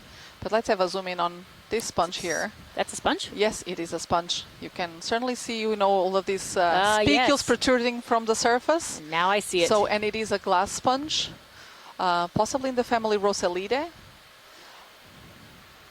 It seems to be broken for some reason, the surface there. We have about 400 meters left to reach waypoint 2. And you can see how the sediment accumulates on these spicules at the surface, and that actually protects it from clogging, because look at the coral on the upper otherwise left. the sediment would go into the sponge through those small openings that it has all along its surface. Yeah, with our decimal 2 wow, look at, just look at this rock though. I gotta say, it's amazing. Super cool. Yes. So we actually have so keep it up. it's a habitat for so many things. What is that we're zooming in on? I think this is again a black coral, just a different one that we haven't seen this before on this dive, or actually also not on our previous dive. And there's a shrimp just sitting on it. Let's see if we can have a zoom in on the black coral to see more in greater detail.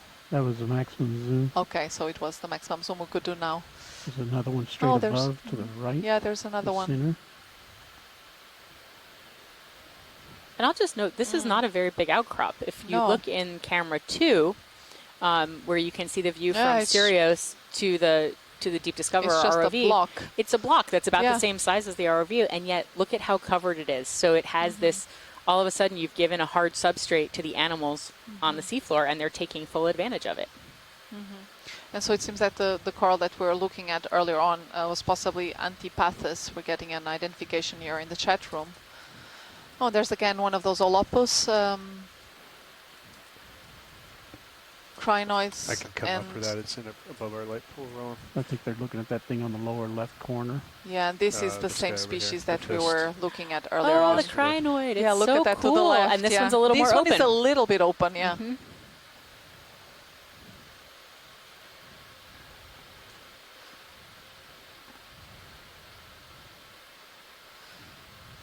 So there was actually a species, I'm not sure it would be the same species that was described from the Caribbean not long ago, and that was Holopus mikihe.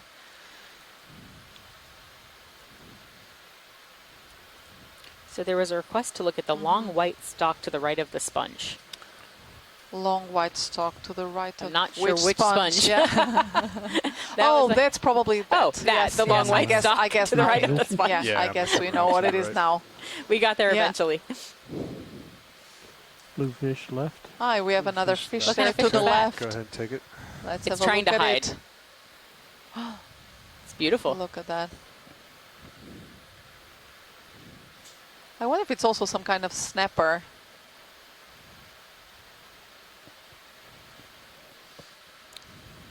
I don't know, but I think the rock looks quite fossiliferous. Do you see all the structure that's in the rock itself? So I'm guessing it is a fossil coral of some type. Lasers. Oh, what a beautiful fish. All right, we should eventually try to get to that white stalk at the top. Yeah. What's in the top left? That was a bivalve. It looked like a bivalve. It looked like a clam file, maybe. I don't know. Couldn't see. I don't quite see it. Top of screen left. Top of screen. There we go. Okay. Wow. What is that? What? That's a really good question. What is that? I can give you more light. That's really cool. It's so looks colorful. Like it looks some sort of bivalve. I would agree with that. I can see the two shells. Yeah, but is that coming out of the bivalve, or is it something else? Something living inside the bivalve shell. That's what I'm thinking. So they're calling it. Scott Friend's calling it a phylloclam. That was my first guess as well. A cesta? I assume you're watching the LED bottle temps. In the Northeast Atlantic, we have or the Azores and Mid-Atlantic Ridge, we have one species that Cesta excavata, but it looks a bit different from this one. This one's very pretty. So like an orangey.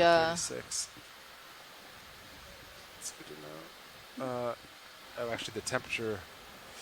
Oh, and that's again one of those corals, black corals here. I think that's the same one we zoomed in on. Yeah. Okay, Roland, if you're ready, I'm going to reposition on the right-hand side of this outcropping here. Bring me full wide. You're full wide. Okay.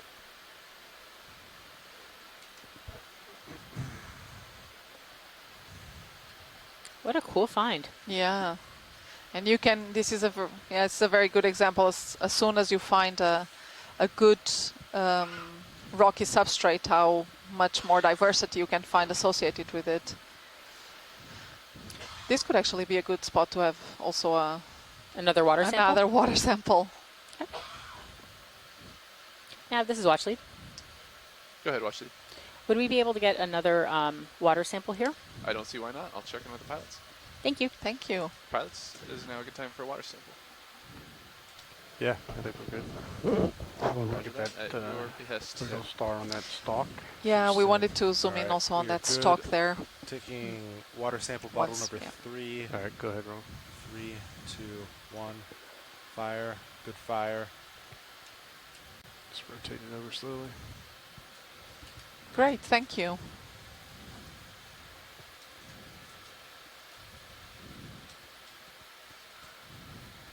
Tilt down. And here we see again one of these glass sponges with one crinoid on top of it.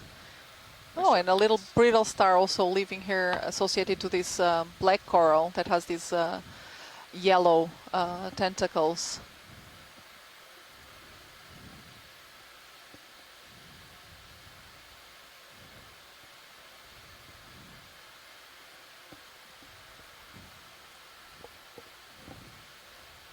And yet another glass sponge, different species here.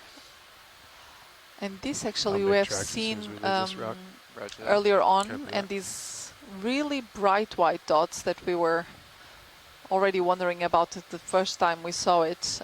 I wonder if it are indeed the zoanthids that live inside of the sponge. So this is relatively common to see some of these glass sponges with zoanthids living on the inside in the canals systems.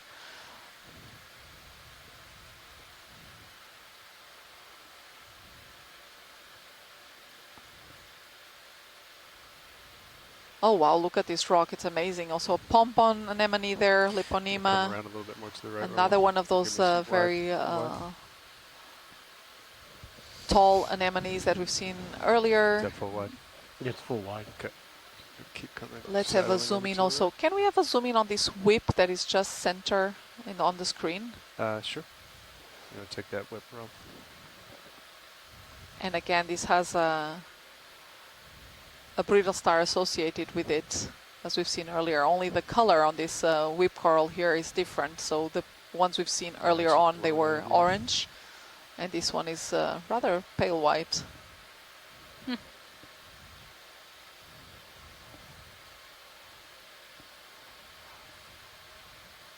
However, the brittle star seems actually similar to the one we saw earlier. So yeah, so perhaps a Stichopathus of some sort. Oh. I do love the name Stichopathus. Yeah. Because they look like sticks. Yeah. It works out for me. Yeah, and so apparently the yellow one we saw just to the left of the other sponge, or it's actually showing here now to the top, might be this Stichopathus. So another genus. Oh wow, so much diversity just on this one rock. Yeah, you can give me full. It's quite amazing. That really makes sense though, right? Yeah. Because we haven't seen that many rocks. We haven't seen that much hard bottom, so they're all going to congregate in a place where they can thrive. Let that settle. Right? Ooh. Hopefully that blows And away. what is that just underneath it to the right? Let's wait to get this sediment settled. And what's the pom-pom anemone on? I think it's sitting on a skeleton of a dead sponge. That's what I thought too. Yes. Yes. Yeah, See, we can keep playing sponge or rock. Yeah. Yeah, that looks like the skeleton of a sponge that was living here, possibly a long time ago. From the structure of it, I would say it's it was a glass sponge. And glass sponges, some groups have this fused skeleton, so they're hypersilicified and have this fused skeleton made of silica, which makes them to not disaggregate completely when they die. Full screen of those. And so it serves also as a very good hard substrate for other organisms to live on. Yeah, it's really interesting to me that it's against the rock, and then the pom-pom anemone is on the sponge rather than being on the rock itself. Yeah.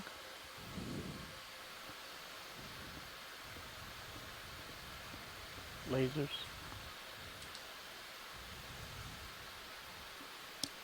Have we imaged everything we need to image? I think there was still, okay, let's have a closer look here at this yellow black coral. Full screen. I mean, full zoom. So this is the one that our coral experts here in the chat room are identifying as Distichopathus.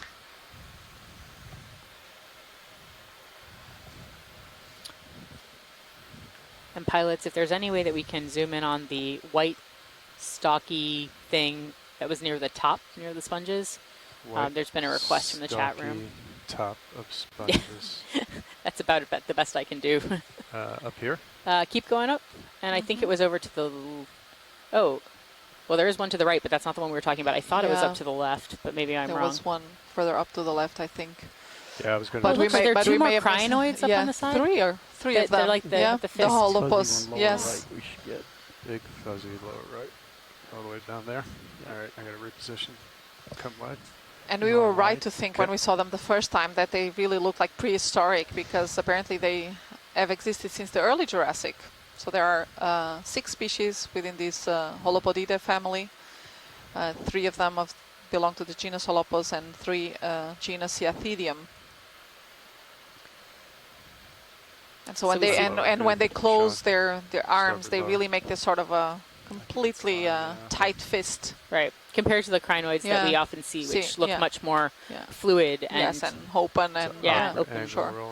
All right, not with those robust. So here's one of the 2 remaining whip corals.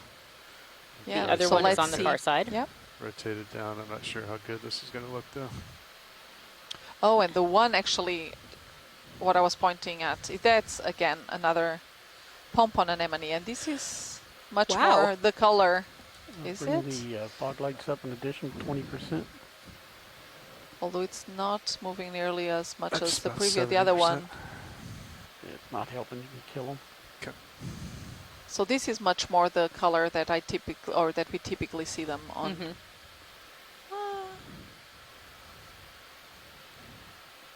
So we've now seen this, sort of a brownish red. Required speed sustained to waypoint 2 is about 0.08 now. Okay, yeah. Speed Give by us a half. few more. I know this is an interesting target. All right, Science, is there anything absolute must see before we leave this area? Whip center screen. If we could just, zoom in on this whip coral. Then I think we'll be done. Yeah, then I think we're good. Maximum zoom. Yeah, we can see there the base attached like with a sort of a disc to the substrate. Sorry, give that a go. Yeah, and it seems to have like sort of rather short tentacles there. But we can see the dark skeleton underneath the living tissue. We happy? Yeah, thank you. Go wide. Shall we move on? All right, Sean. See what there is to see at shallower depths? I feel like saying no, but just because this outcrop is so cool. It is. We're seeing lots of different things here. But yes, we should definitely continue. Yeah. Which would be a good spot. You want to do 30 meters? Yeah. Same bearing. We have to find the next amazing outcrop of biodiversity. Exactly. We'd like another ship move, please. Hey, I suggested that we move. move. 30 meters. No, I think it's. I do think it's important to keep moving up slope, because what we are trying to look at is a transect from the lower depth to higher depth, and we want to be able to see what might change as we go. So it's fun to get stuck at these beautiful outcrops, but hopefully we will find some more of these along the way.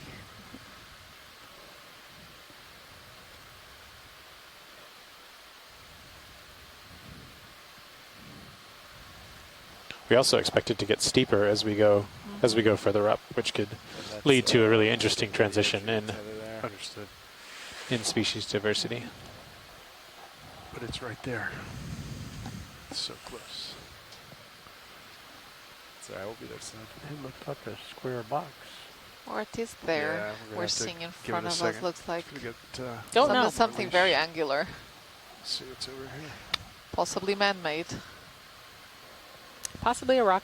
Yeah. We'll find out when we get there.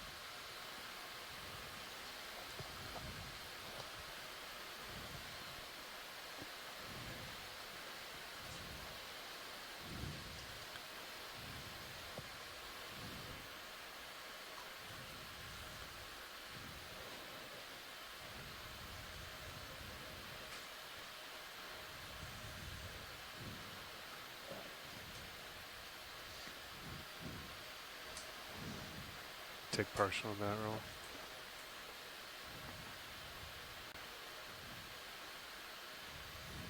Oh, look at that. So this is, I think, oh, I forgot to write down the name of it. I think this is the sea urchin that we've been seeing earlier, which may be dead with a brittle star on top of it. Just creeping into it. I'm making a wild guess that that sea urchin is no longer alive. I may be wrong. But it doesn't appear to have its spines anymore. Yep. Conolampus, is that what it was called? Does anyone remember? There have been a variety of urchins, but that is one that we were looking for. I think that I'm going to take the wild guess that that was a Conolampus and that it was, or something very close to that in wording, and that it was no longer alive. And we'll see if I am right.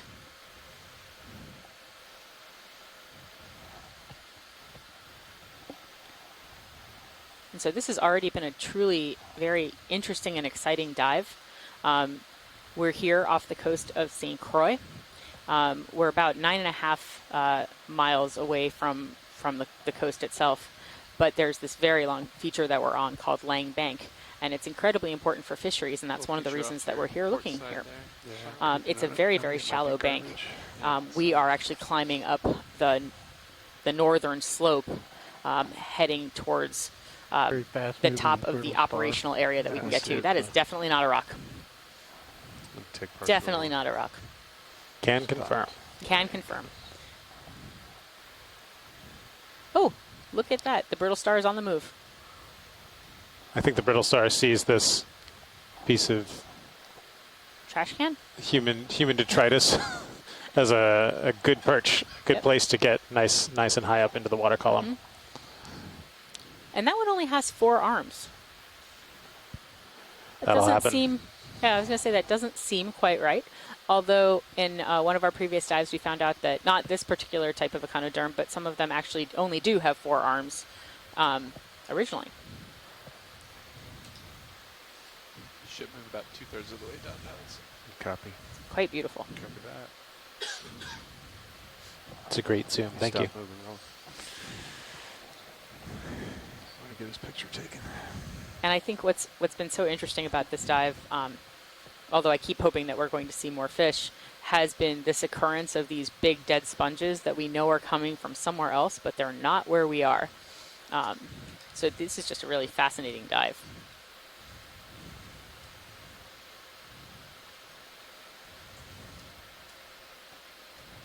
What do you think? Not anything there? This is also an area that's really great to think about biological connectivity across the entire Caribbean and Atlantic. And so that's one of the goals of Aspire, is to understand how the biology may connect from one site to another. And so I think that that will be really helpful with the samples that we image or collect. What if that broke off from the... Yeah, that's what I think. You want that rolling? Nope. Understood.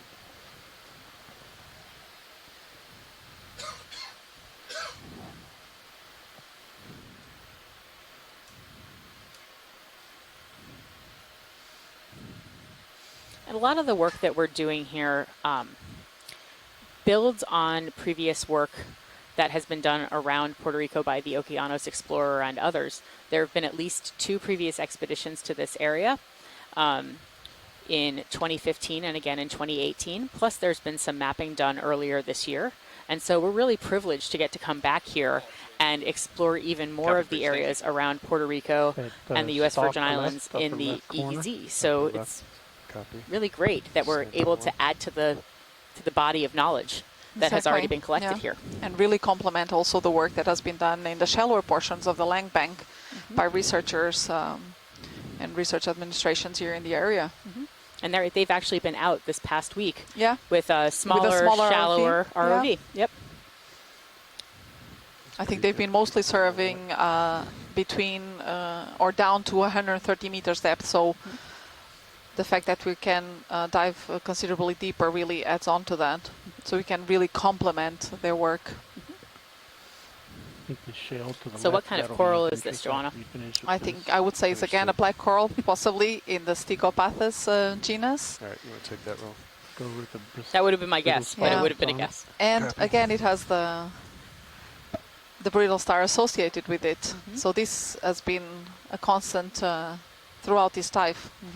Whenever we've been seeing these Stichopathus corals, they always have one of these brittle stars associated.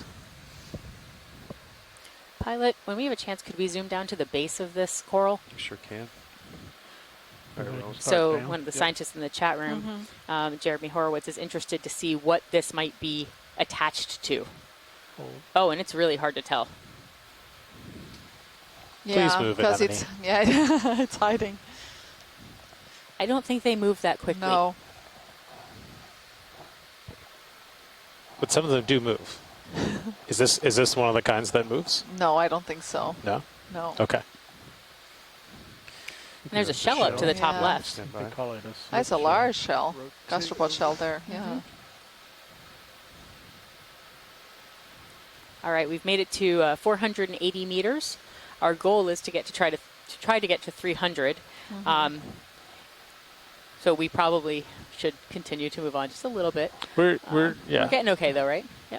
Our OV nav says we're on track for that. Excellent. So. And so then the temperature is 13.7 degrees Celsius. So it has been getting warmer as we've been going up, which is not surprising at all. No, not at all. Do it right. Yep.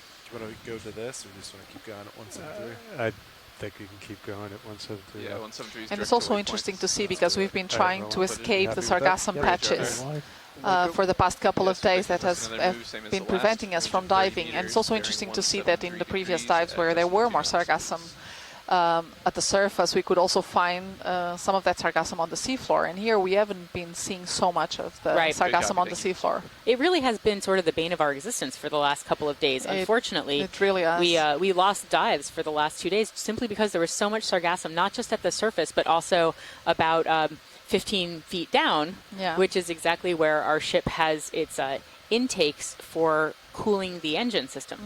And the strainers that keep the weird stuff out have been getting clogged with sargassum. So it's been a little bit of an operational challenge at this time in and around Puerto Rico and the U.S. Virgin Islands. Yeah. So for some reason, it seems that you're in an area where we're finding less of that sargassum, which has been great because it really allowed us, enabled us to dive.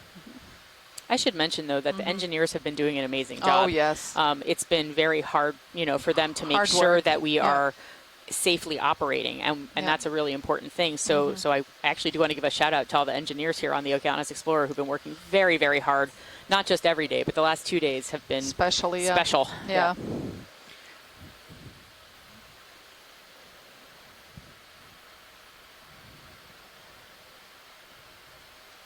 What is that? You go, Deb. Rock or sponge? Not a rock.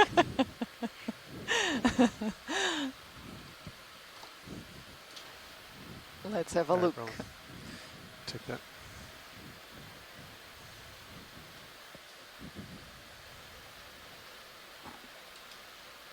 Oh, and actually,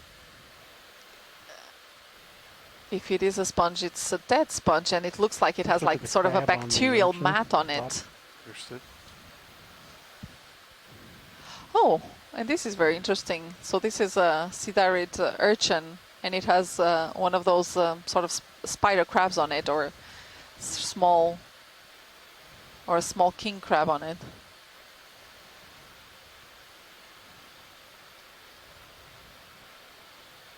From a distance, it looked like just some extra spines on the urchin. I was going to say, but it looks like another urchin sitting on top of an urchin, but no.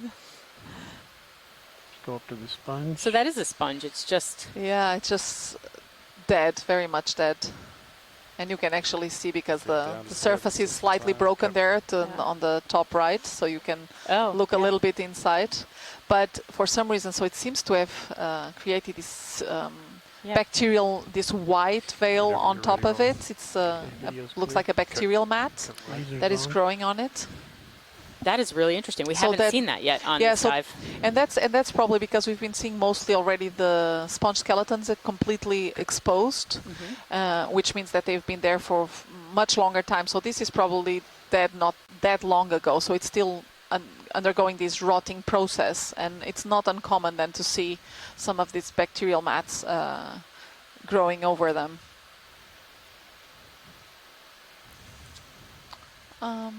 Is that one of those urchins again? Possibly there at the lower right, but seem dead. I don't know. It's amazing to me that, you know, from the distance we are right now, you think, oh, there's not much on the seafloor. And then as soon as you zoom in, there's so much to see. Yeah, and we shouldn't forget of all the small, you know, infauna that lives in the sediment as well. But that largely goes unnoticed unless we do some sediment cores and bring those into the lab, you know, and see all that sediment and look at all the diversity that lives within it.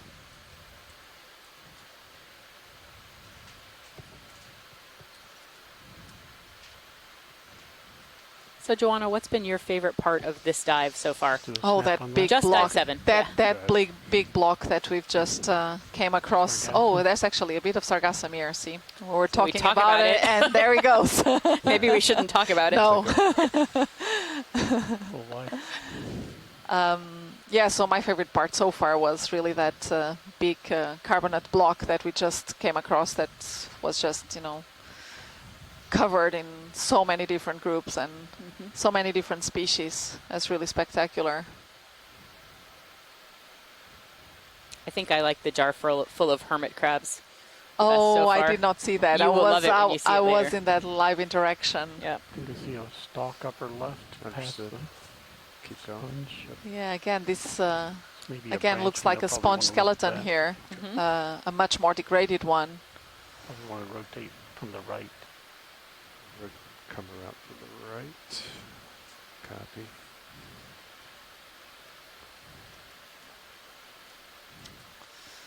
And I think there's another coral here coming into view.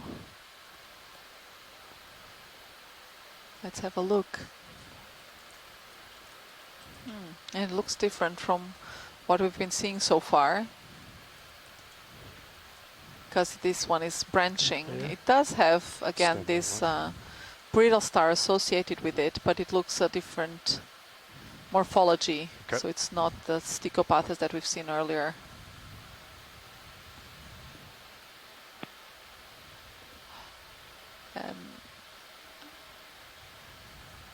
Also, the brittle star actually looks different. I was so thinking it has the same this, thing. yes, it has these Copy, Bridge. Thank you. stripes all along its arms. Move complete pilots. So one of our scientists in the chat room mentioned Yes, that's a it's soft coral. coral, so a different group. Plexaurid? Plexaurid. Light 30%. Bugs at 30. Oh, look at how it's uncoiling its arm. Look at that. Sure. Full screen. Thank you. Yeah, brittle star is so look at cool. that, yeah. Because it's so stripy. Doing great. And there's something else actually there with very... Bottom. Some sort of a crab there. It has very long With legs. very long legs. Could it be a sea spider? I don't really know No, what those are. no, it They doesn't just look weird like. me out. No, it doesn't look like. So, yeah, it's some sort of a squat lobster, but I've never seen them with these long arms like that. So we're getting an identification really, of an really asteroschema for the brittle star with the stripes Oh, called the snake asteroschema. star. Okay. And a chirostylid Oh, the crab. snake star. That's a chirostylid crab. All right, we'll let that go. And then perhaps a dendro Branchia. Yeah. Maybe it's 6-0, but yeah. should be able to get So that was out a good push find. twice. Asteroschema. Let's do it. Nice Nav. Bridge, RV now. The snake star. Yeah, it really Another looked a moon little bit signal. like those arms. Range And with 30 those meters, rings. bearing Very 73 stripy. degrees Yeah. at decimal 2 knots.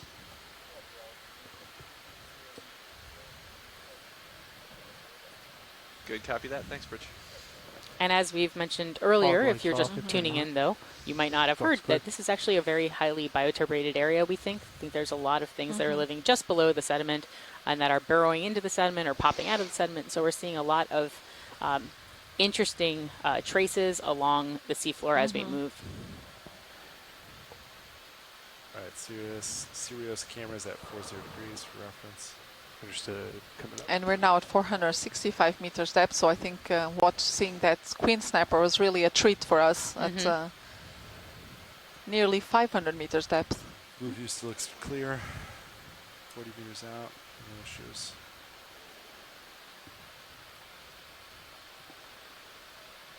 Stock here rolling.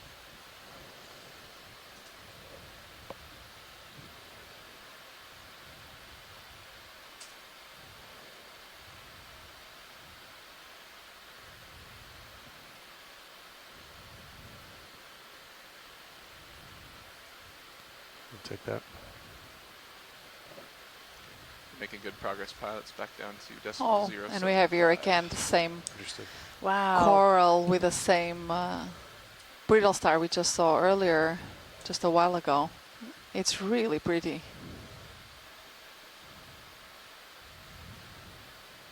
That is amazing. So a snake star, huh? Might be my new favorite.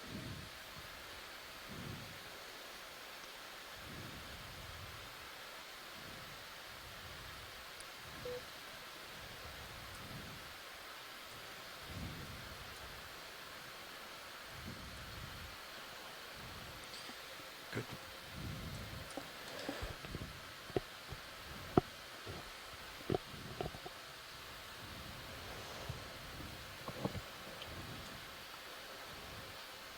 And you know, as we go through our dives, it really makes me think a little bit about the parallels with what we've been finding earlier on this expedition up in the Azores Plateau and the Mid-Atlantic Ridge, because this is actually a very interesting area where in such a short distance from shore you have all sorts of deep sea ecosystems, you know, from tropical reefs to canyons, seamounts, and even what's the deepest oceanic trench that there is in the Atlantic here, the Puerto Rico Trench.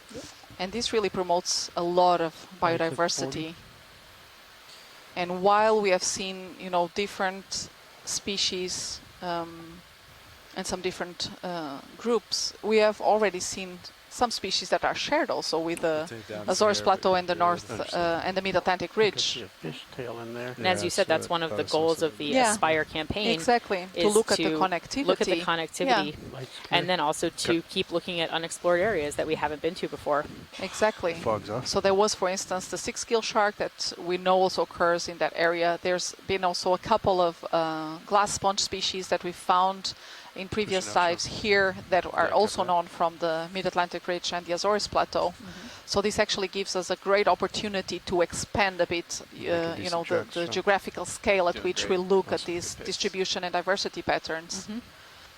And it's quite common that when we're focusing on species that occur in the Mid-Atlantic Ridge, we tend to compare a lot with the fauna from the European margin. I don't see much on that, Roland. We'll let it go. But also now seeing what we've been finding on these dives really puts it in a larger perspective, an all Atlantic, all North Atlantic perspective. Yep.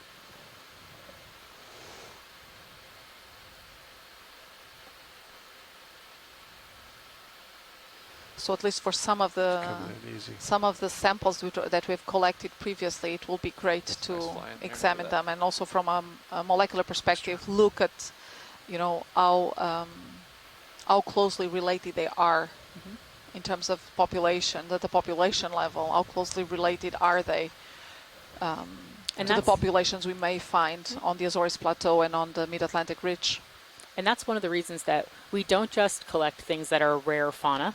Exactly. We often collect things that are actually characteristic of the site, or sometimes we collect things just because we know or think that there may be an opportunity for connectivity. Exactly. I'll note that we're not sampling on this particular dive today because we are within the 12 nautical mile limit.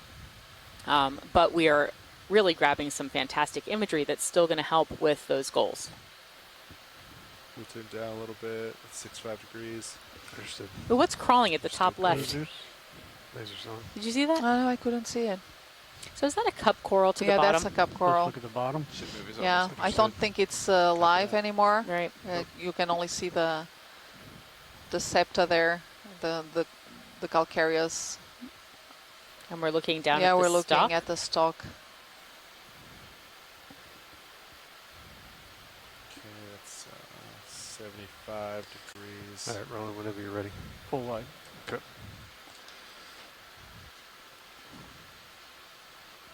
All right, coming up, Sean. Copy that. Fog's off. Good copy, Bridge. Thank you.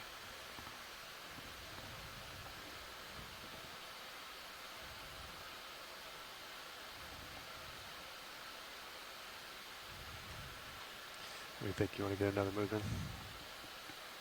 Let's do it. Roger that. In work. Same as the last. Yep. Bridge RV now. Yet another move request. Same as the last, please. Range 30 meters. Bearing 173 degrees at decimal 2 knots. Fish straight ahead. Yep. Take it. You got it. Thank you. And so for those that might be joining us just now, we are here on our 7th dive of this EX2206 voyage to the Reach campaign. Lasers if we can. Lasers on. And we are today we are Got that guy way out characterizing the Lang Bank. So this is a large bank located just 9 nautical miles to the northeast of St. Croix Island. And we're doing our dive ascending the north slope of the Lang Bank, roughly between 750 and 300 meters depth. This area is particularly important as a spawning area for a number of commercial fish species, especially in the shallowest portions of the bank. And what we're doing is trying to characterize the habitat and the benthic and fish communities that occur in the deeper portions of the bank. So we've already seen a number of fish species, but also corals and sponges, certainly a large diversity of echinoderms, both sea stars, brittle stars, sea urchins, and crinoids, which are actually now showing here in front of us. Stalked crinoid? Yes, a stalked crinoid. What's to the left of the stalked crinoid? All right, well. Let's have a look there. So we've seen 2 like this before. Yes, so these are the ones that Chris was referring to as, you know, being predated upon by cedroid urchins. There is not one in sight, so he's safe for now. What I find amazing is how long sometimes these predations take. On one of our earlier dives, I believe a cookie star was eating a sponge, and the idea was it could have been doing that for months at a time. Weeks or months.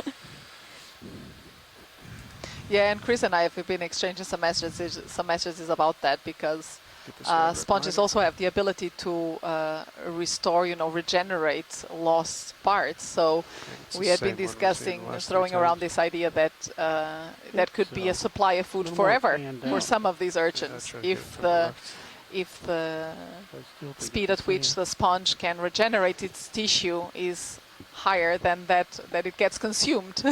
So you would have like a continuous supply to the urchin or to the sea star. It's just a wild idea.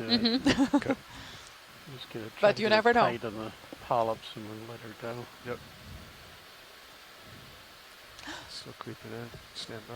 Deb, it seems that we missed a queen snapper going by. A queen snapper? I saw a silvery fish. Okay. But I did not see what I thought was a queen snapper, but maybe we just didn't see it. All right.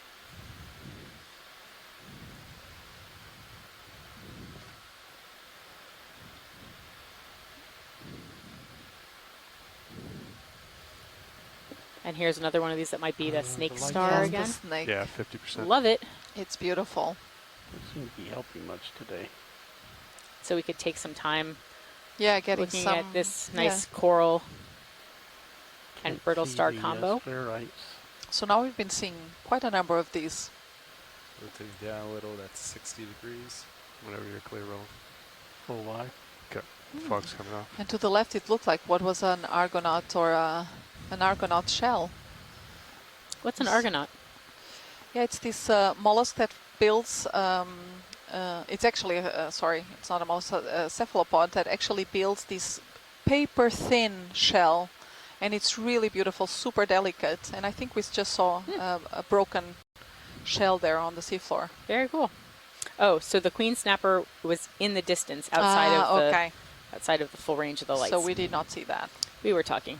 We apologize. There's a fuzzy coral bottom left. Yeah, there is another coral here.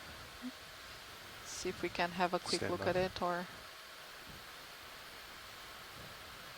sometimes they're so difficult just to see against this. Well, against the carbonate, certainly. Yeah. Especially if they're not like bright colored. So far, I'm a little surprised. I really thought we would have seen more fish by this time. Ooh. Extreme close-up. This is different. I wonder if this is a chrysogorgid coral. I understand that you guys had seen one while I was away on my live interaction, but so I'm not sure if it was the same thing or not. That on top. I'm not sure. Right here, so just a little bit longer. Ship should be stopping soon now. Okay. Whenever you're ready, roll. Clear. Okay. Let it go. Lights off.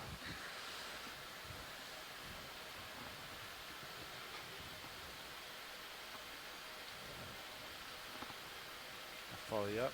Coming up.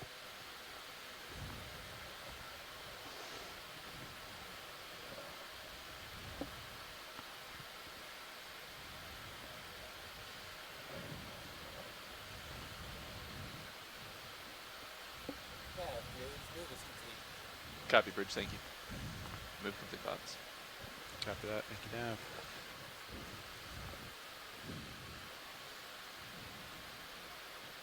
You want another one? So they did think that was a chrysogorgid. Yep. Oh, it was. I'll put it in. Camera's at 50 degrees. Understood. Pushing up. Bridge, RB nav. Another ship move, please. We'll do another 30 meters range, bearing 173 degrees at decimal 2 knots.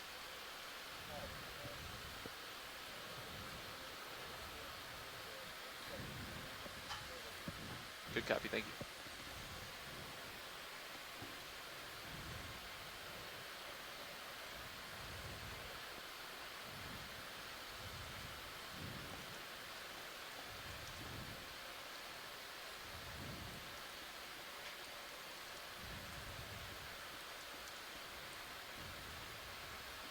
Sea star.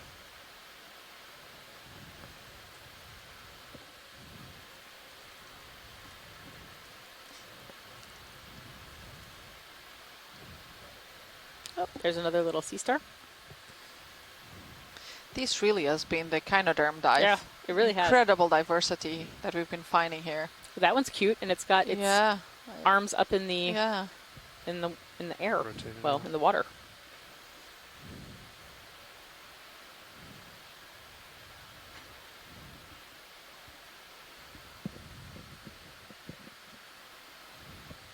Wonder if this is want one of those pause? goniasterid That's good. Okay. sea stars. It has very long tube feet. Yeah, it does.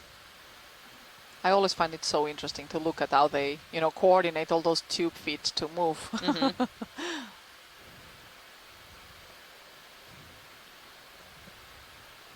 Lasers. Lasers on.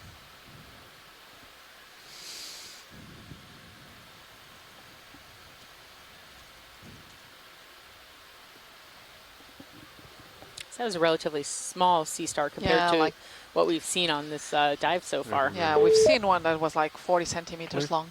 Hey. Hi, Chris. This is Chris Ma again. Sorry. So this is, you're correct. This is a goniasterid. This is called Anthenoides pierci. And one of the reasons I called in is mainly because I've been studying this animal for years. There are multiple species in the Pacific. And I don't think I've ever seen a live one on the Atlantic side. Oh, wow. I don't think I've ever seen a live one on the Pacific side either. So, I'm really I think there were a couple of pictures from early Johnson Sea Link dives, but this is the first time I've ever actually seen one, actually in situ myself. I mean, obviously I'm not on the ship, and I'm seeing it with everybody else, but I'm just overjoyed to actually see one alive, and to see what color it is, which is another, for me, quite a. I mean, there's a whole bunch of, I don't know what you call them, classic species. You know how when you're enmeshed in something, and there's like everybody says, oh, there's all these species, and this is the classic fauna of this area. So you have to at least see one of these. And so I've been working with the tropical Atlantic sea star fauna ever since I got to the Smithsonian, but even before that. And so this is the things that we've been seeing today are some of like the classics. The things that are, if you study Atlantic echinoderms, some of these species are among the this is what characterizes the Atlantic fauna. So Nymphastra arenatus, Anthenoides pearsi, Coronaster briareus, Conolampus, these were all things that I used to know only from plates in a book and dead specimens and and things like that. And I'm learning so much about the brittle stars, sometimes frustratingly so. Well, for example, that Astroschema, that snake star. There are, I think, 3 species known from the Puerto Rico area. Okay. And I mean, they're difficult to say the least. Okay. They're really hard to tell apart because of various factors. So anyway, I just wanted to call in and just proclaim my love for Anthenoides pearsi. Excellent. And it's been a banner day for echinoderms. Excellent. So thanks so much. Thank you. Really happy to be able to bring this joy to you. And to us. Even if we're not collecting it. I mean, it's kind of weird. Yeah. Well, it's kind of weird, because I almost don't want to collect any of these because we have representatives of all of these species in the collection already and from Puerto Rico. But the video footage of seeing them alive is just priceless. Yeah, it really adds on it's amazing, a lot. a valuable thing for me. Brilliant. So, I just yeah, so I'm very thankful and to everybody, and I'm glad that we're in the water today. So and for this is just an incidental too. I've been pursuing that snail that was seen on that stock crinoid with the proboscis over the anus, and it turns out that the snail is quite rare. We know what it is, but it is quite rare, and we're tracking it down, and the video footage might be surprisingly novel. So that's excellent. lots of fun discoveries today. I'll send more as I know more for sure. Anyway, thank you. Excellent. Thank you, Chris. Thank you so much Thank you, for Chris. sharing the knowledge with all of us and with all of those that are following us. Very all over the world. Swimmer here rolling on the Good left copy. side of Thanks, this Rich. rock. Thank you. Bye-bye.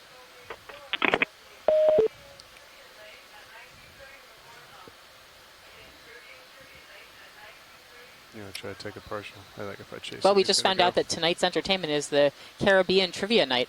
Oh, okay. Ooh, look at this little fish. Oh, look at this little fish. And the little crab. And a little crab there in the back.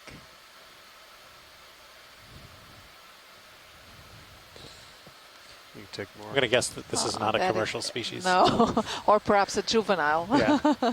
Actually, it looks like a very small slime head. Could that be? Could it be? It sort of has like this slime head look to it. Could this be a juvenile slime head? That is what Michelle is saying in the chat room. Is she? Mm-hmm. Oh, yes, it is. Good on light. It's just that the mouth and the eye looks a little grumpy. It does look a little grumpy. But also, look at the sediment that it's in front of. It's so, it's amazing. You can really see that the coral rubble and all that biogenic sediment that is behind the fish. And so seeing these at these steps is actually very interesting because sometimes several species actually have their nursing areas and spawning areas in deeper water, and then the juveniles are, sort of reared there in the in deeper areas, and then the adults move further up in the water column. And so we're just taking a close zoom at this rock, which has a beautiful encrusting sponge, or several.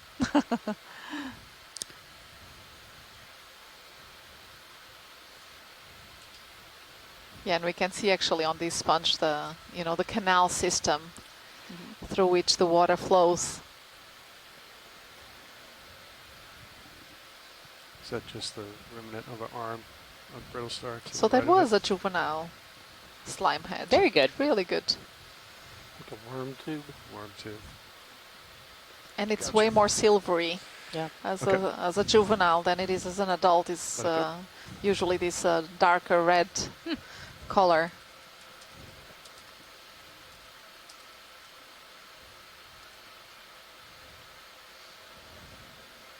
I like how we're just seeing these isolated little rocky outcrops. Sort of there's a rock here and a rock there. Most of the time we see something living on them. It's quite interesting. Upper right, I got one on front left here. I'll grab that one. We did come across a while ago, I think, what seemed to be a fishing line. And we were just talking about that in the chat, that generally when we see fishing line, there's a danger of entanglement for the ROV.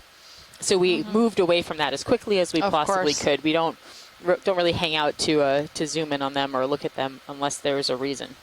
And so the idea was to try to get out of the area where the fishing line was. Here's another small rock. Yeah, and so this shows us, that we should also look under these small rocks. Sometimes the small juvenile fish will actually seek shelter there. So perhaps we can see some more of those. We've got a nice sea urchin to the bottom left. You want the crinoid or the urchin? Urchin. Urchin. Since it's running so fast. We're looking. And some more of these it's walking. crinoids. Oh yeah, the urchin is walking. Yeah. So that is the one that you were talking about earlier on, that some of the spines looked like they were Q-tips, right? Look at that. I'm not sure. No?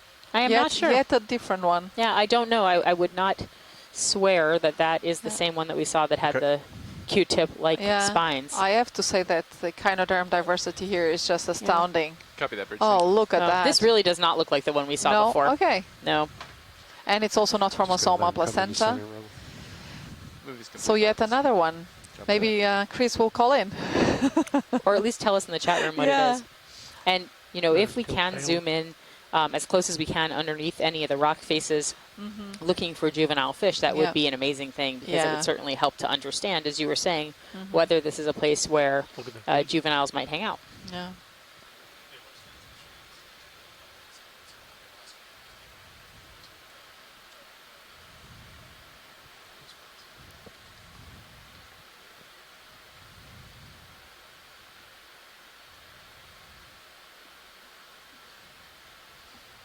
Full screen.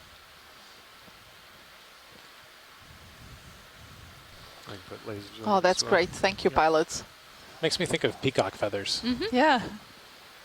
And so this one is roughly 10 centimeters long. So it's another echinotherid, which we did see before.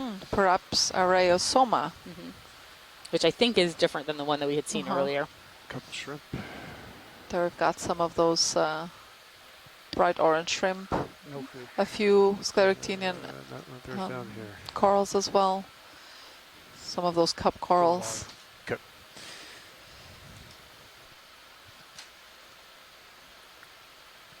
And so now maybe we'll zoom in a little bit on those crinoids.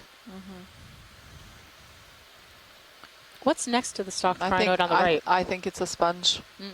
Just going to creep in nice and slow. And this could be, it seems from a distance, it could be actually one of those rock sponges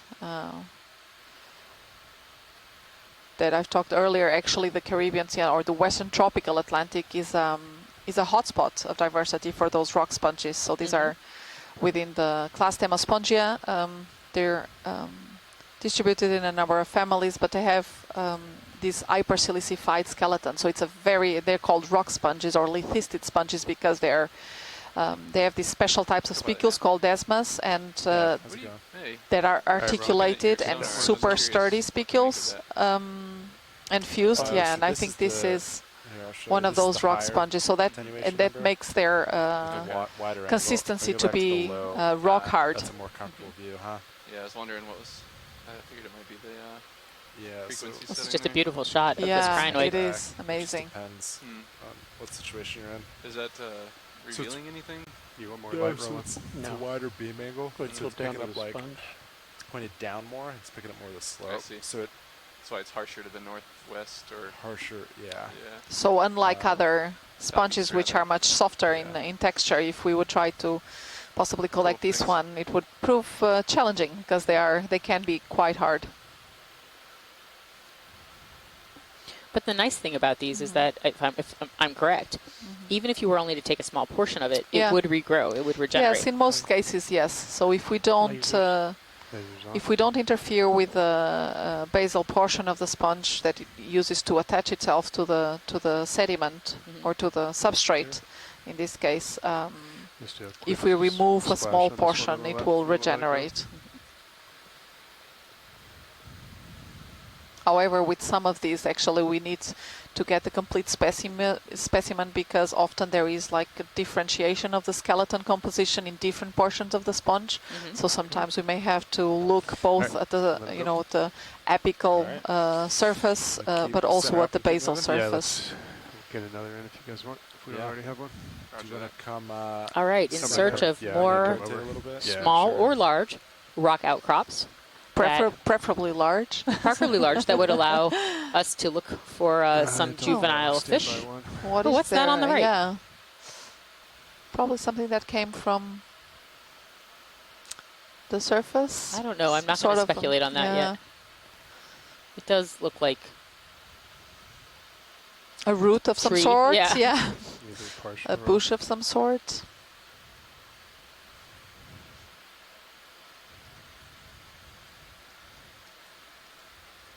I wonder if it could be actually be also some sort of a coral skeleton, but it's very degraded now.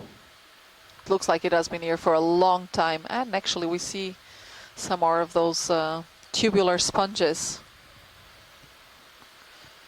that we've also seen on the sediment earlier on. All right, we'll let that go. All right. Off we go. Coming back to center, Sean. Copy that. And then once we're centered up, you just want to do 173 again? Yeah.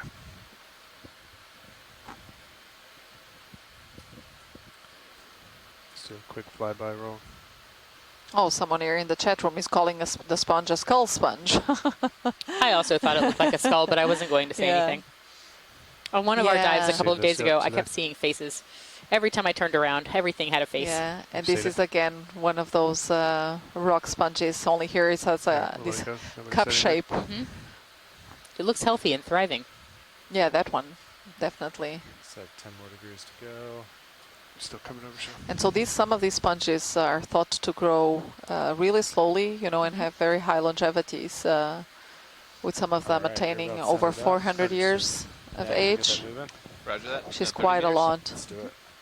Inward. Something orange, yeah. That guy made the trail. Yes, we'd like another Urchin. ship move, please. Range of 30 meters. Yes, urchin. Why, yes. Oh, wow. What is that? But I'm not sure it's... Hang on, we'll try to get back to it in a minute. Good, copy, thanks. What is the genus of the There are rock several, sponges? actually. So several families and several genera. And those are the lithistid sponges? Yes. Okay, so now we're investigating. Group. Yep, so now we're investigating this have a look at orangish thing that we think is an urchin. Okay, roll. Hope someone's keeping account of all the different urchins that there are. Oh, wow. We have not seen this one before. No. Oh, and it is alive. And it's carrying quite a bit of debris on top of it. Yeah. Of himself. I wonder why. I would say camouflage, but we always use that as a as a possibility, right? I think he just doesn't have any arms to wipe it off.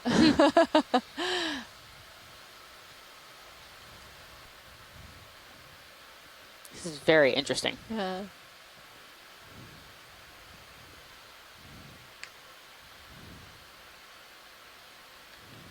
Okay, good. Lasers on.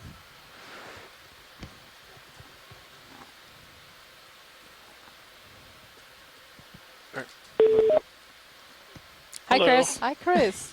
Fog's off. So I am going to correct both of you because we have seen this multiple times today, but never a live one. Oh. This one, and I'm going to correct myself about the prior 3 that we saw, but that was a definite living Conolampus. And, okay. So I don't know if you noticed it, but if we were to look at that again, there's actually a track right behind it, and so that's the kind of thing that's reminiscent of Conolampus when it's alive. It leaves this meandering kind of maze-like trail behind it in the sediment.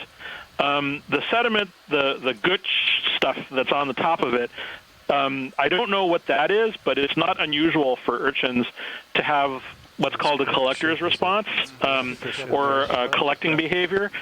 Typically, we tend to see it only in shallow urchins, which they collect materials on the spines to protect against UV light. But down here, that's obviously not as much of an issue. So it could be to, conceal from a smelling point of view from predators, or it could just be material that accumulates on the surface. That's and great. they just kind of let them build up incidentally. Thanks, Chris. So we finally found the living one. Yeah. Yep. That's excellent. We're going to turn now to the rock we just found because we are expecting to see a lot here. But thanks, Chris. Yeah, and we're watching what we're seeing here now. I'm seeing another urchin. And we're seeing here now a glass sponge. I think we've seen this species before. It's about what? And a roughy. Yeah, there's several fish that are in this, right so underneath. Yeah. Pilots, I think it would be great if we could look for all the fish. Yeah. Let's have a look at the fish first. We're curious if you want to spend some time on this rock. If so, we might bring the ship to an easy stop. I think that would be a wonderful idea. Yeah. I think we will want. I think we're going to try to image all the things that we see at this rock because we are already seeing a high level of diversity. We are seeing the crinoids, we're seeing sponges, but most of all, we've seen at least 4 fish so far. So we do want to image them as possible. So this one is that we're seeing now here to the lower right is the adult, possibly an adult of the species we saw earlier as a juvenile. So that's the Darwin slime head. And they just keep going up or left. Understood. And there's also these smaller fish. These ones I'm not quite sure what they may be, but there's a number of them. So possibly again juveniles of another species. Plenty of little fish. But I think we've seen earlier also some other silvery one. I think there's actually one there further back. Oh, and an hermit crab going for a walk. So that's the slime head, or is it the roughy again? Yeah, that's the roughy slime head. Yep. And those are the same name. The Darwin slime head. This one. Take a look at the rocks, though, while we're also looking at that fish. There's plenty of those olopus. Yeah. And no, I actually meant the rock itself. It's filled with fossils, and it's such an interesting shape. It's really weird looking. Yeah, it really is. But every time we zoom in on the rock, you can see fossil coral, and it's really quite interesting. Yeah, it has a very unusual shape, though. Yes, this rock. It's weird. Oh, I wonder what that tiny little fish is that just went by.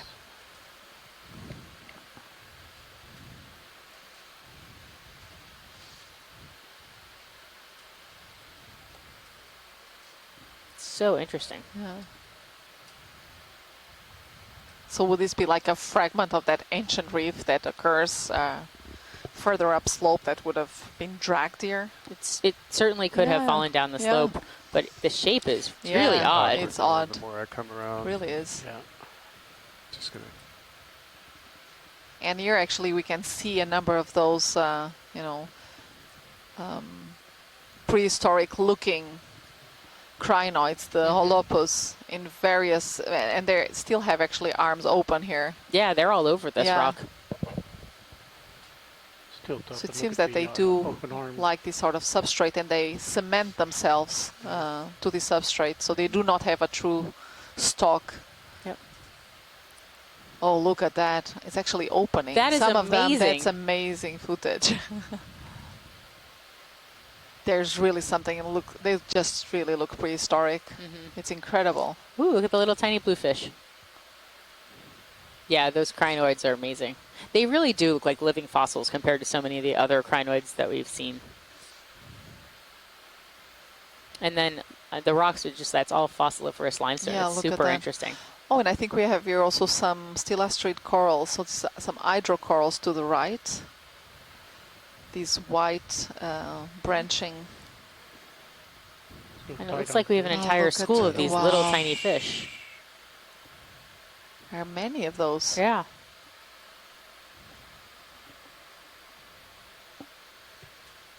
Interesting place to hide. Not hiding a lot, but no, just did not work. No.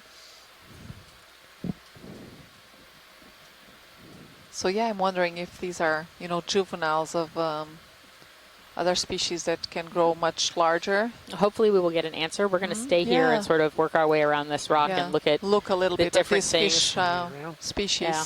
Okay. Because there's so many things to see here. See something crawling on the bottom of the rock. Hand it Right out. inside. Let's have a look upper there. Right corner. Upper right corner. Oh, it's a shrimp. Yeah. On the bottom of it. You want him? Yeah. Looks like it's feeding. It's coming around easy. Oh. Oh, that's a funny. It's a funny shrimp. Almost looks like it has a horn. And so while central horn. while we're looking at all these amazing things on this outcrop, I think we have about 2 more hours left in our dive, and only about 100 meters to go. So we've been making really excellent progress thanks to our fantastic ROV pilots. And so we've really had a chance to stop and look and enjoy, I think I'm gonna but come still, around to the left, Roland. you know, It's keep gonna be a little keep easier making the progress that we need to make. So it's been really fantastic. Made a maneuver. Let's see if we see some more This is fish just back amazing with all these crinoids on it. And those cryptalia, possibly. Those hydrocorals. It's overhanging, isn't I it? wonder if this rock was once subaerially exposed. I wonder if it was once above, you know, above the waterline. It's such a strange shape. Yeah. Looks like there's a fish back there, Roll. Oh, there's another. Come around. Hey, he's another fish tucked here up coming inside. into I'm gonna try to view. Come around to the left side. See if we can see better inside that. There's also a large anemone there to the upper left. bottom right. Yeah, I was down inside of Wow. that one on the left.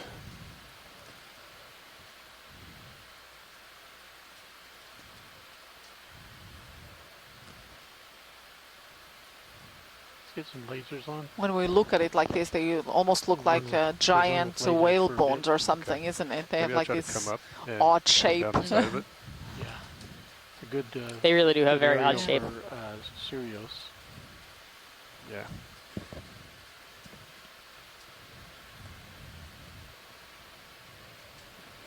Just mind my brow there. Co-pilot, we good for a zoom on Sirius? Pilot, you good with that? Yeah. All right, let me Think set so. it up real quick video.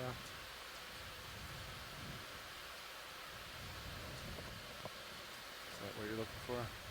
Science, we got a good aerial view from Sirius, stream 2. Oh, look at so many small fish there Push into at the fish. center. Oh, yeah.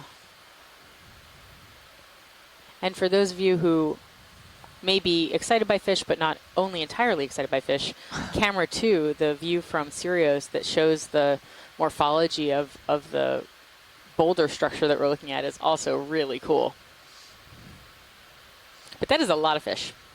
I wish we knew what kinds of fish they were.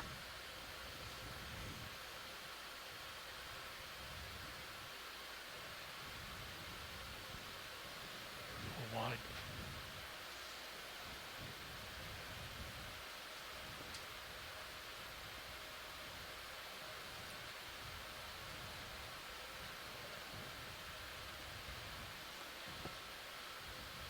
Fog lights on. They sure are. I'm gonna back out a little bit, rotate up.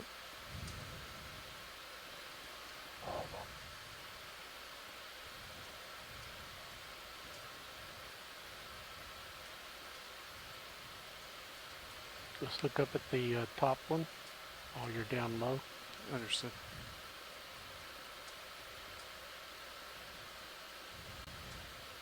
Want to feel the screen?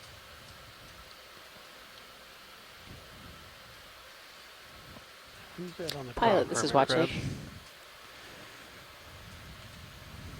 Let's go for Hermit.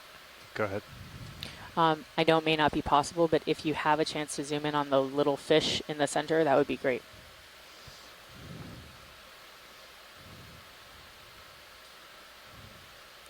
Ooh, what is that?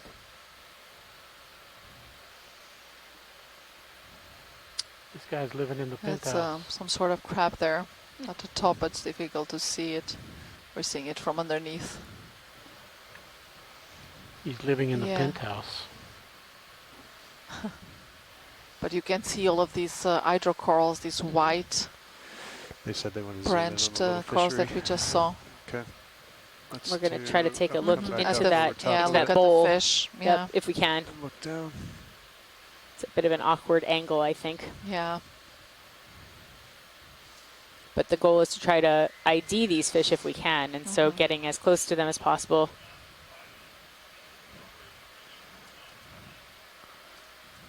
It'll be helpful to be able to zoom in as much as we can and maybe potentially get an ID.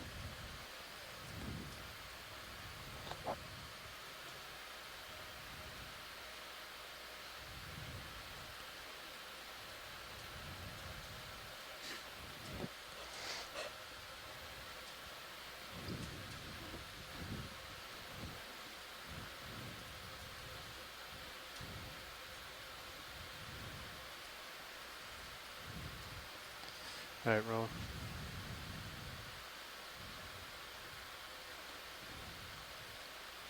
Oh wow, look at that zoom. Yeah, wow. There's some more coming into view. I'm just slowly rotating to the left. And that's max zoom down for me. Yeah, and we see also some. We get one center frame. We also see some encrusting sponges and a small glass sponge there. But let's, yeah, try to focus a little bit now on the fish. They all I mean, kind of and look the- like they're the same. Yeah, and I mean, and these are really tiny. Could They're we like put the one- lasers on? Or are we They're already on? They might be Lasers are even on. on. Pretty small. These are probably, I don't know, 3 centimeters or so. There you go, there are the lasers. So Yeah, they're yeah, really you're small. right. They're 3 to 4 centimeters. Yeah. Really tiny.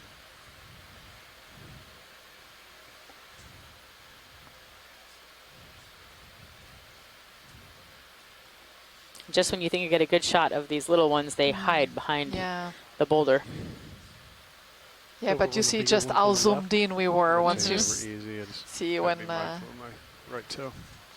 when our videographers just zoom out. Oh, look at the, oh, interesting. What are we looking at? The fish, how they were circling? All right, go ahead, take that Circling, like in a position. Going to the group. That's Yep. very interesting. Oh, and some of them are probably just 2 centimeters, one. Look at that. Do we want to take a water sample here? Or We're now on our Yeah. 3rd water sample, right? We've So already we did taken that, so it would be the 4th one. it's up to you. We've got, what, 2 hours left of our dive?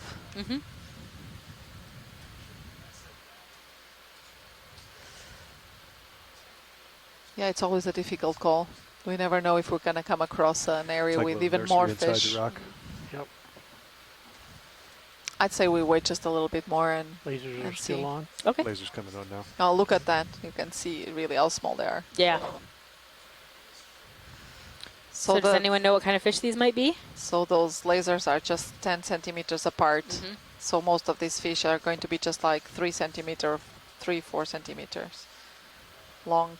There's a few that are bigger, but not many.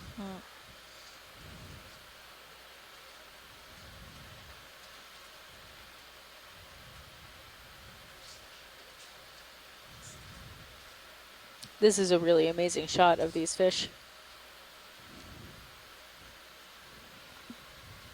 I would love to know what they are. Okay. All right, I think we'll let Todd swap in here. Thank you. Let's Thank you, go full pilots. wide. That's great. That was amazing. And really, again, you know, the camera that's on the Deep Discover ROV is really amazing. It can zoom at 18 times, and so you can see these details on these tiny creatures. And it's incredibly helpful for IDing. It's incredibly helpful to understand what the structural morphology of the biota is. It's also very helpful for the same things for the rocks when we get to zoom in and see what is in that biogenic sediment, what's on that rock. It's so helpful. Oh, and so now we're zooming in on the rock. We have a little squat lobster walking sideways, and a couple of sponges there in the center, encrusting ones. One is actually it's a very pretty blue color, but these are really, really difficult or nearly impossible to identify just from images. Right, and the tiny crinoid, the holopus at the top. Yeah, look at that. That's a small one, completely closed. Also, look at the rock. If I squint my eyes enough, I might be able to tell you that I think that there are some horizontal striations that are coming down. We can actually see that. Yeah, so I see that. Do you see that? Yeah, I see that as well. And that may be some layering that, you know, was when it was originally laid down, because we know that this is not in place. This is not where it originally was. So the fact that we have these dipping lineaments may have helped to discuss maybe where it came from. Very cool, though. Yeah. And some more of those hydrocorals, really pretty. They are possibly in the genus Crypthelia. And that's, again, a genus that we have found on the Mid-Atlantic region on the Azores Plateau, even though these could be different species. So it's good to see some of these commonalities between such distant areas. Right. You said Crypthelia? Yeah. Doesn't crypt mean like hidden or unknown? Yeah, that's what it means. So why is that called Crypthelia then? I'm not sure. I don't know if it's because of the polyps that are sort of hiding inside those sort of capsules that they have towards one of the sides of the colony. So maybe that's the reason. But I would have to look it up. I was just wondering. So quite often, but you're right. I mean, quite often the names of species or genera are attributed on the basis of some morphological characteristic that they have. We are so lucky to have seen this today. It's just so cool. Yeah, it's really interesting. And so what we've been seeing is that the outcrops are still few and far between, and they are probably out of place. They probably have, you know, tumbled down from somewhere else, but they provide such important places for the biota to thrive. I do like this one a lot. If we were allowed to sample, I'd ask to take this home. What was that pink fish that was in the bottom corner? It was very fast. Not sure that was a queen snapper again. If it was, it had slightly different coloration. It was not just that sort of red. Can we zoom to that surface? Which surface, Roman? Wow. Center screen. Go ahead. I'm just going to float it. Yeah, and here you see again, that's what you were talking about, these sort of layers. And in sedimentary rock, which is what we're looking at, generally layers are laid down mostly horizontally. So we can pretty confidently say that this rock is not in place because this isn't how it would have formed when we look at it. And it is just completely crusted over with stuff. Watch leads. We have finished our watch change, and I know we have some ground to cover. Are we finished looking at this feature? Yes, we are. Okay. I think we can move.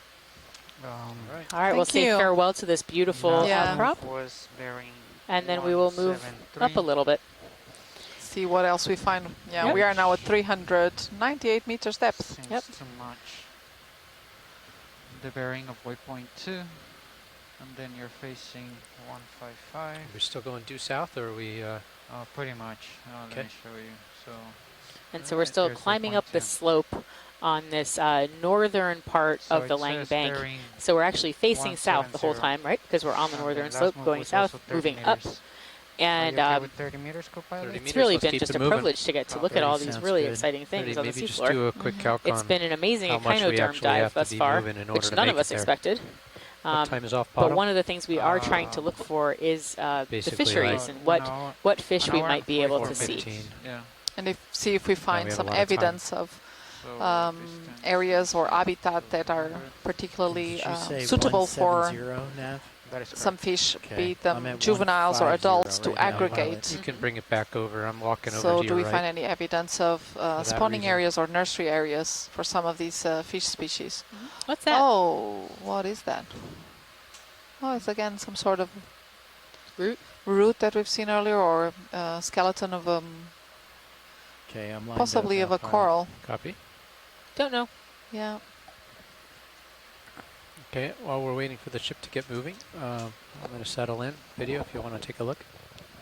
Okay, so we should definitely get there at decimal 2 knots. You have to keep an average of decimal 2. Is there a coral wrapped around we should this? definitely get there. In the bottom center? There's a see the light colored? There is. Oh, yes, there is. 0.06 Oh, average. these look okay. actually So like let's make 0.2 knot Coreomorphas. Yep. bumps. What is Coreomorphus? So this just is we need to be a moving, really interesting more- group. We've a seen little them less than earlier, but not 50% in of the these time at that densities. speed. Yep. Let me just have a look here at my notes, actually, because I think we've seen these earlier. Are those the solitary hydroids?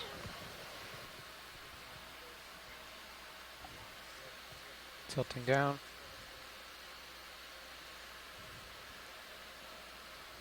So Coreomorpha. Yeah, it really looks like that.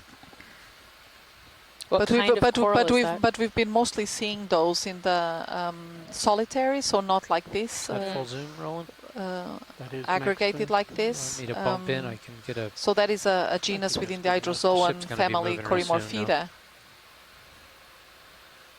I don't remember seeing something like this before. We saw a Lasers couple on? of them isolated, and they were pinkish Lasers are on. in a previous dive.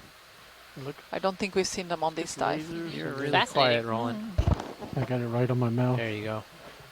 Let's go lower left. There's a different type of white thing on the branches. Straight left. So everybody in the chat room agrees. Yeah, and here I think we have possibly some zoanthids, some very small zoanthids. Ooh. Okay, I think I'm moving now, but you've got plenty of time, pilot. Copy that. Let's go back to the base. Okay.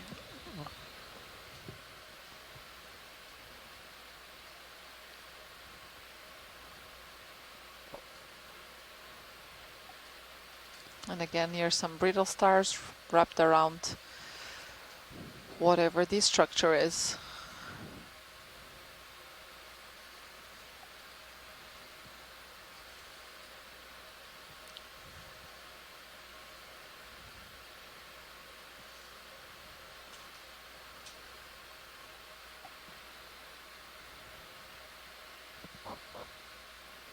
Okay. We've really seen many, many different Probably types time of for me to start echinoderms moving. throughout this We dive. really It's, have. it's amazing. And they're just so cool. So, I mean, Yeah.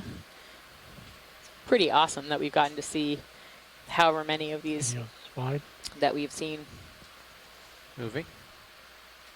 I think the snake star might still be my favorite, though. I think so too. I agree. But the Conolampus has such an interesting story behind it. Yeah. And the sort of the traces it makes on the seafloor. There's again here some more of these dark red urchins that we've seen earlier. Or maybe these are yet different. These might be the ones that have actually. the puffy, inflated... Oh no, these are not urchins, these are anemones. Yeah, those are anemones. They're too From- wavy. Yeah. From a distance, they look like the spines. We talk about echinoderms, we Gosh, think they are yeah. echinoderms.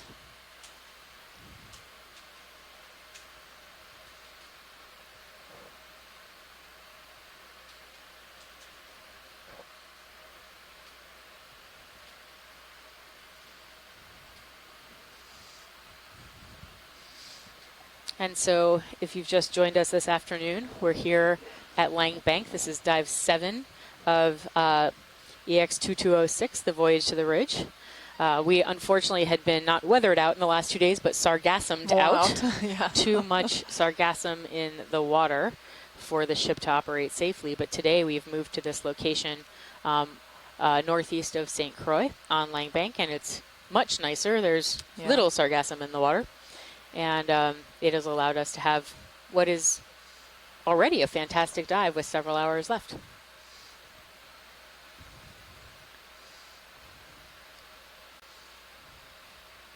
And we've been mostly doing a transect on the northern wall of the Lang Bank.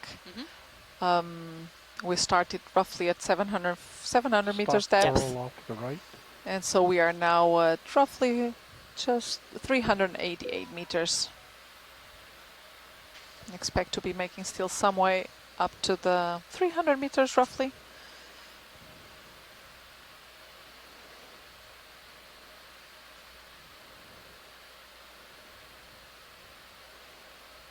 Yeah, and we see here actually another one of these glass sponges that we saw earlier, possibly in the family of Rosalidae. Look at this block. There? You can tell it's completely out of place. It's just a chunk of It's rock just that's come tumbled tumbling down and is resting on another rock, but perhaps right underneath that block might be a fish. Yeah, let's have a look at what's underneath it. Pilots, could we zoom in on that? I think we see a Go ahead in. caudal fin there. Yeah, yes we do. And it's hiding. I was going to say, I hope you can identify it from that. I can't. Would be great if we would turn around. And to the right of it, actually, we see a tetractinellid sponge, a very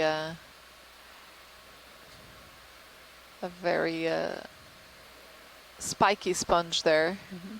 See if we can trying see to his see, head. maybe we can see it there from different angle. That fish has got the right idea. Oh, there's there's actually two fish. There's more. Yeah. Good eye, pilot. Yeah, we do see the eye there.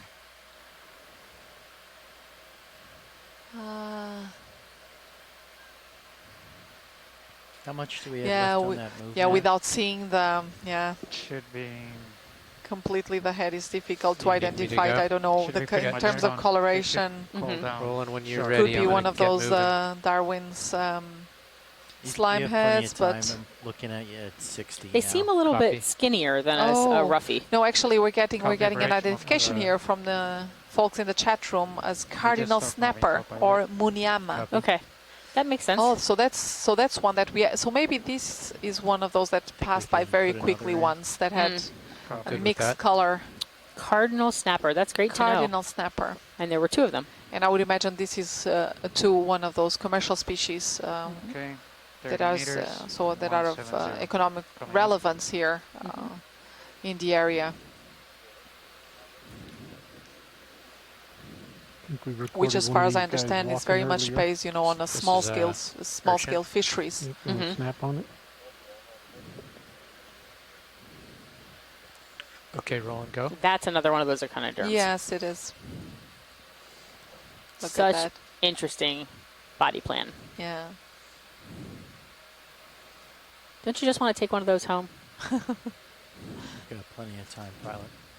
I don't think you would be happy. Probably not. Plus, we can't sample today. So, probably a good choice to leave them on the We got seafloor all, good video all the of way that around. walking earlier. Look at the brittle star, the Yeah, stripe brittle pattern. star's good. Is that again one of those snake stars, brittle stars? It looks like it, but it's a different color. It's a different color. Yeah, the ones that we saw were much more like maroon and white, Yeah. and this one is more like orange and yellow. So I wonder if it's the same or if it's something different. Something different, perhaps. Again, we see here again one of these glass sponges with lots of spicules protruding out from the surface of the sponge and collecting all of that sediment. Yeah.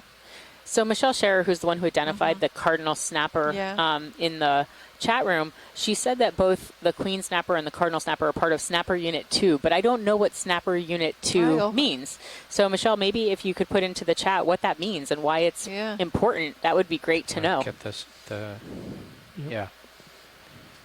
Oh, here we have a better shot also of this So that's brittle star. Yeah, so that's a management unit. The snapper unit 2 is a way to manage the fisheries. Thanks, Michelle. This does not look like, I mean, No. it's stripy Now, like the one we saw but before. It looks different color. But yeah. Yeah.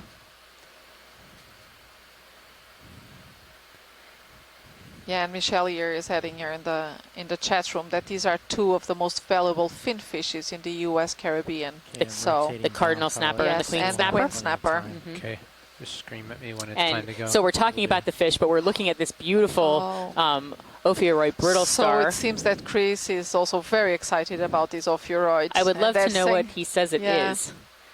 Yeah, it's quite beautiful. Video's clear. And just a reminder to all of people who are watching today, because we were within 12 nautical miles, we can't collect today. So instead what we're doing is our best to do some fantastic imagery that could be helpful. I'm looking at you at 80 Oh, we right managed now. to stump Chris Ma, our echinoderm expert. He is not entirely sure what the stripy ophiuroid is. Whoa. So it's good that we managed to get a good image of it. Mm-hmm. If Chris doesn't know what it is, it must be pretty special. Even our pilots think that if Chris doesn't know what it is, it's special. Yeah, what are we going to do? You got object center screen? Oh. And here we he's have one gonna of bark these at me very really long-stalked soon. Why don't you crinoids. snap it on this real quick, Roland? Yeah, let's have a... Ooh. Go ahead, watch lead.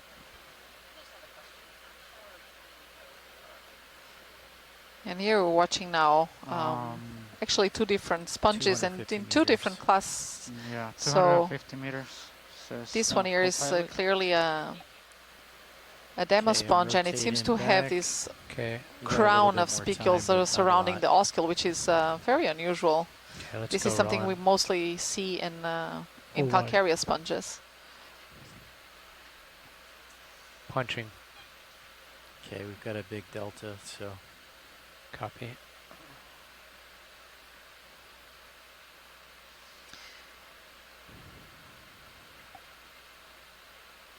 So we're trying to make here a little bit of way up slope now. forward.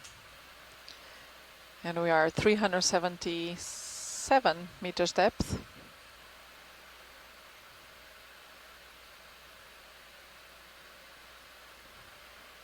Another one of those glass sponges. Oh, in a coral here to the right.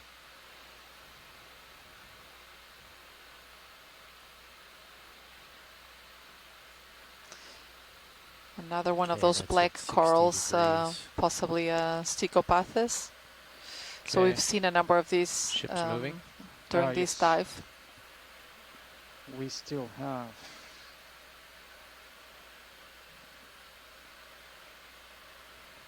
That's at 45 degrees, pilot. about 8 meters to go. Slow down a little bit.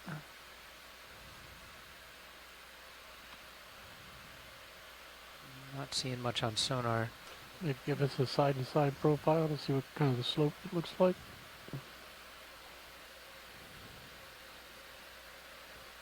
Gives you a little perspective there. And we can see actually here now, the slope of the area that we're Fuzzy coral on the left. that we're surveying. We can see here too, also to the left there is a very small white coral. Often it's very difficult actually to see them against this seafloor, this carbonate seafloor. Not sure if you'll be able to see that well, Roland, with the angle, but yeah, take a quick look. Oh yeah, we can see the... Yeah, and again it has a brittle star also associated with it. Lights up 30%. Copy bridge, move complete. Fogs are at So this is 46. a fan coral that yeah. we have seen earlier on. I'm going to bring your mains up a little bit. And has that That's mains 100%. the snake brittle star. So this seems to be a pretty tight association here. So we've been finding these two together. Good when you're good. Lasers. So that's Asteros Quite small. Schema, the brittle star. Pushing out a little bit.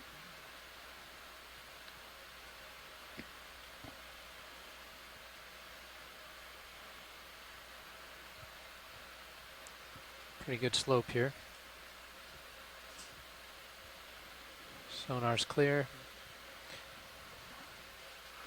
Oh, is that a stalked crino? That's a very long stalk. It is.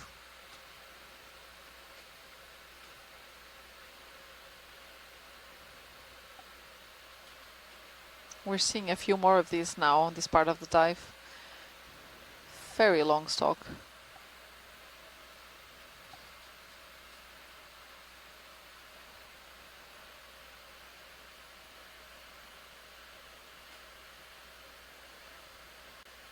Should probably get another move in. Sure.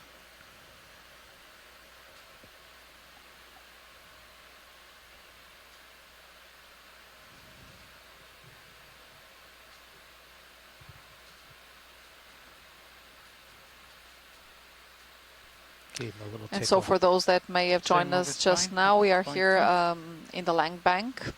30 meters. We've started our dive quite a sounds number of good. hours ago, roughly at 700 meters depth, and we've been going upslope on the north wall or north slope of the Lang Bank. And our goal is to get to approximately 300 meters depth. So we are just 9 nautical miles northeast St. Croix. The tall crinoid went off screen, right? Fish And this center. bank is a very important area where a number of commercial fish species aggregate and spawn, namely the queen snapper and cardinal snapper, of which we've already seen some individuals. Tilting Oh, down. what is this fish doing? Oh, that's interesting. It don't look so healthy. No.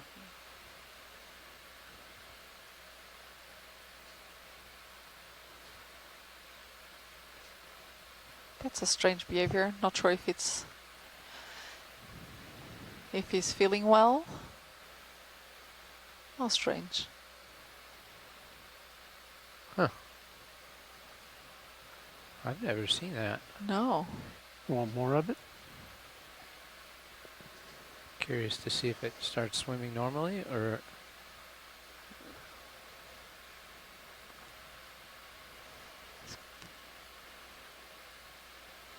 Oh, strange.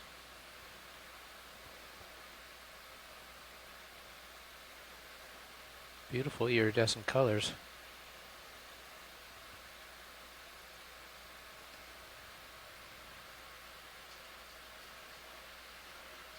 That's all. The color is fantastic, but yeah, it seems to be behaving awkward. Although what do we know about fish behavior? Maybe this is perfectly normal for him. Very flat across the But it's back. beautiful. It's very Yeah, interesting it's like that the squares top, cross-section. it's very interesting because the top is very flat, so that's a bit unusual. Checking here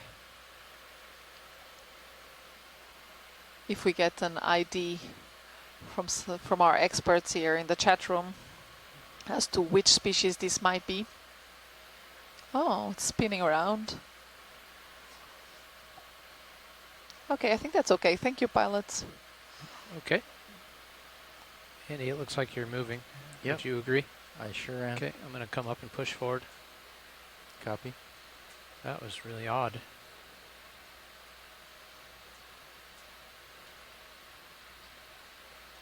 And so we've already come across a number of rocky outcrops or large carbonate boulders that have possibly come from further up in the Lang Bank.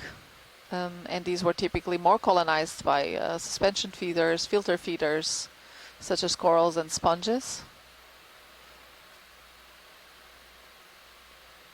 And they also seem to serve also as an area for sponge up there, where we've seen some fish species hiding underneath those rocks.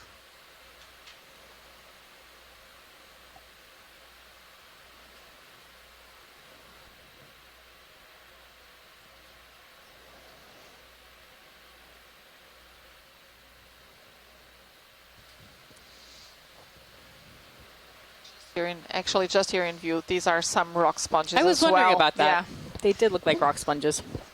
So before I do step out for a minute, I will just pass it on to Deb. Who can't say anything about the rock sponges other than they are rock sponges. but we're at a depth of 354 meters and still just moving upslope.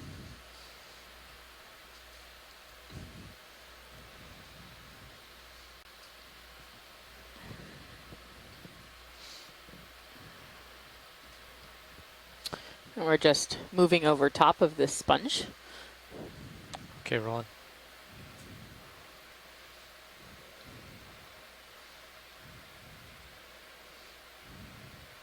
So I think this one's still living. It's covered in tissue.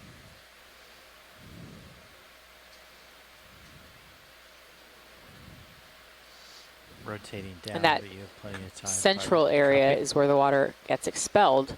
It comes in from all of the sides and it's expelled through the center. It does look like it has a similar morphology to some of the ones that we've seen earlier in the dive that were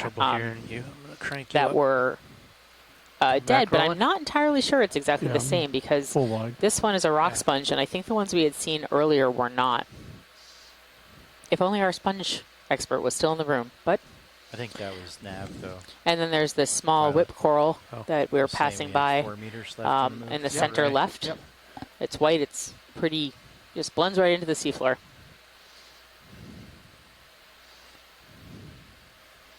And what we found on this dive is that whenever we found some outcrops, not just hard bottom, but definitely outcrops, is when we've seen some of these very important commercially interesting fisheries species. Oh, what's that? It's moving. It's a crab with a really giant sponge on it. Brittle star. It's a brittle star? Move complete. Oh, it's a brittle star. It looks like it's under a sponge. Huh. That's interesting.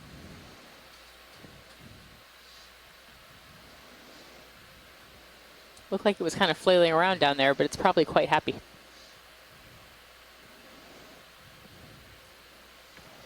Something coming out of the hole. And so the seafloor still remains quite sedimented. Yeah, it is. And there's another brittle star. And this one's taking advantage of a little crevice, a little hard part of the seafloor. And look at this, how beautiful is that? So we just saw a brittle star a few minutes ago that had the same coloration, but it was banded.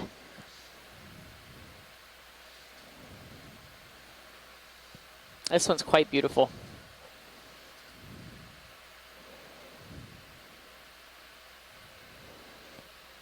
Full wide. Moving. So it's another unknown in terms of the brittle stars. It's beautiful coloration. I think we've given our echinoderm expert, Chris Ma, a lot of work to do tonight. I think he's going to be up late trying to look up some of these species that we've been seeing. Out there on sonar. That one was quite amazing looking. I'll drive to that in a minute.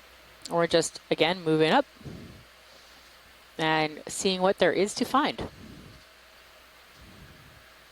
And this looks like a crinoid and a rock sponge behind it.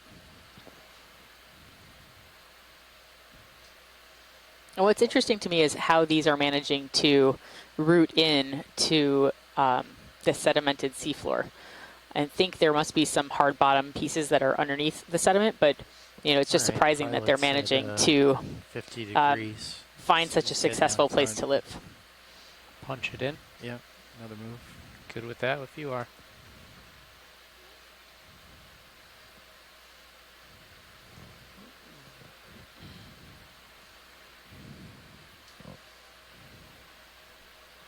Okay, 30 meters, 170.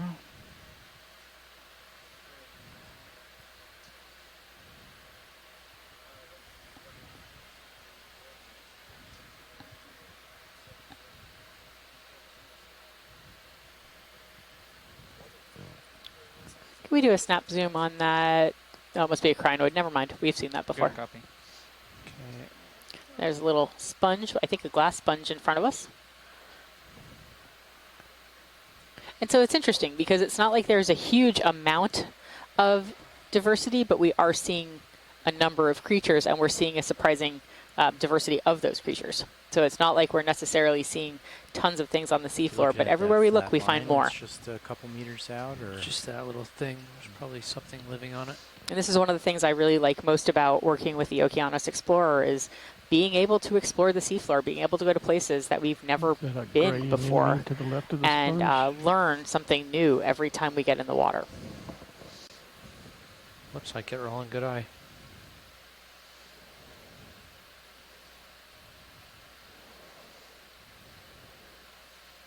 Do you want to image it? Yes, please. Sure. Oh, so there's another one of these. Maybe it's a pom-pom anemone? Maybe not. I don't know. Possibly someone will tell me. I feel fairly confident that it's an anemone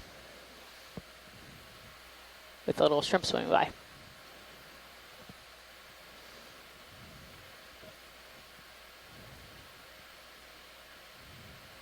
Video's clear.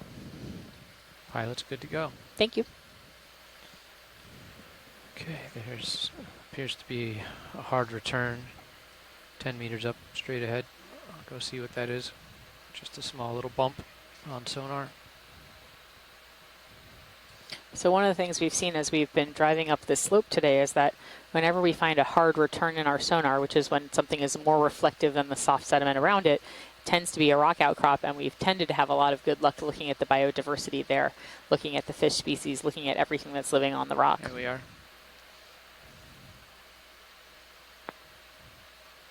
This sonar is amazing. That is impressive. And here's another little outcrop. And so we immediately see another crinoid with a brittle star and what looks like perhaps a sponge. Fuzzy coral on the right. Stand by. This looks like a little ridge to some extent.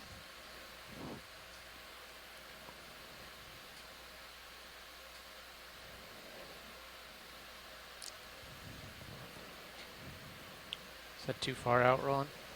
It's not too far out. You're a little off center. Go ahead in.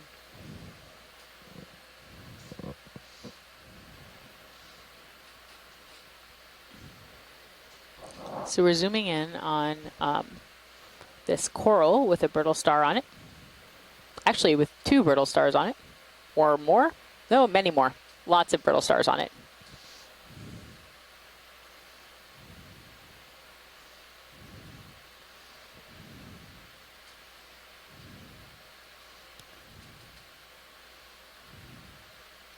Wow, that's a lot of associates of the brittle stars on top of that coral. Okay, looks like I gotta go. Mid 4-5 right now. 4-5, copy. I look close. I'll push you out there a little bit. So we're continuing to move up and just see what we can see. There's a whip coral in front of us. This doesn't look like the most hospitable place for animals to live. It does look like there's a lot of sediment that's, although it is covering what is probably a little bit of a hard bottom environment. Oh, so that one that we were looking at that had all the anemones on it, the brittle stars on it, was an octocoral.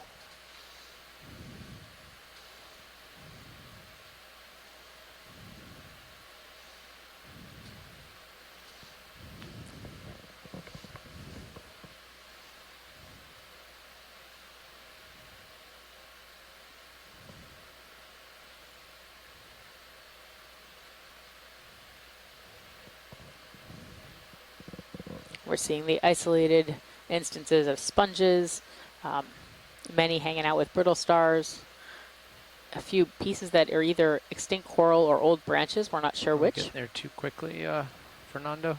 Yeah, we'll get there with like 60 minutes to spare. 60 minutes? Correct. Wow. Should probably is that another rock sponge? Take our time a little bit more. And into hyperdrive.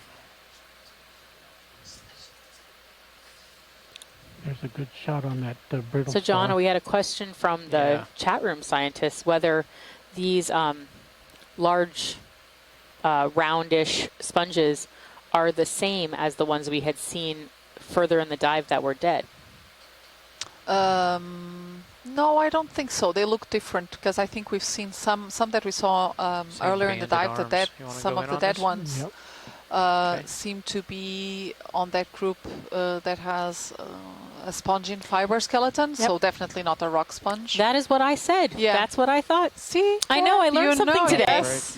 That I thought that you had said these were rock sponges and those had the spongin fibers instead, and were not. So I'm trying to figure out for these species. So this is a rock sponge, and I think it would be in the family Theonellidae.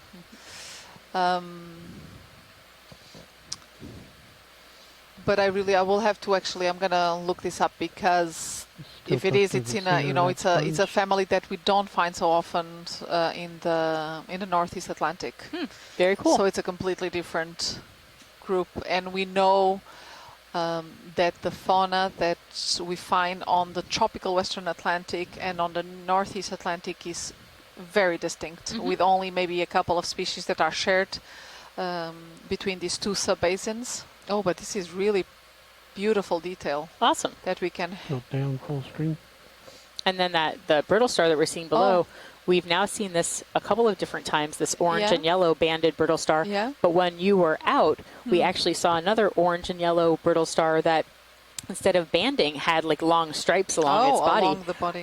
And yeah, it was another one. We've managed to stump Chris Ma, our echinoderm expert, a couple of times now. So and that's quite both of you have homework. And that's quite impressive. Yeah, both of us have homework to do now.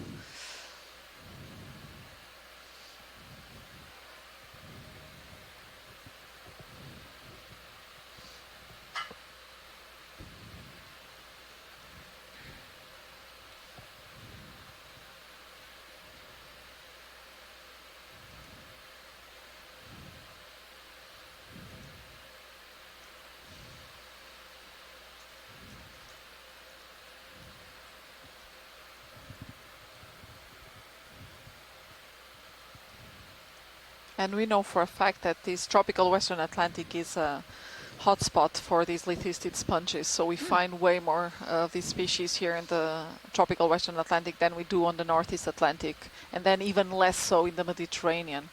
So this must have to do, with their evolutionary history and the biogeographic patterns of those of the group as a whole. And that is one of the things that we're trying to study here on the Voyage to the Ridge expedition and the larger Aspire campaign under which this falls, is trying to understand things like connectivity, trying to understand why certain species would be in certain places and why they wouldn't, and where the range extensions might be. So each piece of information that we collect, even through imagery, will help us to understand that a little bit better.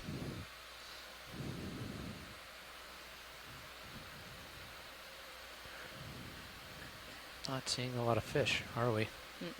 Not a bunch. There's a walking brittle So one star thing we had really left. hoped to see on this dive was fish or juvenile fish, because Lang Bank is known to be an area where spawning occurs, and we wanted to see if we might find some locations where these commercially important species like queen snapper are spawning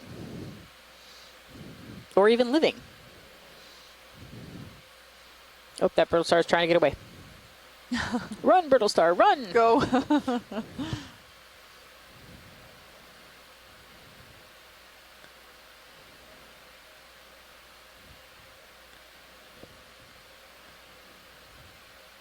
It's like it's running in slow motion. Oh, and now it stopped.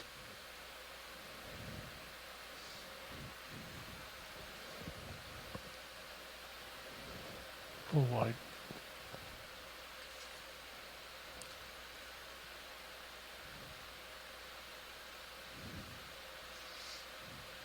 And so here we are on dive 7 of EX2206, which is one of the series of expeditions for Voyage to the Ridge.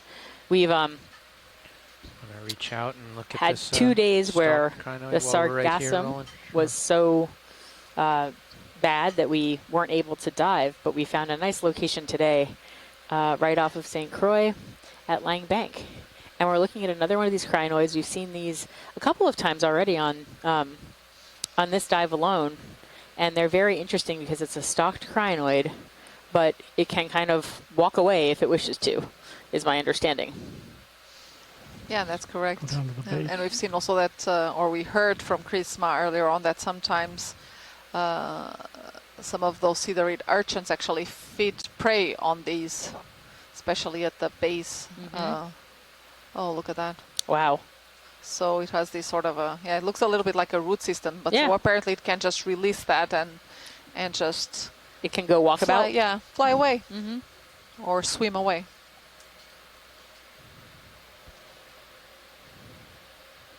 And we're still seeing that the sediment here, you know, has a lot of biogenic material in it. There's a lot of coral rubble. There's a lot of... Is that a fish? Oh, where's a fish? Don't see it.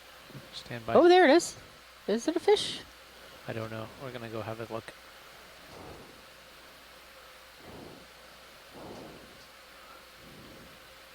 Love the fact that you say the word fish and we all stop talking and look for fish. Yeah, what is that?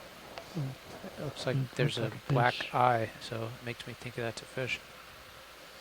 Could we try to zoom in on it? Sea robin kind of looking thing? Yep. Maybe? I don't think it's a sea robin, but I do see the something like that. Red belly, black belly redfish maybe? Stand by for zoom. Okay. I'll try to center it up as you go in. Stand by. Oh yeah, look at that. There is. Almost looks like a rock What fish. a fantastic eye, Pilot. Yeah, looks like one of these rock fishes, doesn't it?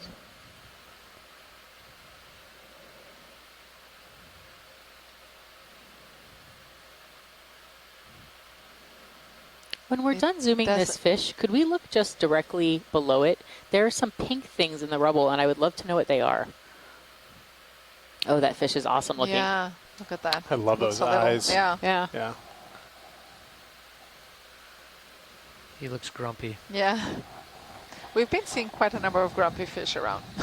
I think I often look like the grumpy fish. No, it's a beautiful fish. It is. That's how we all feel when we can't dive.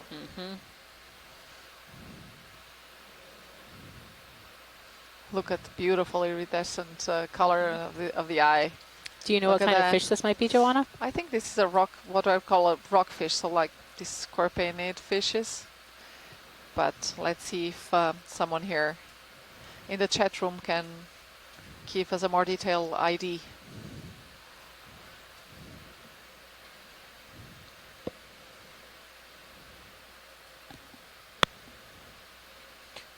Okay. Roland, Joanna wanted to look at the pink colored specks in the sediment. If you want to go back in. There's one closer to the bottom. Gives me a tighter view. Okay, stand by. So I'm totally curious to know what these pink things are in the sediment. Let's have a look. I wonder if these are coralline algae. I think they are, probably. These rhodoliths of coralline algae. Yeah. That's a great view. Yeah, I think that's what these are. Okay. So these are calcareous algae. They have typically this coloration. And they build over the course also of many, many years. And they don't look like algae at all because they are, you know, this sort of calcareous wall. But that also gave us a great view, not just of the coral and algae, which thank you for doing that. That was great. You could also see the broken pieces of coral. You could see broken pieces of shell. So very biogenic sediment here.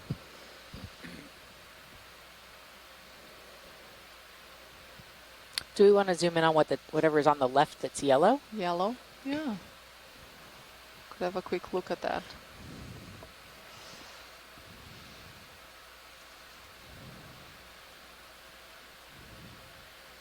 And I'll just note that we still do have two of our water samples available.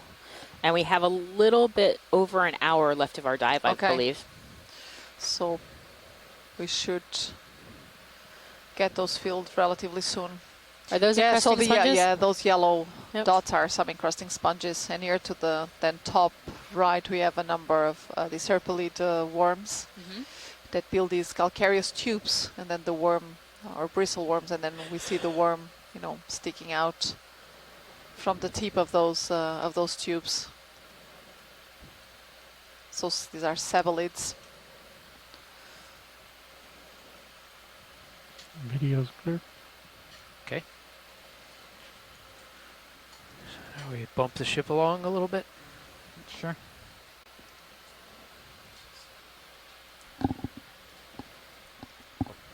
Maybe do 20-meter moves instead of 30. Okay. Copy.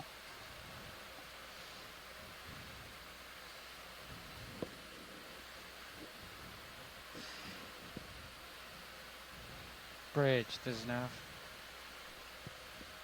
And so we're at 325 meters already. We started at Okay. around 700. So we've been moving So we've consistently made- yeah. up this slope. Yeah. So we've made quite some progress. Yeah, into what I would there. consider Yeah. shallow water. Yeah.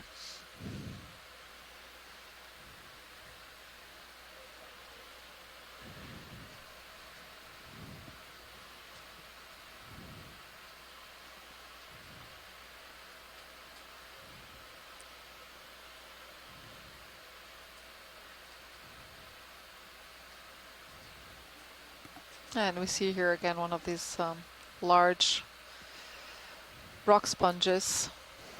Seeing some whip corals up there, or those crinoids? Is that fishing line, guys? Yeah, it looks like a It is. fishing I think line you there see at it the. on the bottom. Yeah. Would you agree with On that? the top left-hand Series corner? view? Yeah. Ooh. Yeah, I think It's a long one. It is. Goes down to your port and That's- up to your starboard. And of course, we have to Yeah, be I very think that's careful safe. when we Kinda loops encounter back something up like and this. then That's a down lot of again. line. Yeah. I think we're okay. That's not a problem. What did you see, Roland? I was just wondering if those was stocked crinoids or corals that were off to the right. Okay, stand by.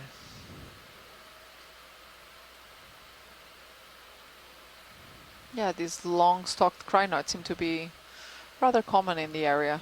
Mm-hmm.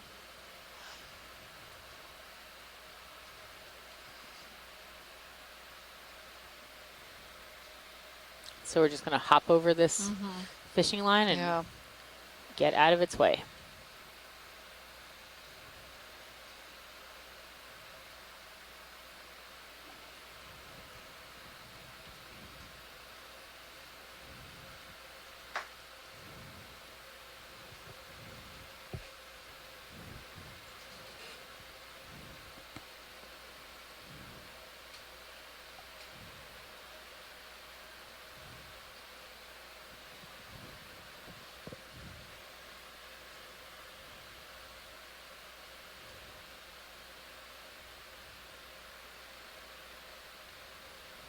Fish top center.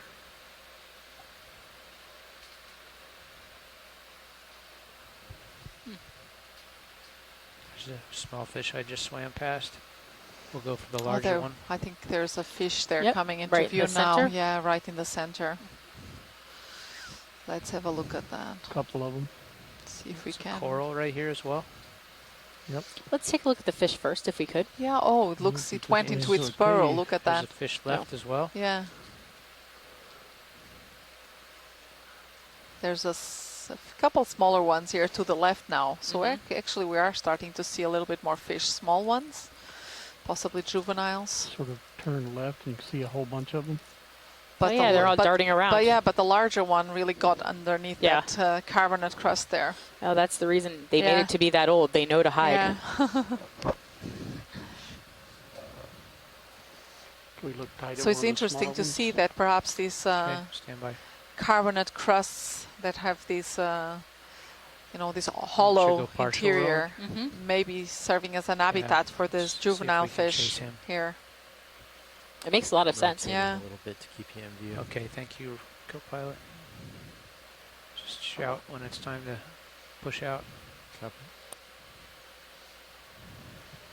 What is that in the middle, Oh. right near that fish? Is that a sea cucumber? No, that's actually an About 2 meters is it a left on that worm? move, co-pilot. How cool. It looks like these fireworms, Oh, Hermodisa. And we call them fireworm because they will sting you, and Yep. it will be painful. It will feel like a you've burnt yourself. delightful. Yep. So that's a Yeah, fireworm. it really looks like it. Yeah. Yep. You And got we a can confirmation see, in yeah, the chat room. Yeah. And it was bigger than the fish that swam by it, or just about the same size. Those fish are not big. And to be honest, I'm not sure how common these are in deep sea. Remember seeing a lot of them in shallower waters in the Azores archipelago while scuba diving. And we learned early on that we should not touch these. Full wide. I believe one of my friends did her thesis on fireworms. Really? So the species we have there is Ermodice carunculata. I'm not sure if this is the same species, and they can grow actually relatively large.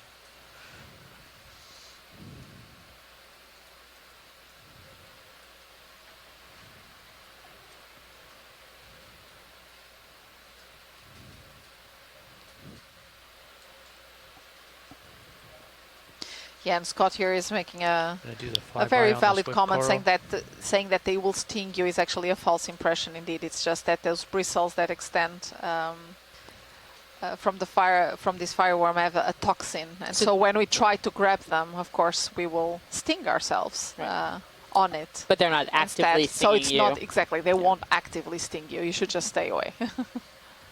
So what kind of whip coral is that one? Moving along. We couldn't see. It was relatively fast, but most likely a Stichopathus black coral. Oh, not a black coral. Okay. So maybe that was a different one. Elicellid whip coral. Settled. Yeah. Okay. So apparently it is not. It was not a black coral. That one. That's interesting. I didn't look at it in detail. Yep. Awfully light color. So that, oh, okay, so there's another one here actually coming into view now.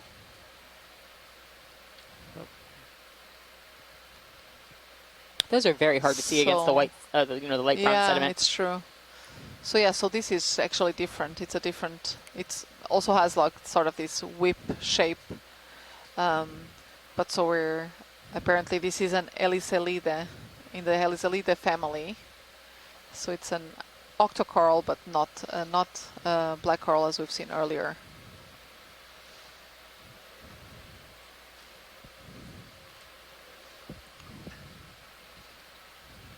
But it does have another bristle star on it. Floating back, sorry. It seems to be quite long as well, this one. Full wide. Okay, floating up. You're coming with me. Yep, Andy. coming up.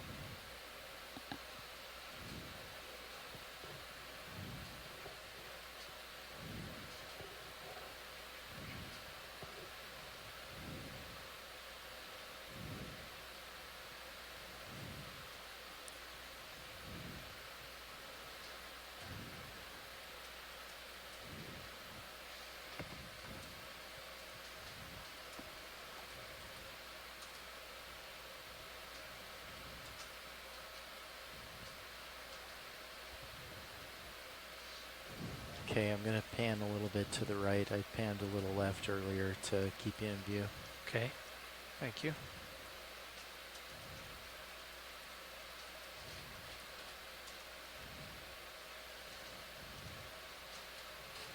Another whip center screen. Small fish as well. I'm not going to chase that. He's going too fast. And so we're now here at 313 meters depth. Okay, we could probably put another 20 in. So getting very close to our target depth of 300 meters. Star right hand side. Okay, let me settle in for that. Looks like there's a branch coral right above it. Yeah, we'll get both of those here. You may be eating.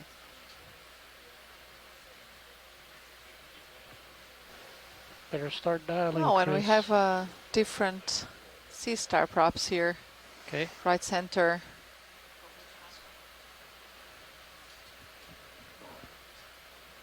Or maybe it's, I think we may have seen actually this sea star before, one of these goniasterid sea stars earlier in this dive.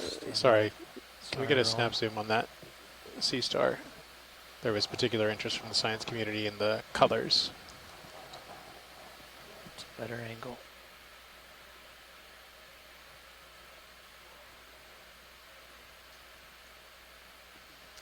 Pretty stable. Okay, Roland. Thanks, pilot. Yeah, we wanted a snap zoom on this.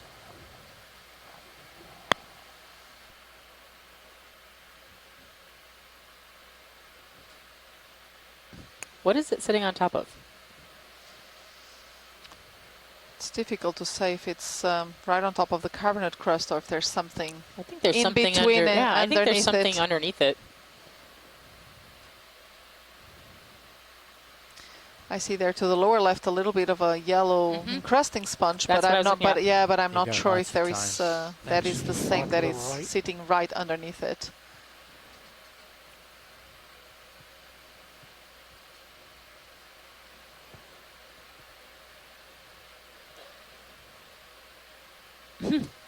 So it could potentially be feeding, but it's it's really difficult to say. That's what Chris Moss says it is. It's Yeah, feeding. yeah. It's looking for dinner.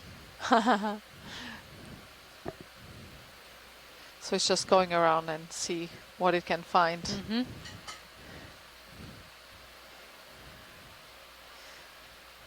Maybe that small encrusting sponge was not didn't look appetizing enough. You don't know. Maybe it was once a large encrusting Or sponge maybe, yeah. and is now a small encrusting sponge. That's also true. You don't know.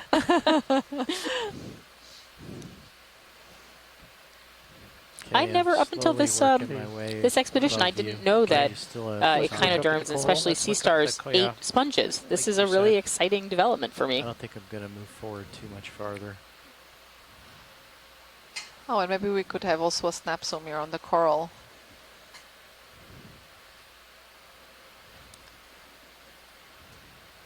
About 8 meters left on that move. Oh, okay. I wonder why part of it seems to be, it seems to have the skeleton far more exposed than other parts here. Okay, maybe call in an easy stop. Bridge, there's enough. Easy stop, please. Copy. So this is very interesting. One of the scientists in the chat room, Steve Oskovitz, says that the deepest depth that they recorded the photosynthetic organisms of the coral and algae was 256 meters in Anegada Passage. And we are in. And we were deeper than that when we were looking at the coral and algae, or what we thought was coral and algae. We're considerably deeper, yes. We're probably at 320 meters depth or so. We didn't see much of it. We only saw just a few fragments. But we have been seeing them. I saw them before that too. I just didn't have a chance to zoom in. Yeah, we were at 326 meters when we saw that coral and algae. Okay. Thank you, Roland. That's very interesting.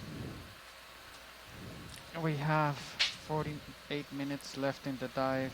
If we do average 0.1 knots, it's gonna take us 20 minutes to get there. So, 28 to spare. Average 5/100ths of a knot. We can do that. Okay. We have a video swapping out. I'm gonna come off bottom and get ready to push out a little. Sirius is directly over me. Perhaps we could also, at some point, then zoom in on those red. A little bit in front of you, I suppose. Spots we saw there, but we can come back to that when we see more of it. But we're stationary now.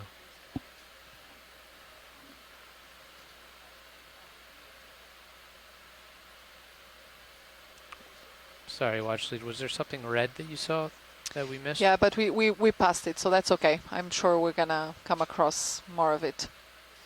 Thank you.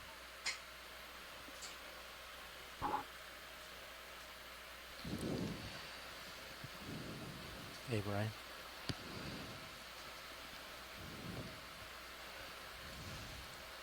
What's that peachy colored stuff on top of the rock here?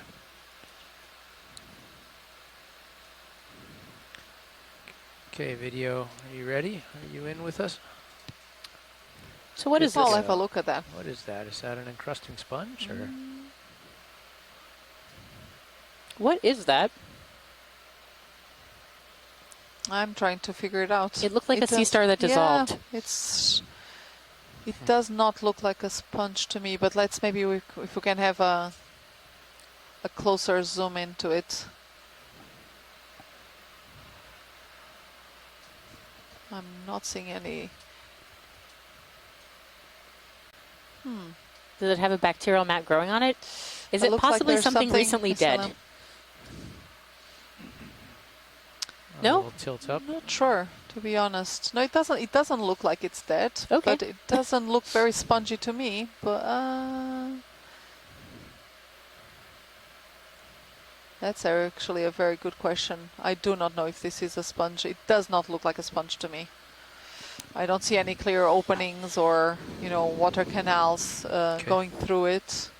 There's also something interesting on the face. I'm going to go with not a rock. In a moment, we'll go not down a rock. Hey, but is that the bulbous sponge to your left? Yeah, that one is a sponge. It could be in one of those groups like Oceanapia that have these long fistules. Lasers on. But there are a number of other genera actually where we can find this. And Pilot, there's a request that if we can see the little pink fishes that went by again, if you could try to zoom on them, that would be great. Okay, I'm and not we have sure here I remember seeing a large pink anemone fishes, but here at you the shout bottom. it out if you see them. Okay, so what is that at the bottom? Yeah, that's an anemone. We do, actually. That's very colorful. Unless you want to bring the lower I swing think here arm we're really around starting a to bit. see, a bit of a shift in the species composition. Okay. Some of the things we're looking at now Try to give you a little light. no video. more typical of shallower or relatively shallower water. So I think we will be soon entering this That's why we made mesophotic those area. I mean, it makes sense. We're at 310 meters. We are substantially shallower than we were at the beginning. Yeah. That's a really cool So if we image. can see the little pink fishes, we're going to try to zoom in on them. Okay. But I haven't yet seen them personally. No. So that's an anemone, beautiful. huh? With all of its beautiful tentacles retract, right? That is really cool.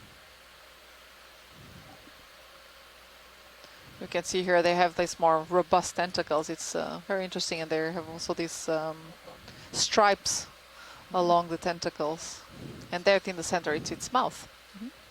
So we have 45 minutes left Go on ahead, everyone. Dive 7 to Lang Bank. We've been having a wonderful time today. We've really managed to see a lot of very interesting species. I think less fish than we had expected, perhaps, but so many more echinoderms. So it's been really interesting, and this last 45 minutes is proving no different. I don't have Titan control right now, Pilot. Okay. Can try bouncing it. That's a beautiful shrimp there as well. Do you want me to do that? I got it for you. Okay.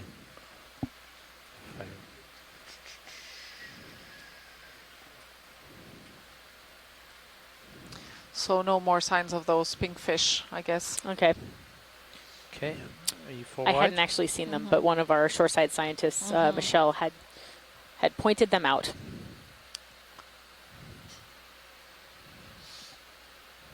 Anyone want to take a last guess on what the squishy pink thing at the top is? Okay.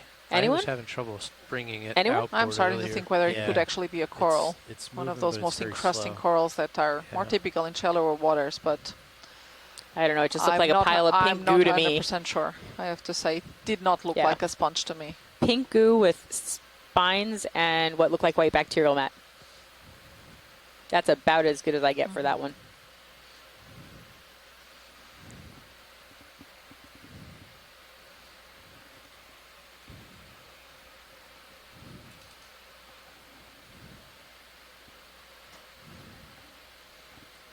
Yeah, and I was really hoping it would come across an area with more fish so that we could have a water sample collected. Awesome. Oh, we may still yet. Yeah. Hope springs Yes. eternal. Lost it. It just gets stuck on a command.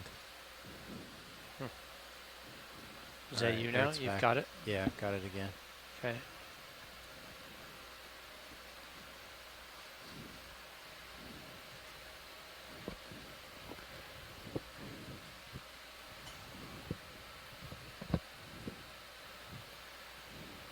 Is that another sponge in our upper right? Or is that something different? Let's have a look. Or is it small whip coral, left center? an urchin?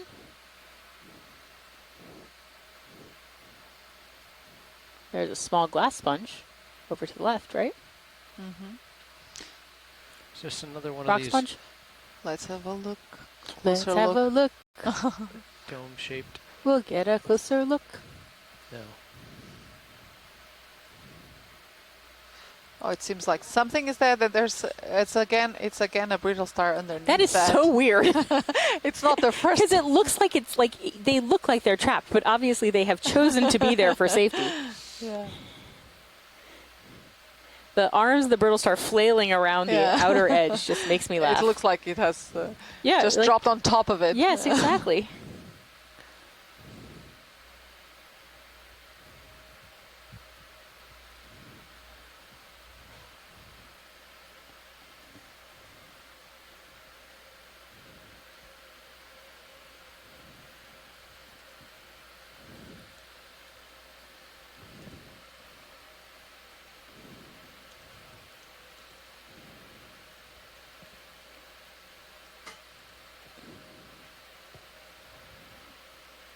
Okay, you're back out in front of me, pilot. Okay.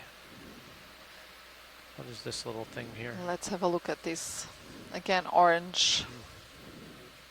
We can have a quick look at this orange thing there in the center. And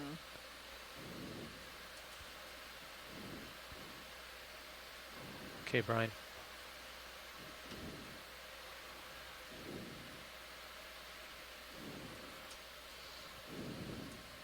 so now that to me looks more like a sponge.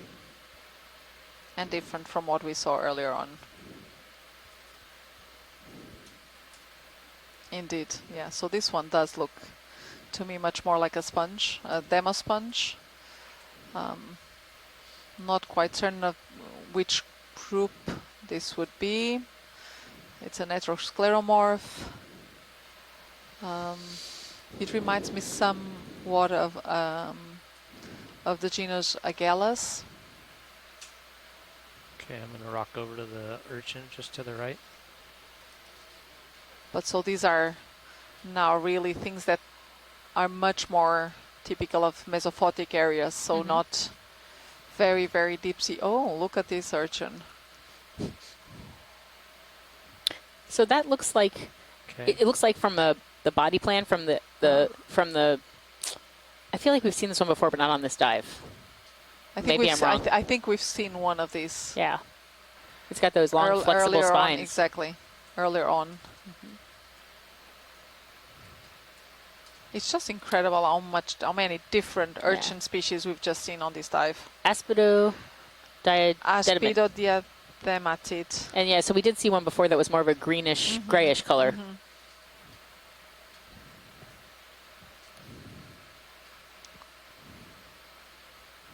Yeah, and there just to the back and to the right of it, you see what seems to be one of those coralline algae, a little bit of one of those rhodolites, but nearly white, which means that it's, pretty much dying or dead already. But we have seen a number of it. So it could be that some of these are actually coming from upslope.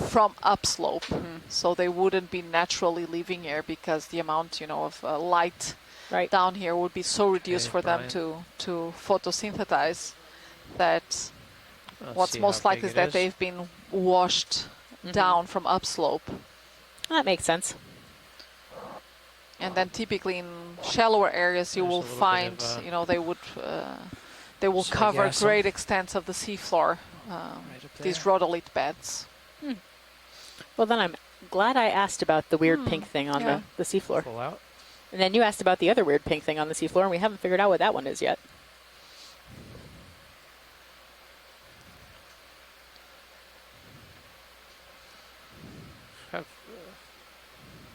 Yeah, looks like it. Let's go see. There's a stalk in the top right corner. Yeah. About 25, 30 meters out, we have some interesting sonar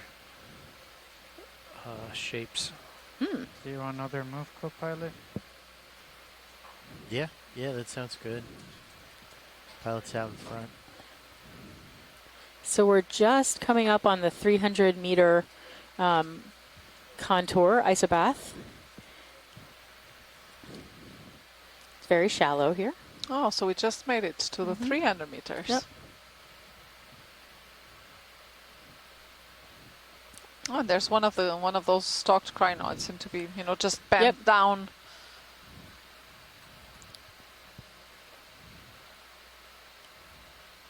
I wonder what it's doing. Probably wondering what we're doing. Watch this, Nav. Go ahead, Nav. I just wanted to know, when do you guys wanna get those 2 last Niskin samples, the water samples? Okay, Brian. We will let you know. We will talk about it right now. I think we will have to take one of the Niskin bottles soon, since we're getting, even though we haven't come across more fish aggregations here. It's up to you. I mean, we don't have to take all 5 of them if we have that option of not. Yeah, but we're just What is this crinoid doing?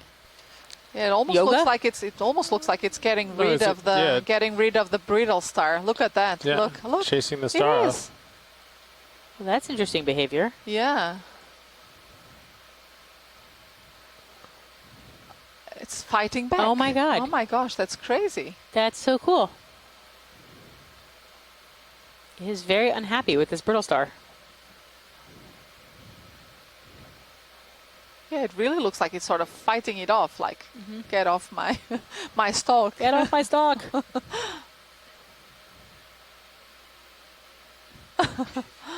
Wow, very interesting. Look at that. We could keep watching this. This is great. Yeah. I wonder if this is a behavior that's been seen before. Oh, and Wow, it's maybe successful. Yeah. Let's see if the brittle star is really going to go away now. Oh, and it will. I'm gonna go find something easier to eat. Wow. Look at that. This is really spectacular. So we got to watch something very enjoyable in terms of behavior with this crinoid and this ophiuroid. Okay, I'm rotating down a little bit, Pilot. You got plenty of time. And that might be a novel behavioral pretty cool show, though. thing that we've Yeah, seen. for sure. Get off my lawn. Yeah, exactly. Hey, kid, get off my lawn. But it certainly has drawn some interest from the folks in the chat room as well. Yeah.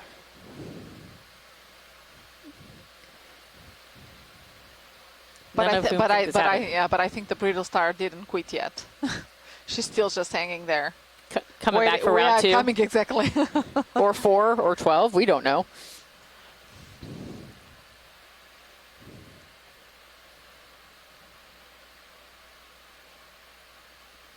This is really interesting.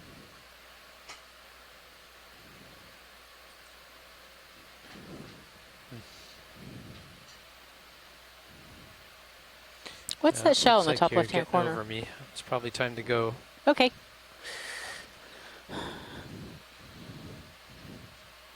So I think we heard that there's another area of somewhat high reflectance just a little bit ahead of us. Oh, is and there? again, that So that could harder be reflectance might be an outcrop. one of those carbonate outcrops, which have been very interesting.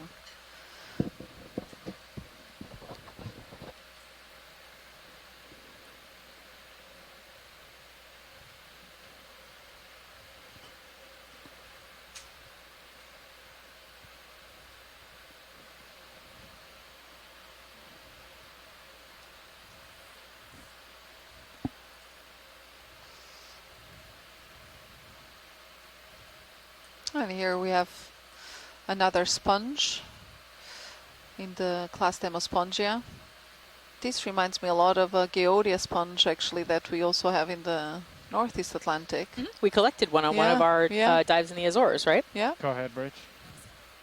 Copy, move complete.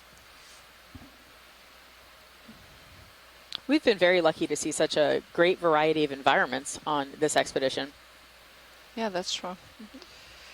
All the way from Mid-ocean ridge. Mid-ocean ridge, fracture zones, seamounts, insular shelves and slopes. The Azores Plateau. Yeah. So much to look at there.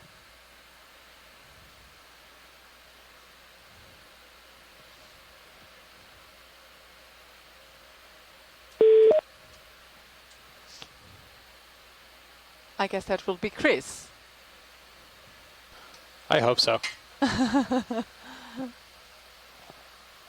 hate to disappoint you all, but it's Scott. That's hey. okay. That's quite all right. I'm sorry you already gave it away. Calling in for the end of the dive.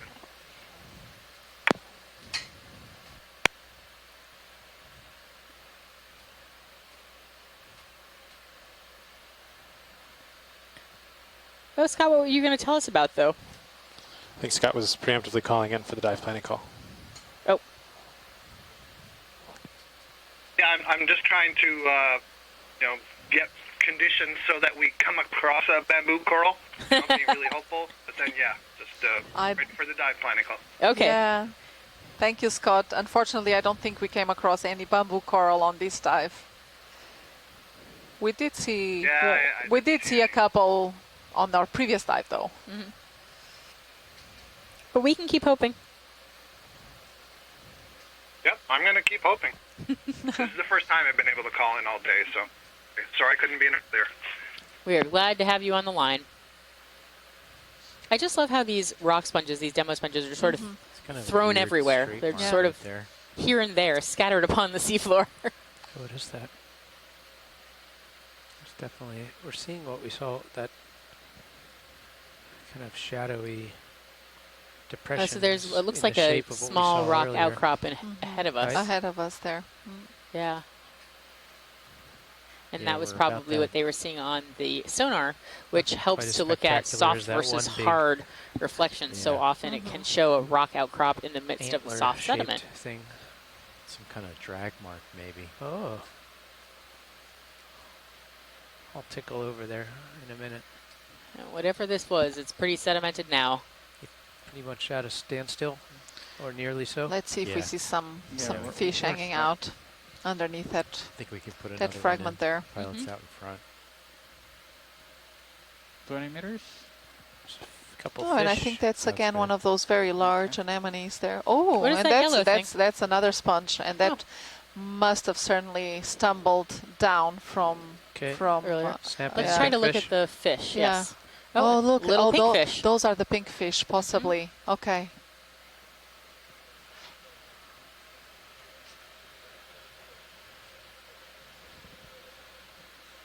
Hiding.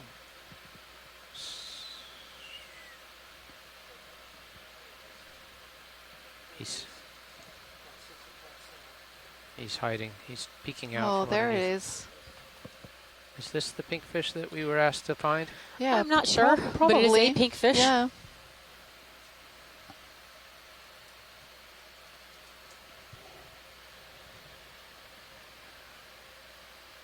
What other exciting things might we find under cover of a rocky outcrop? Shall we look at this yellow sponge that fell over while we're right here? Yeah, let's have a look at it. Okay, Brian.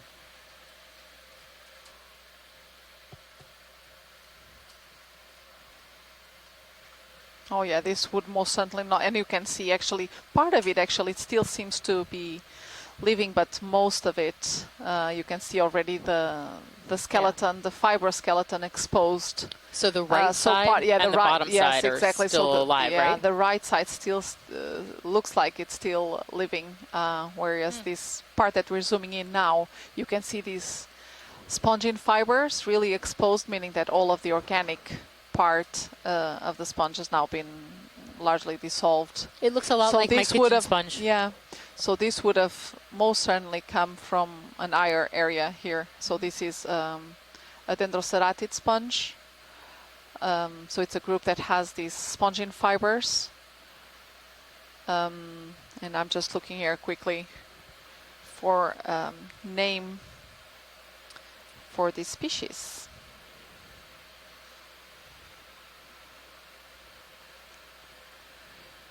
And the fish that we were looking at, the little pink fish. Oh. Go ahead, Scott. Sorry, I was saying I'm not sure if the Theriantid anemone is there's a whip coral. If you come wide, I might be able to rock over to it. I think you mentioned something about the anemone. You're coming in a little bit faint. But there it is.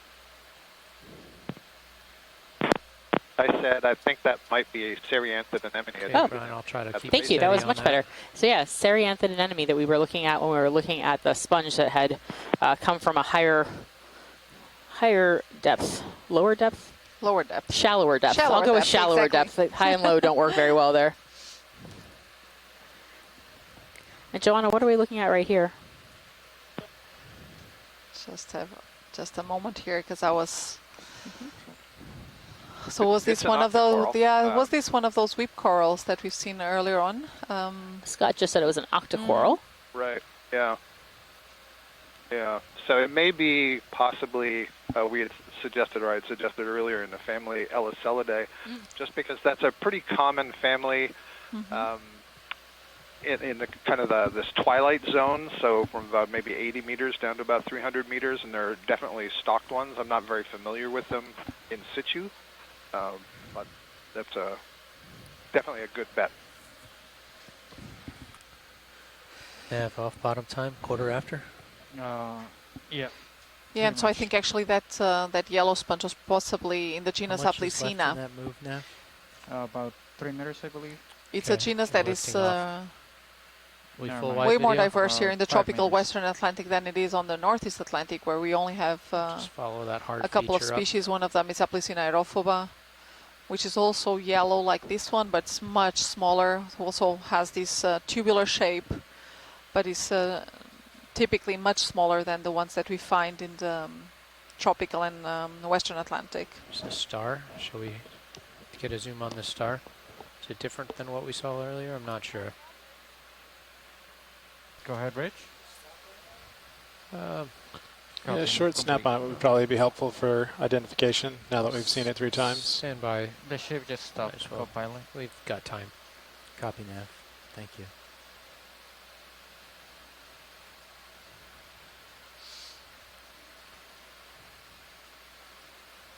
Okay, Brian, you can start going in.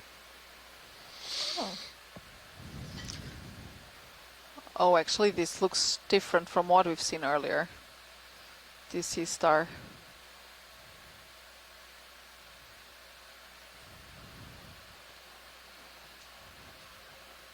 If I'd have to guess, I would say again a goniasterid sea star, but I could be wrong.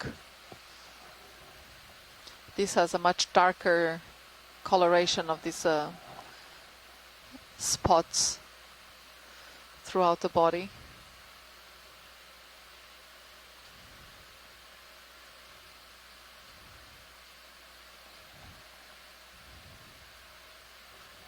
Up, down, where do you want to see?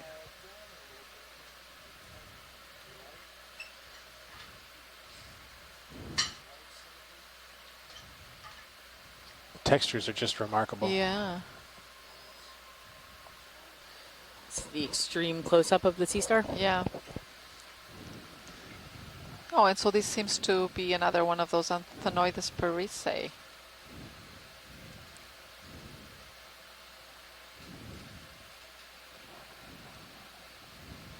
And I hope Chris is referring to the sea star, because we've seen now so many different species, so many different names. Yeah, and Chris is saying here that this is just a larger Did you have one, lasers and then on maybe it? there's color variation. No, actually, pilots, can we turn the lasers on just for scale? Lasers on. Oh yeah. Oh, look at that. Look. Its feet are perfectly 10 inches, 10 centimeters apart. Yeah. Perfect.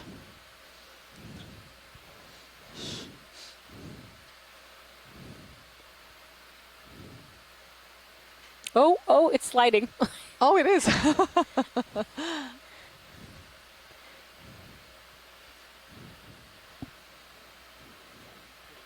I'm ready to go when you are. I think co-pilot's looking past straight down at me, so I should push out. We're stationary, though. Stationary, copy that. All right, push out a little bit, see what else is up here to see, and we'll put one of the last moves of the ship in here momentarily, right, guys? That is correct, yeah. What's our range to target from D2? Oh, I wonder if there's 20 something meters. living there What is underneath. that? It looks like it. Can we Can we have a zoom in on that? Open? By. Oh, it looks like an eyeball. Yeah, looks like one of those anemones. Yeah, it does look like an anemone. Yeah. I was hoping there were some fish hiding there. Does anyone else see a face here, or is it just me? I see a face. Okay, good.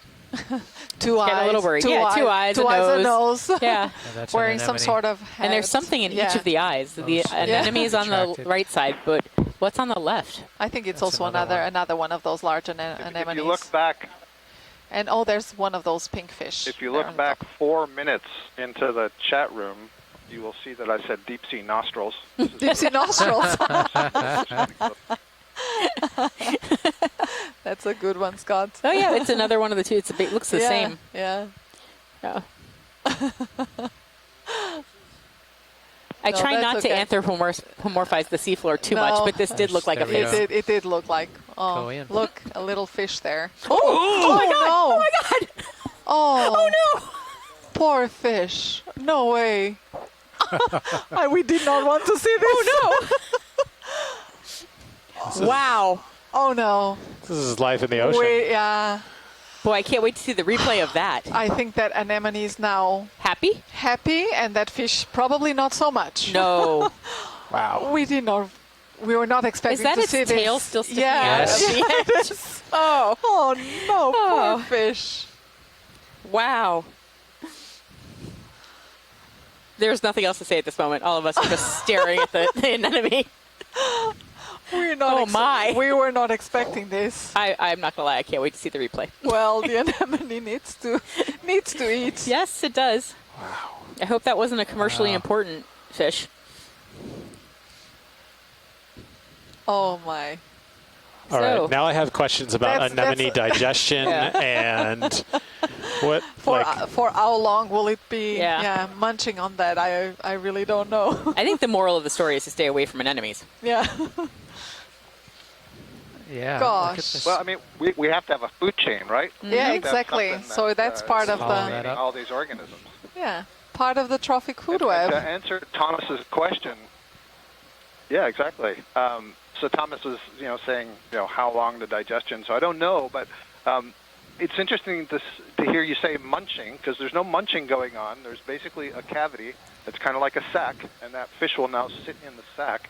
There are stinging cells inside that sac, so it could paralyze the fish. But otherwise, there's just a lot of enzymes that are going to be released into that sac, and so it's a relatively slow process because it doesn't have anything like teeth, and so it's just got to digest it now and there. So it could probably take a very long period of time. And the other interesting thing is it's probably not going to eat again until it digests it, because it has to remove the undigested contents through that same opening. There's only one opening into the gut. So cool stuff. So does it basically just dissolve the fish over time? Yeah. Oh, wow. Yep. And ultimately the final products of the digestion take place within the cells that are lining the cavity of that gastrovascular What is that, space. Brian? So it's got to be, fish bits have to be dissolved enough that they can be taken up by individual cells. Yeah. Wow. Yeah, so that anemone just got lucky today, and we'll have food for the possibly coming weeks. Mm-hmm. Oh, and this is again a fragment of a sponge that has probably come from further up. It doesn't seem to be really in place. Mm-hmm. And this is a demo sponge. So what depth would those normally be at? We're at 278 meters right now. I would say, of course, we don't know a lot about this mesophotic, the diversity in these mesophotic areas, or at least I don't know a lot of the mesophotic species here in the Caribbean Sea, but I would say that some of these species will most likely occur down to 70, 100 meters depth. Okay. And you could see that one was not even attached to anything. It seemed to have just rolled down from upslope. Yeah, the word you said, fragment, that really, that's what it seemed like. Yeah.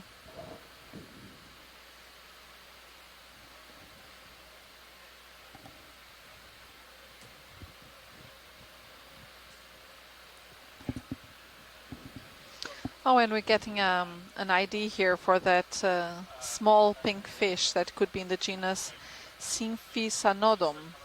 So slope fishes.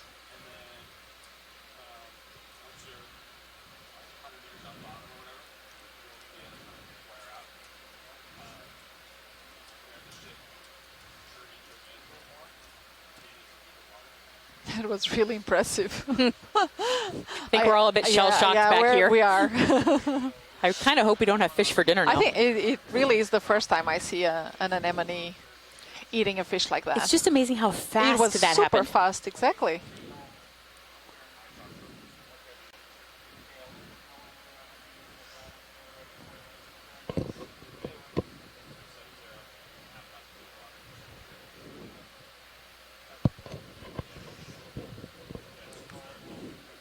Yeah, what is that? Is that a little baby anemone or? Oh no. What is that? If I can offer just a little bit more about that anemone that we just saw feeding, Mm-hmm. Is that a and sponge? I'll let you talk about this red thing first if you want. Well, I have nothing to say about the red I thing, also, so to be honest, I also don't know exactly what this is. So Scott, you can talk about whatever you'd like to. Yeah. Yeah, I'm studying this thing to see, is it like a single polyp? Is it a little? No, I we mean, don't. Joanna, obviously no. you don't think it's a sponge. No, I don't think it is a sponge. Oops. So, Yeah. but it doesn't. We can't see, any skeleton on it either. That would look like a solitary coral or something. So it's Exactly. rather unusual. I wonder. I mean, could it be a coralline algae? I don't know that they have a structure like that. Yeah, I'm not 100% sure. Normally see the coralline algae more like this globular shape or plate, either encrusting something or this more globular rhodolite shape. So, yeah, I'm not sure. It looks like a red version of the Igucha samia, that bright yellow coral that we see in the Mid-Atlantic. Yeah, but Ridge. we don't see any of the tentacles, right? Yeah. Correct. Yeah, they would have to be withdrawn. Going over there. Okay, so that gets back to the anemone. What I was going to say, we're seeing so many corals and anemones, and they all have their tentacles sitting out, and they're all basically just waiting for something to drift by and intercept those tentacles. Okay. And then when something does, it's that fast reaction like we just saw with that anemone, where it's, okay, finally, here's some food. I got to take advantage and close up. So essentially, we're all seeing, spring-loaded traps most of the time. And very rarely do we actually get to see them deployed. That's very cool. It's a really good point, Scott. Yeah. What are all these things on the seafloor? Let's have a look here. Actually, this again looks like that red thing we just looked at earlier on.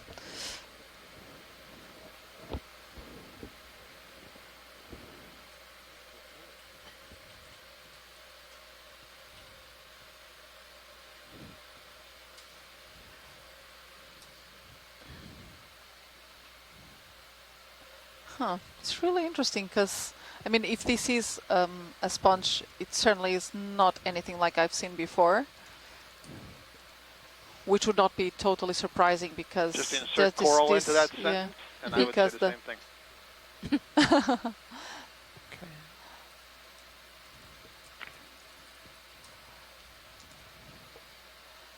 But I mean, it would not be surprising in the sense that, the tropical Western Atlantic is acknowledged as, biodiversity hotspot, and a lot of different species that occur here that also do not occur elsewhere.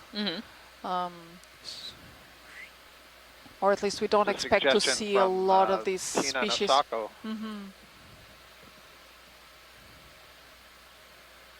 Sorry, a suggestion from Tina Nasako that it might be an octocoral. Okay. To check that out. Is a cup coral a type of octocoral? Or is it different? Yeah. No, a cup coral is a stony coral, scleractinian. Okay. So that would be different. Okay, we could probably get a small move. Still catching up on my corals. Maybe 15 meters. So am I, Deb. Problem. Bridge to snuff. I do have a blog on somewhere on the website that compares all the different on this fish. corals, that general Center term left. coral, and breaks them up for you. Oh, I'll have to look into that. It's always fun. I learn so much when I'm on these expeditions, whether on shore or at home. So you got a little fish next to a sponge? Next to a sponge, yes. Yep. So that is definitely a sponge, and you can see some of those papillae. Yeah, maybe zoom in on the fish very first. Small, very small ones. Oh, look at that fish. Beautiful.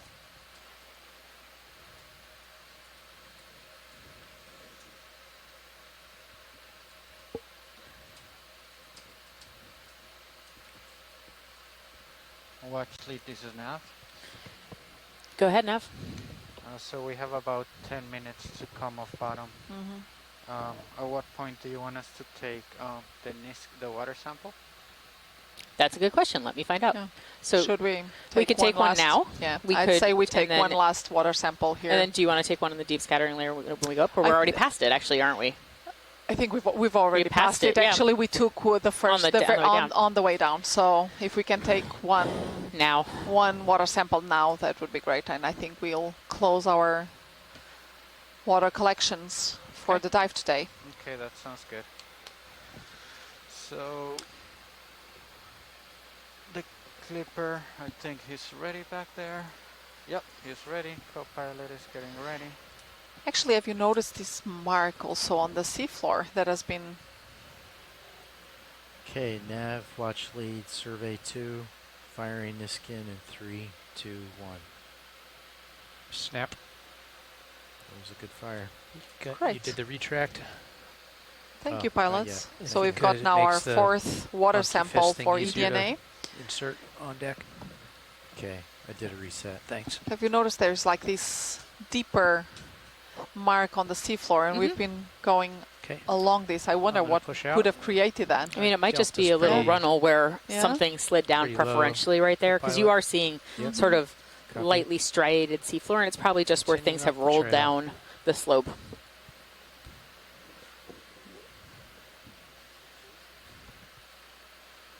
And so we've got about 10 minutes left on the seafloor. And I want to thank everybody on the GFOE team, the ROV folks, and our video people who are fantastic. And, you know, I'll mention it again. We were talking about how great the engineers are, but we probably should have said everybody on the ship is really great. This ship does not work without all the people who are on it. You know, from the cooks and the stewards to the engineers to the deck folks who make sure that everything is running perfectly. All the operations run smoothly. Yeah. And of course to the NOAA Corps who are, you know, making sure the ship goes in the right places. So with all the planning and mapping. Yep. It's a really great group of people who are all committed to making ocean exploration happen. Yeah, it really is.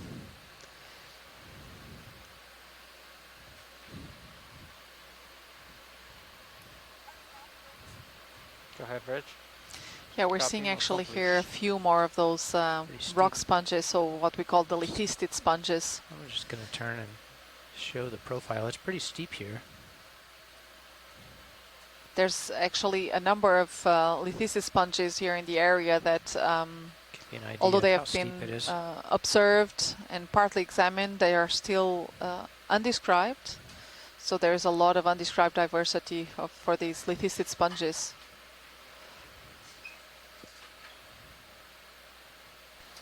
So as we're coming to the end of our dive track, we're getting a really nice view here of how steep the slope is.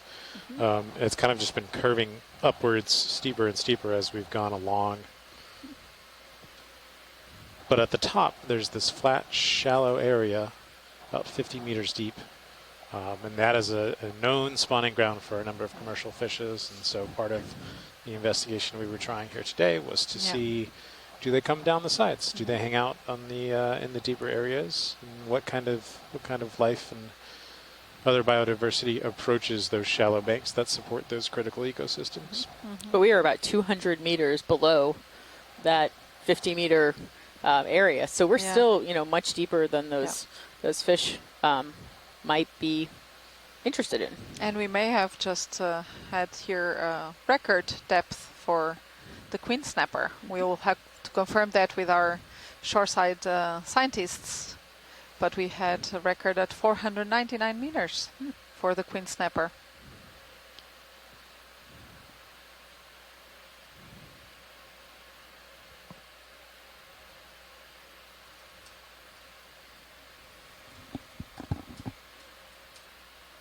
Okay, pilot and co-pilot, I don't know if you heard dive super, so the plan is to start coming up. as soon as we are about 100 meters off the bottom, I'm gonna call up the bridge. They're gonna turn into the wind, so about 20 degrees to port. Copy. And we're gonna start moving through the water at 0.5. Okay. And then once we get to 50, I'll just pass it up to the aft station. So this was a really interesting dive. It really was. You know, it's funny because I would So say that in terms of abundance, it was still fairly sparse, but everything we saw was new and exciting. Yeah, there was a lot of diversity. And how fitting is it that we're going to end with an urchin? Very fitting. This was definitely the echinoderm dive. This was the echinoderm dive. The contours seem to be a little like bit of about fog coming on. And it wouldn't surprise me that this was yet another species that we hadn't seen before in the dive. Probably like a little bit deeper. Sure.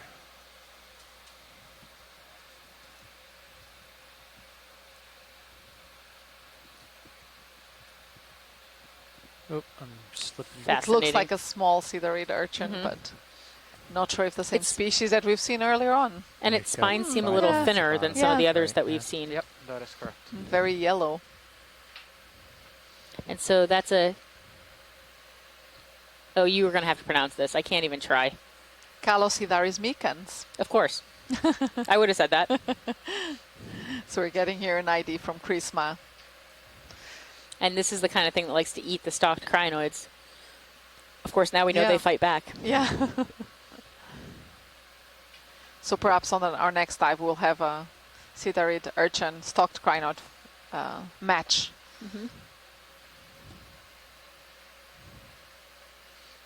I mean, it really is amazing. It's when we're not just encountering the species and seeing them in their environment, but then seeing them do something behaviorally that hasn't been seen before. Yeah. It's pretty cool. It is. Lasers are on for Yep. scale. So that's about, what, 30 centimeters tip to tip in terms of its scales. Maybe it's actually 25. Yeah, 25 or so.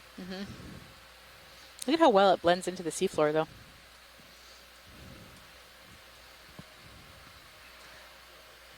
Okay.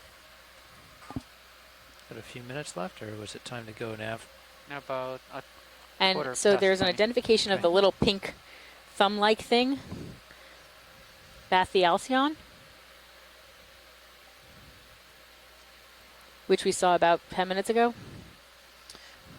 You mean the thing we weren't sure if it was a sponge or a coral? We or weren't sure whatever it was. Whatever it was. It looked like a pink thumb. Bathyalcyon. Okay, so we should look this up. Those white wisps right there. Center right. I'm going to settle in. So again, just want to thank our pilots and everybody on the ship that supports ocean exploration. This was a fantastic dive. We really appreciate it. And also we thank the Sargassum for not coming by today. Yeah. And all our shoreside scientists who really make these all of these dives just so much more interesting and exciting just by sharing all their knowledge on their groups of expertise. Oh yeah, little coral, very hard to see. Oh my gosh. I was hoping this could be. I was hoping that this could be the bamboo coral that Scott so much wanted to see, but I don't think it is. That's very nice of you to at least have that, desire. So I appreciate that. Oh, and now we're hearing that maybe it's not a Bathyalcyon after all. Okay. So we'll the have pink thumb is still unknown. Unknown. Yeah, I think we're saying that's the best guess right now. It's possibly something related to that. Certainly, I don't know because I haven't seen them often enough in situ to know what they look There's like. something else just above this. When you're done with the rack. But it's a reasonable guess because that's a large single polyp octocoral, and there are very, very few species known that have only a single polyp. Okay, that's really interesting. Thank you, Scott.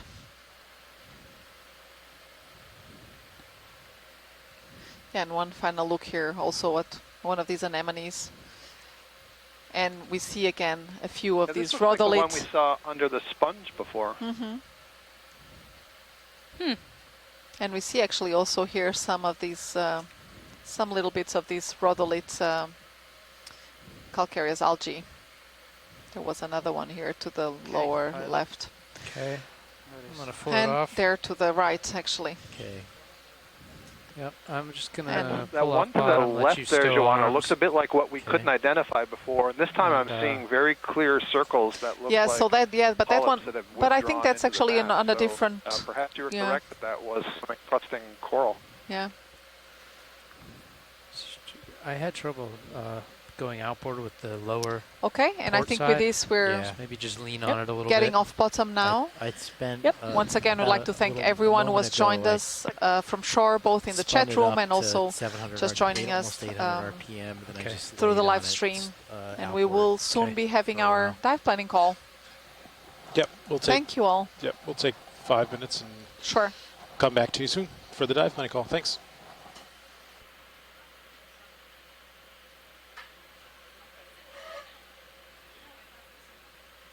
Okay, you want to just come up 10 meters and copy big that. fat delta, and then I'll come under you and spin.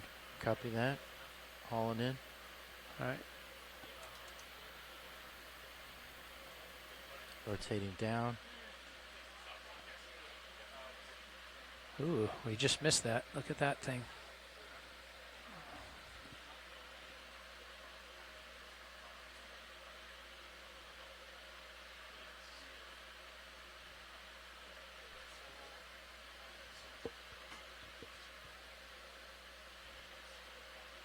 Okay, Andy, that's good. I'm just going to push out in that direction. Copy.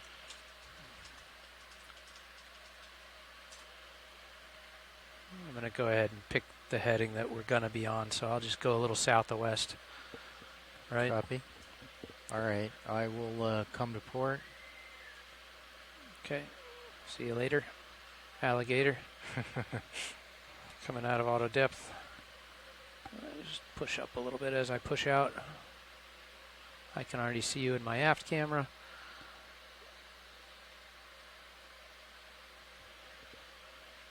Okay, I'm holding right now. Yep, I see each other in the aft cam. I'm just coming up a little as I push out. Copy. Ready up? Ready to go? All right, I'm ready with you. All right, starting to haul in at 30. Okay. And I can take my auto heading out when you're comfortable with it. I'm ready for you. Okay, auto heading disengaged. I'll keep mine in just for a little while until we get streaming. I'm going to push out and push up and lock it in. Okay, I'm at 30 meters a minute. Okay.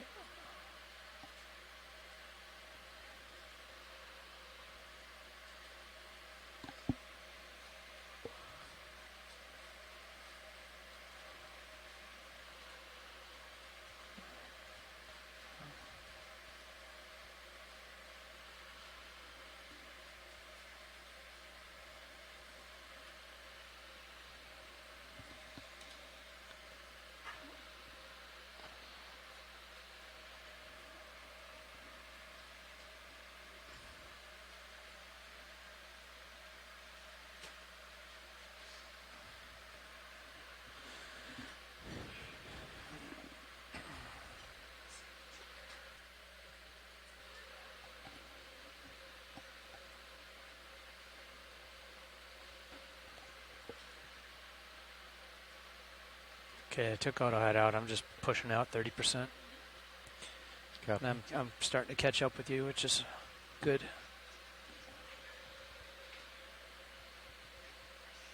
Three minutes to 100 meters wire out.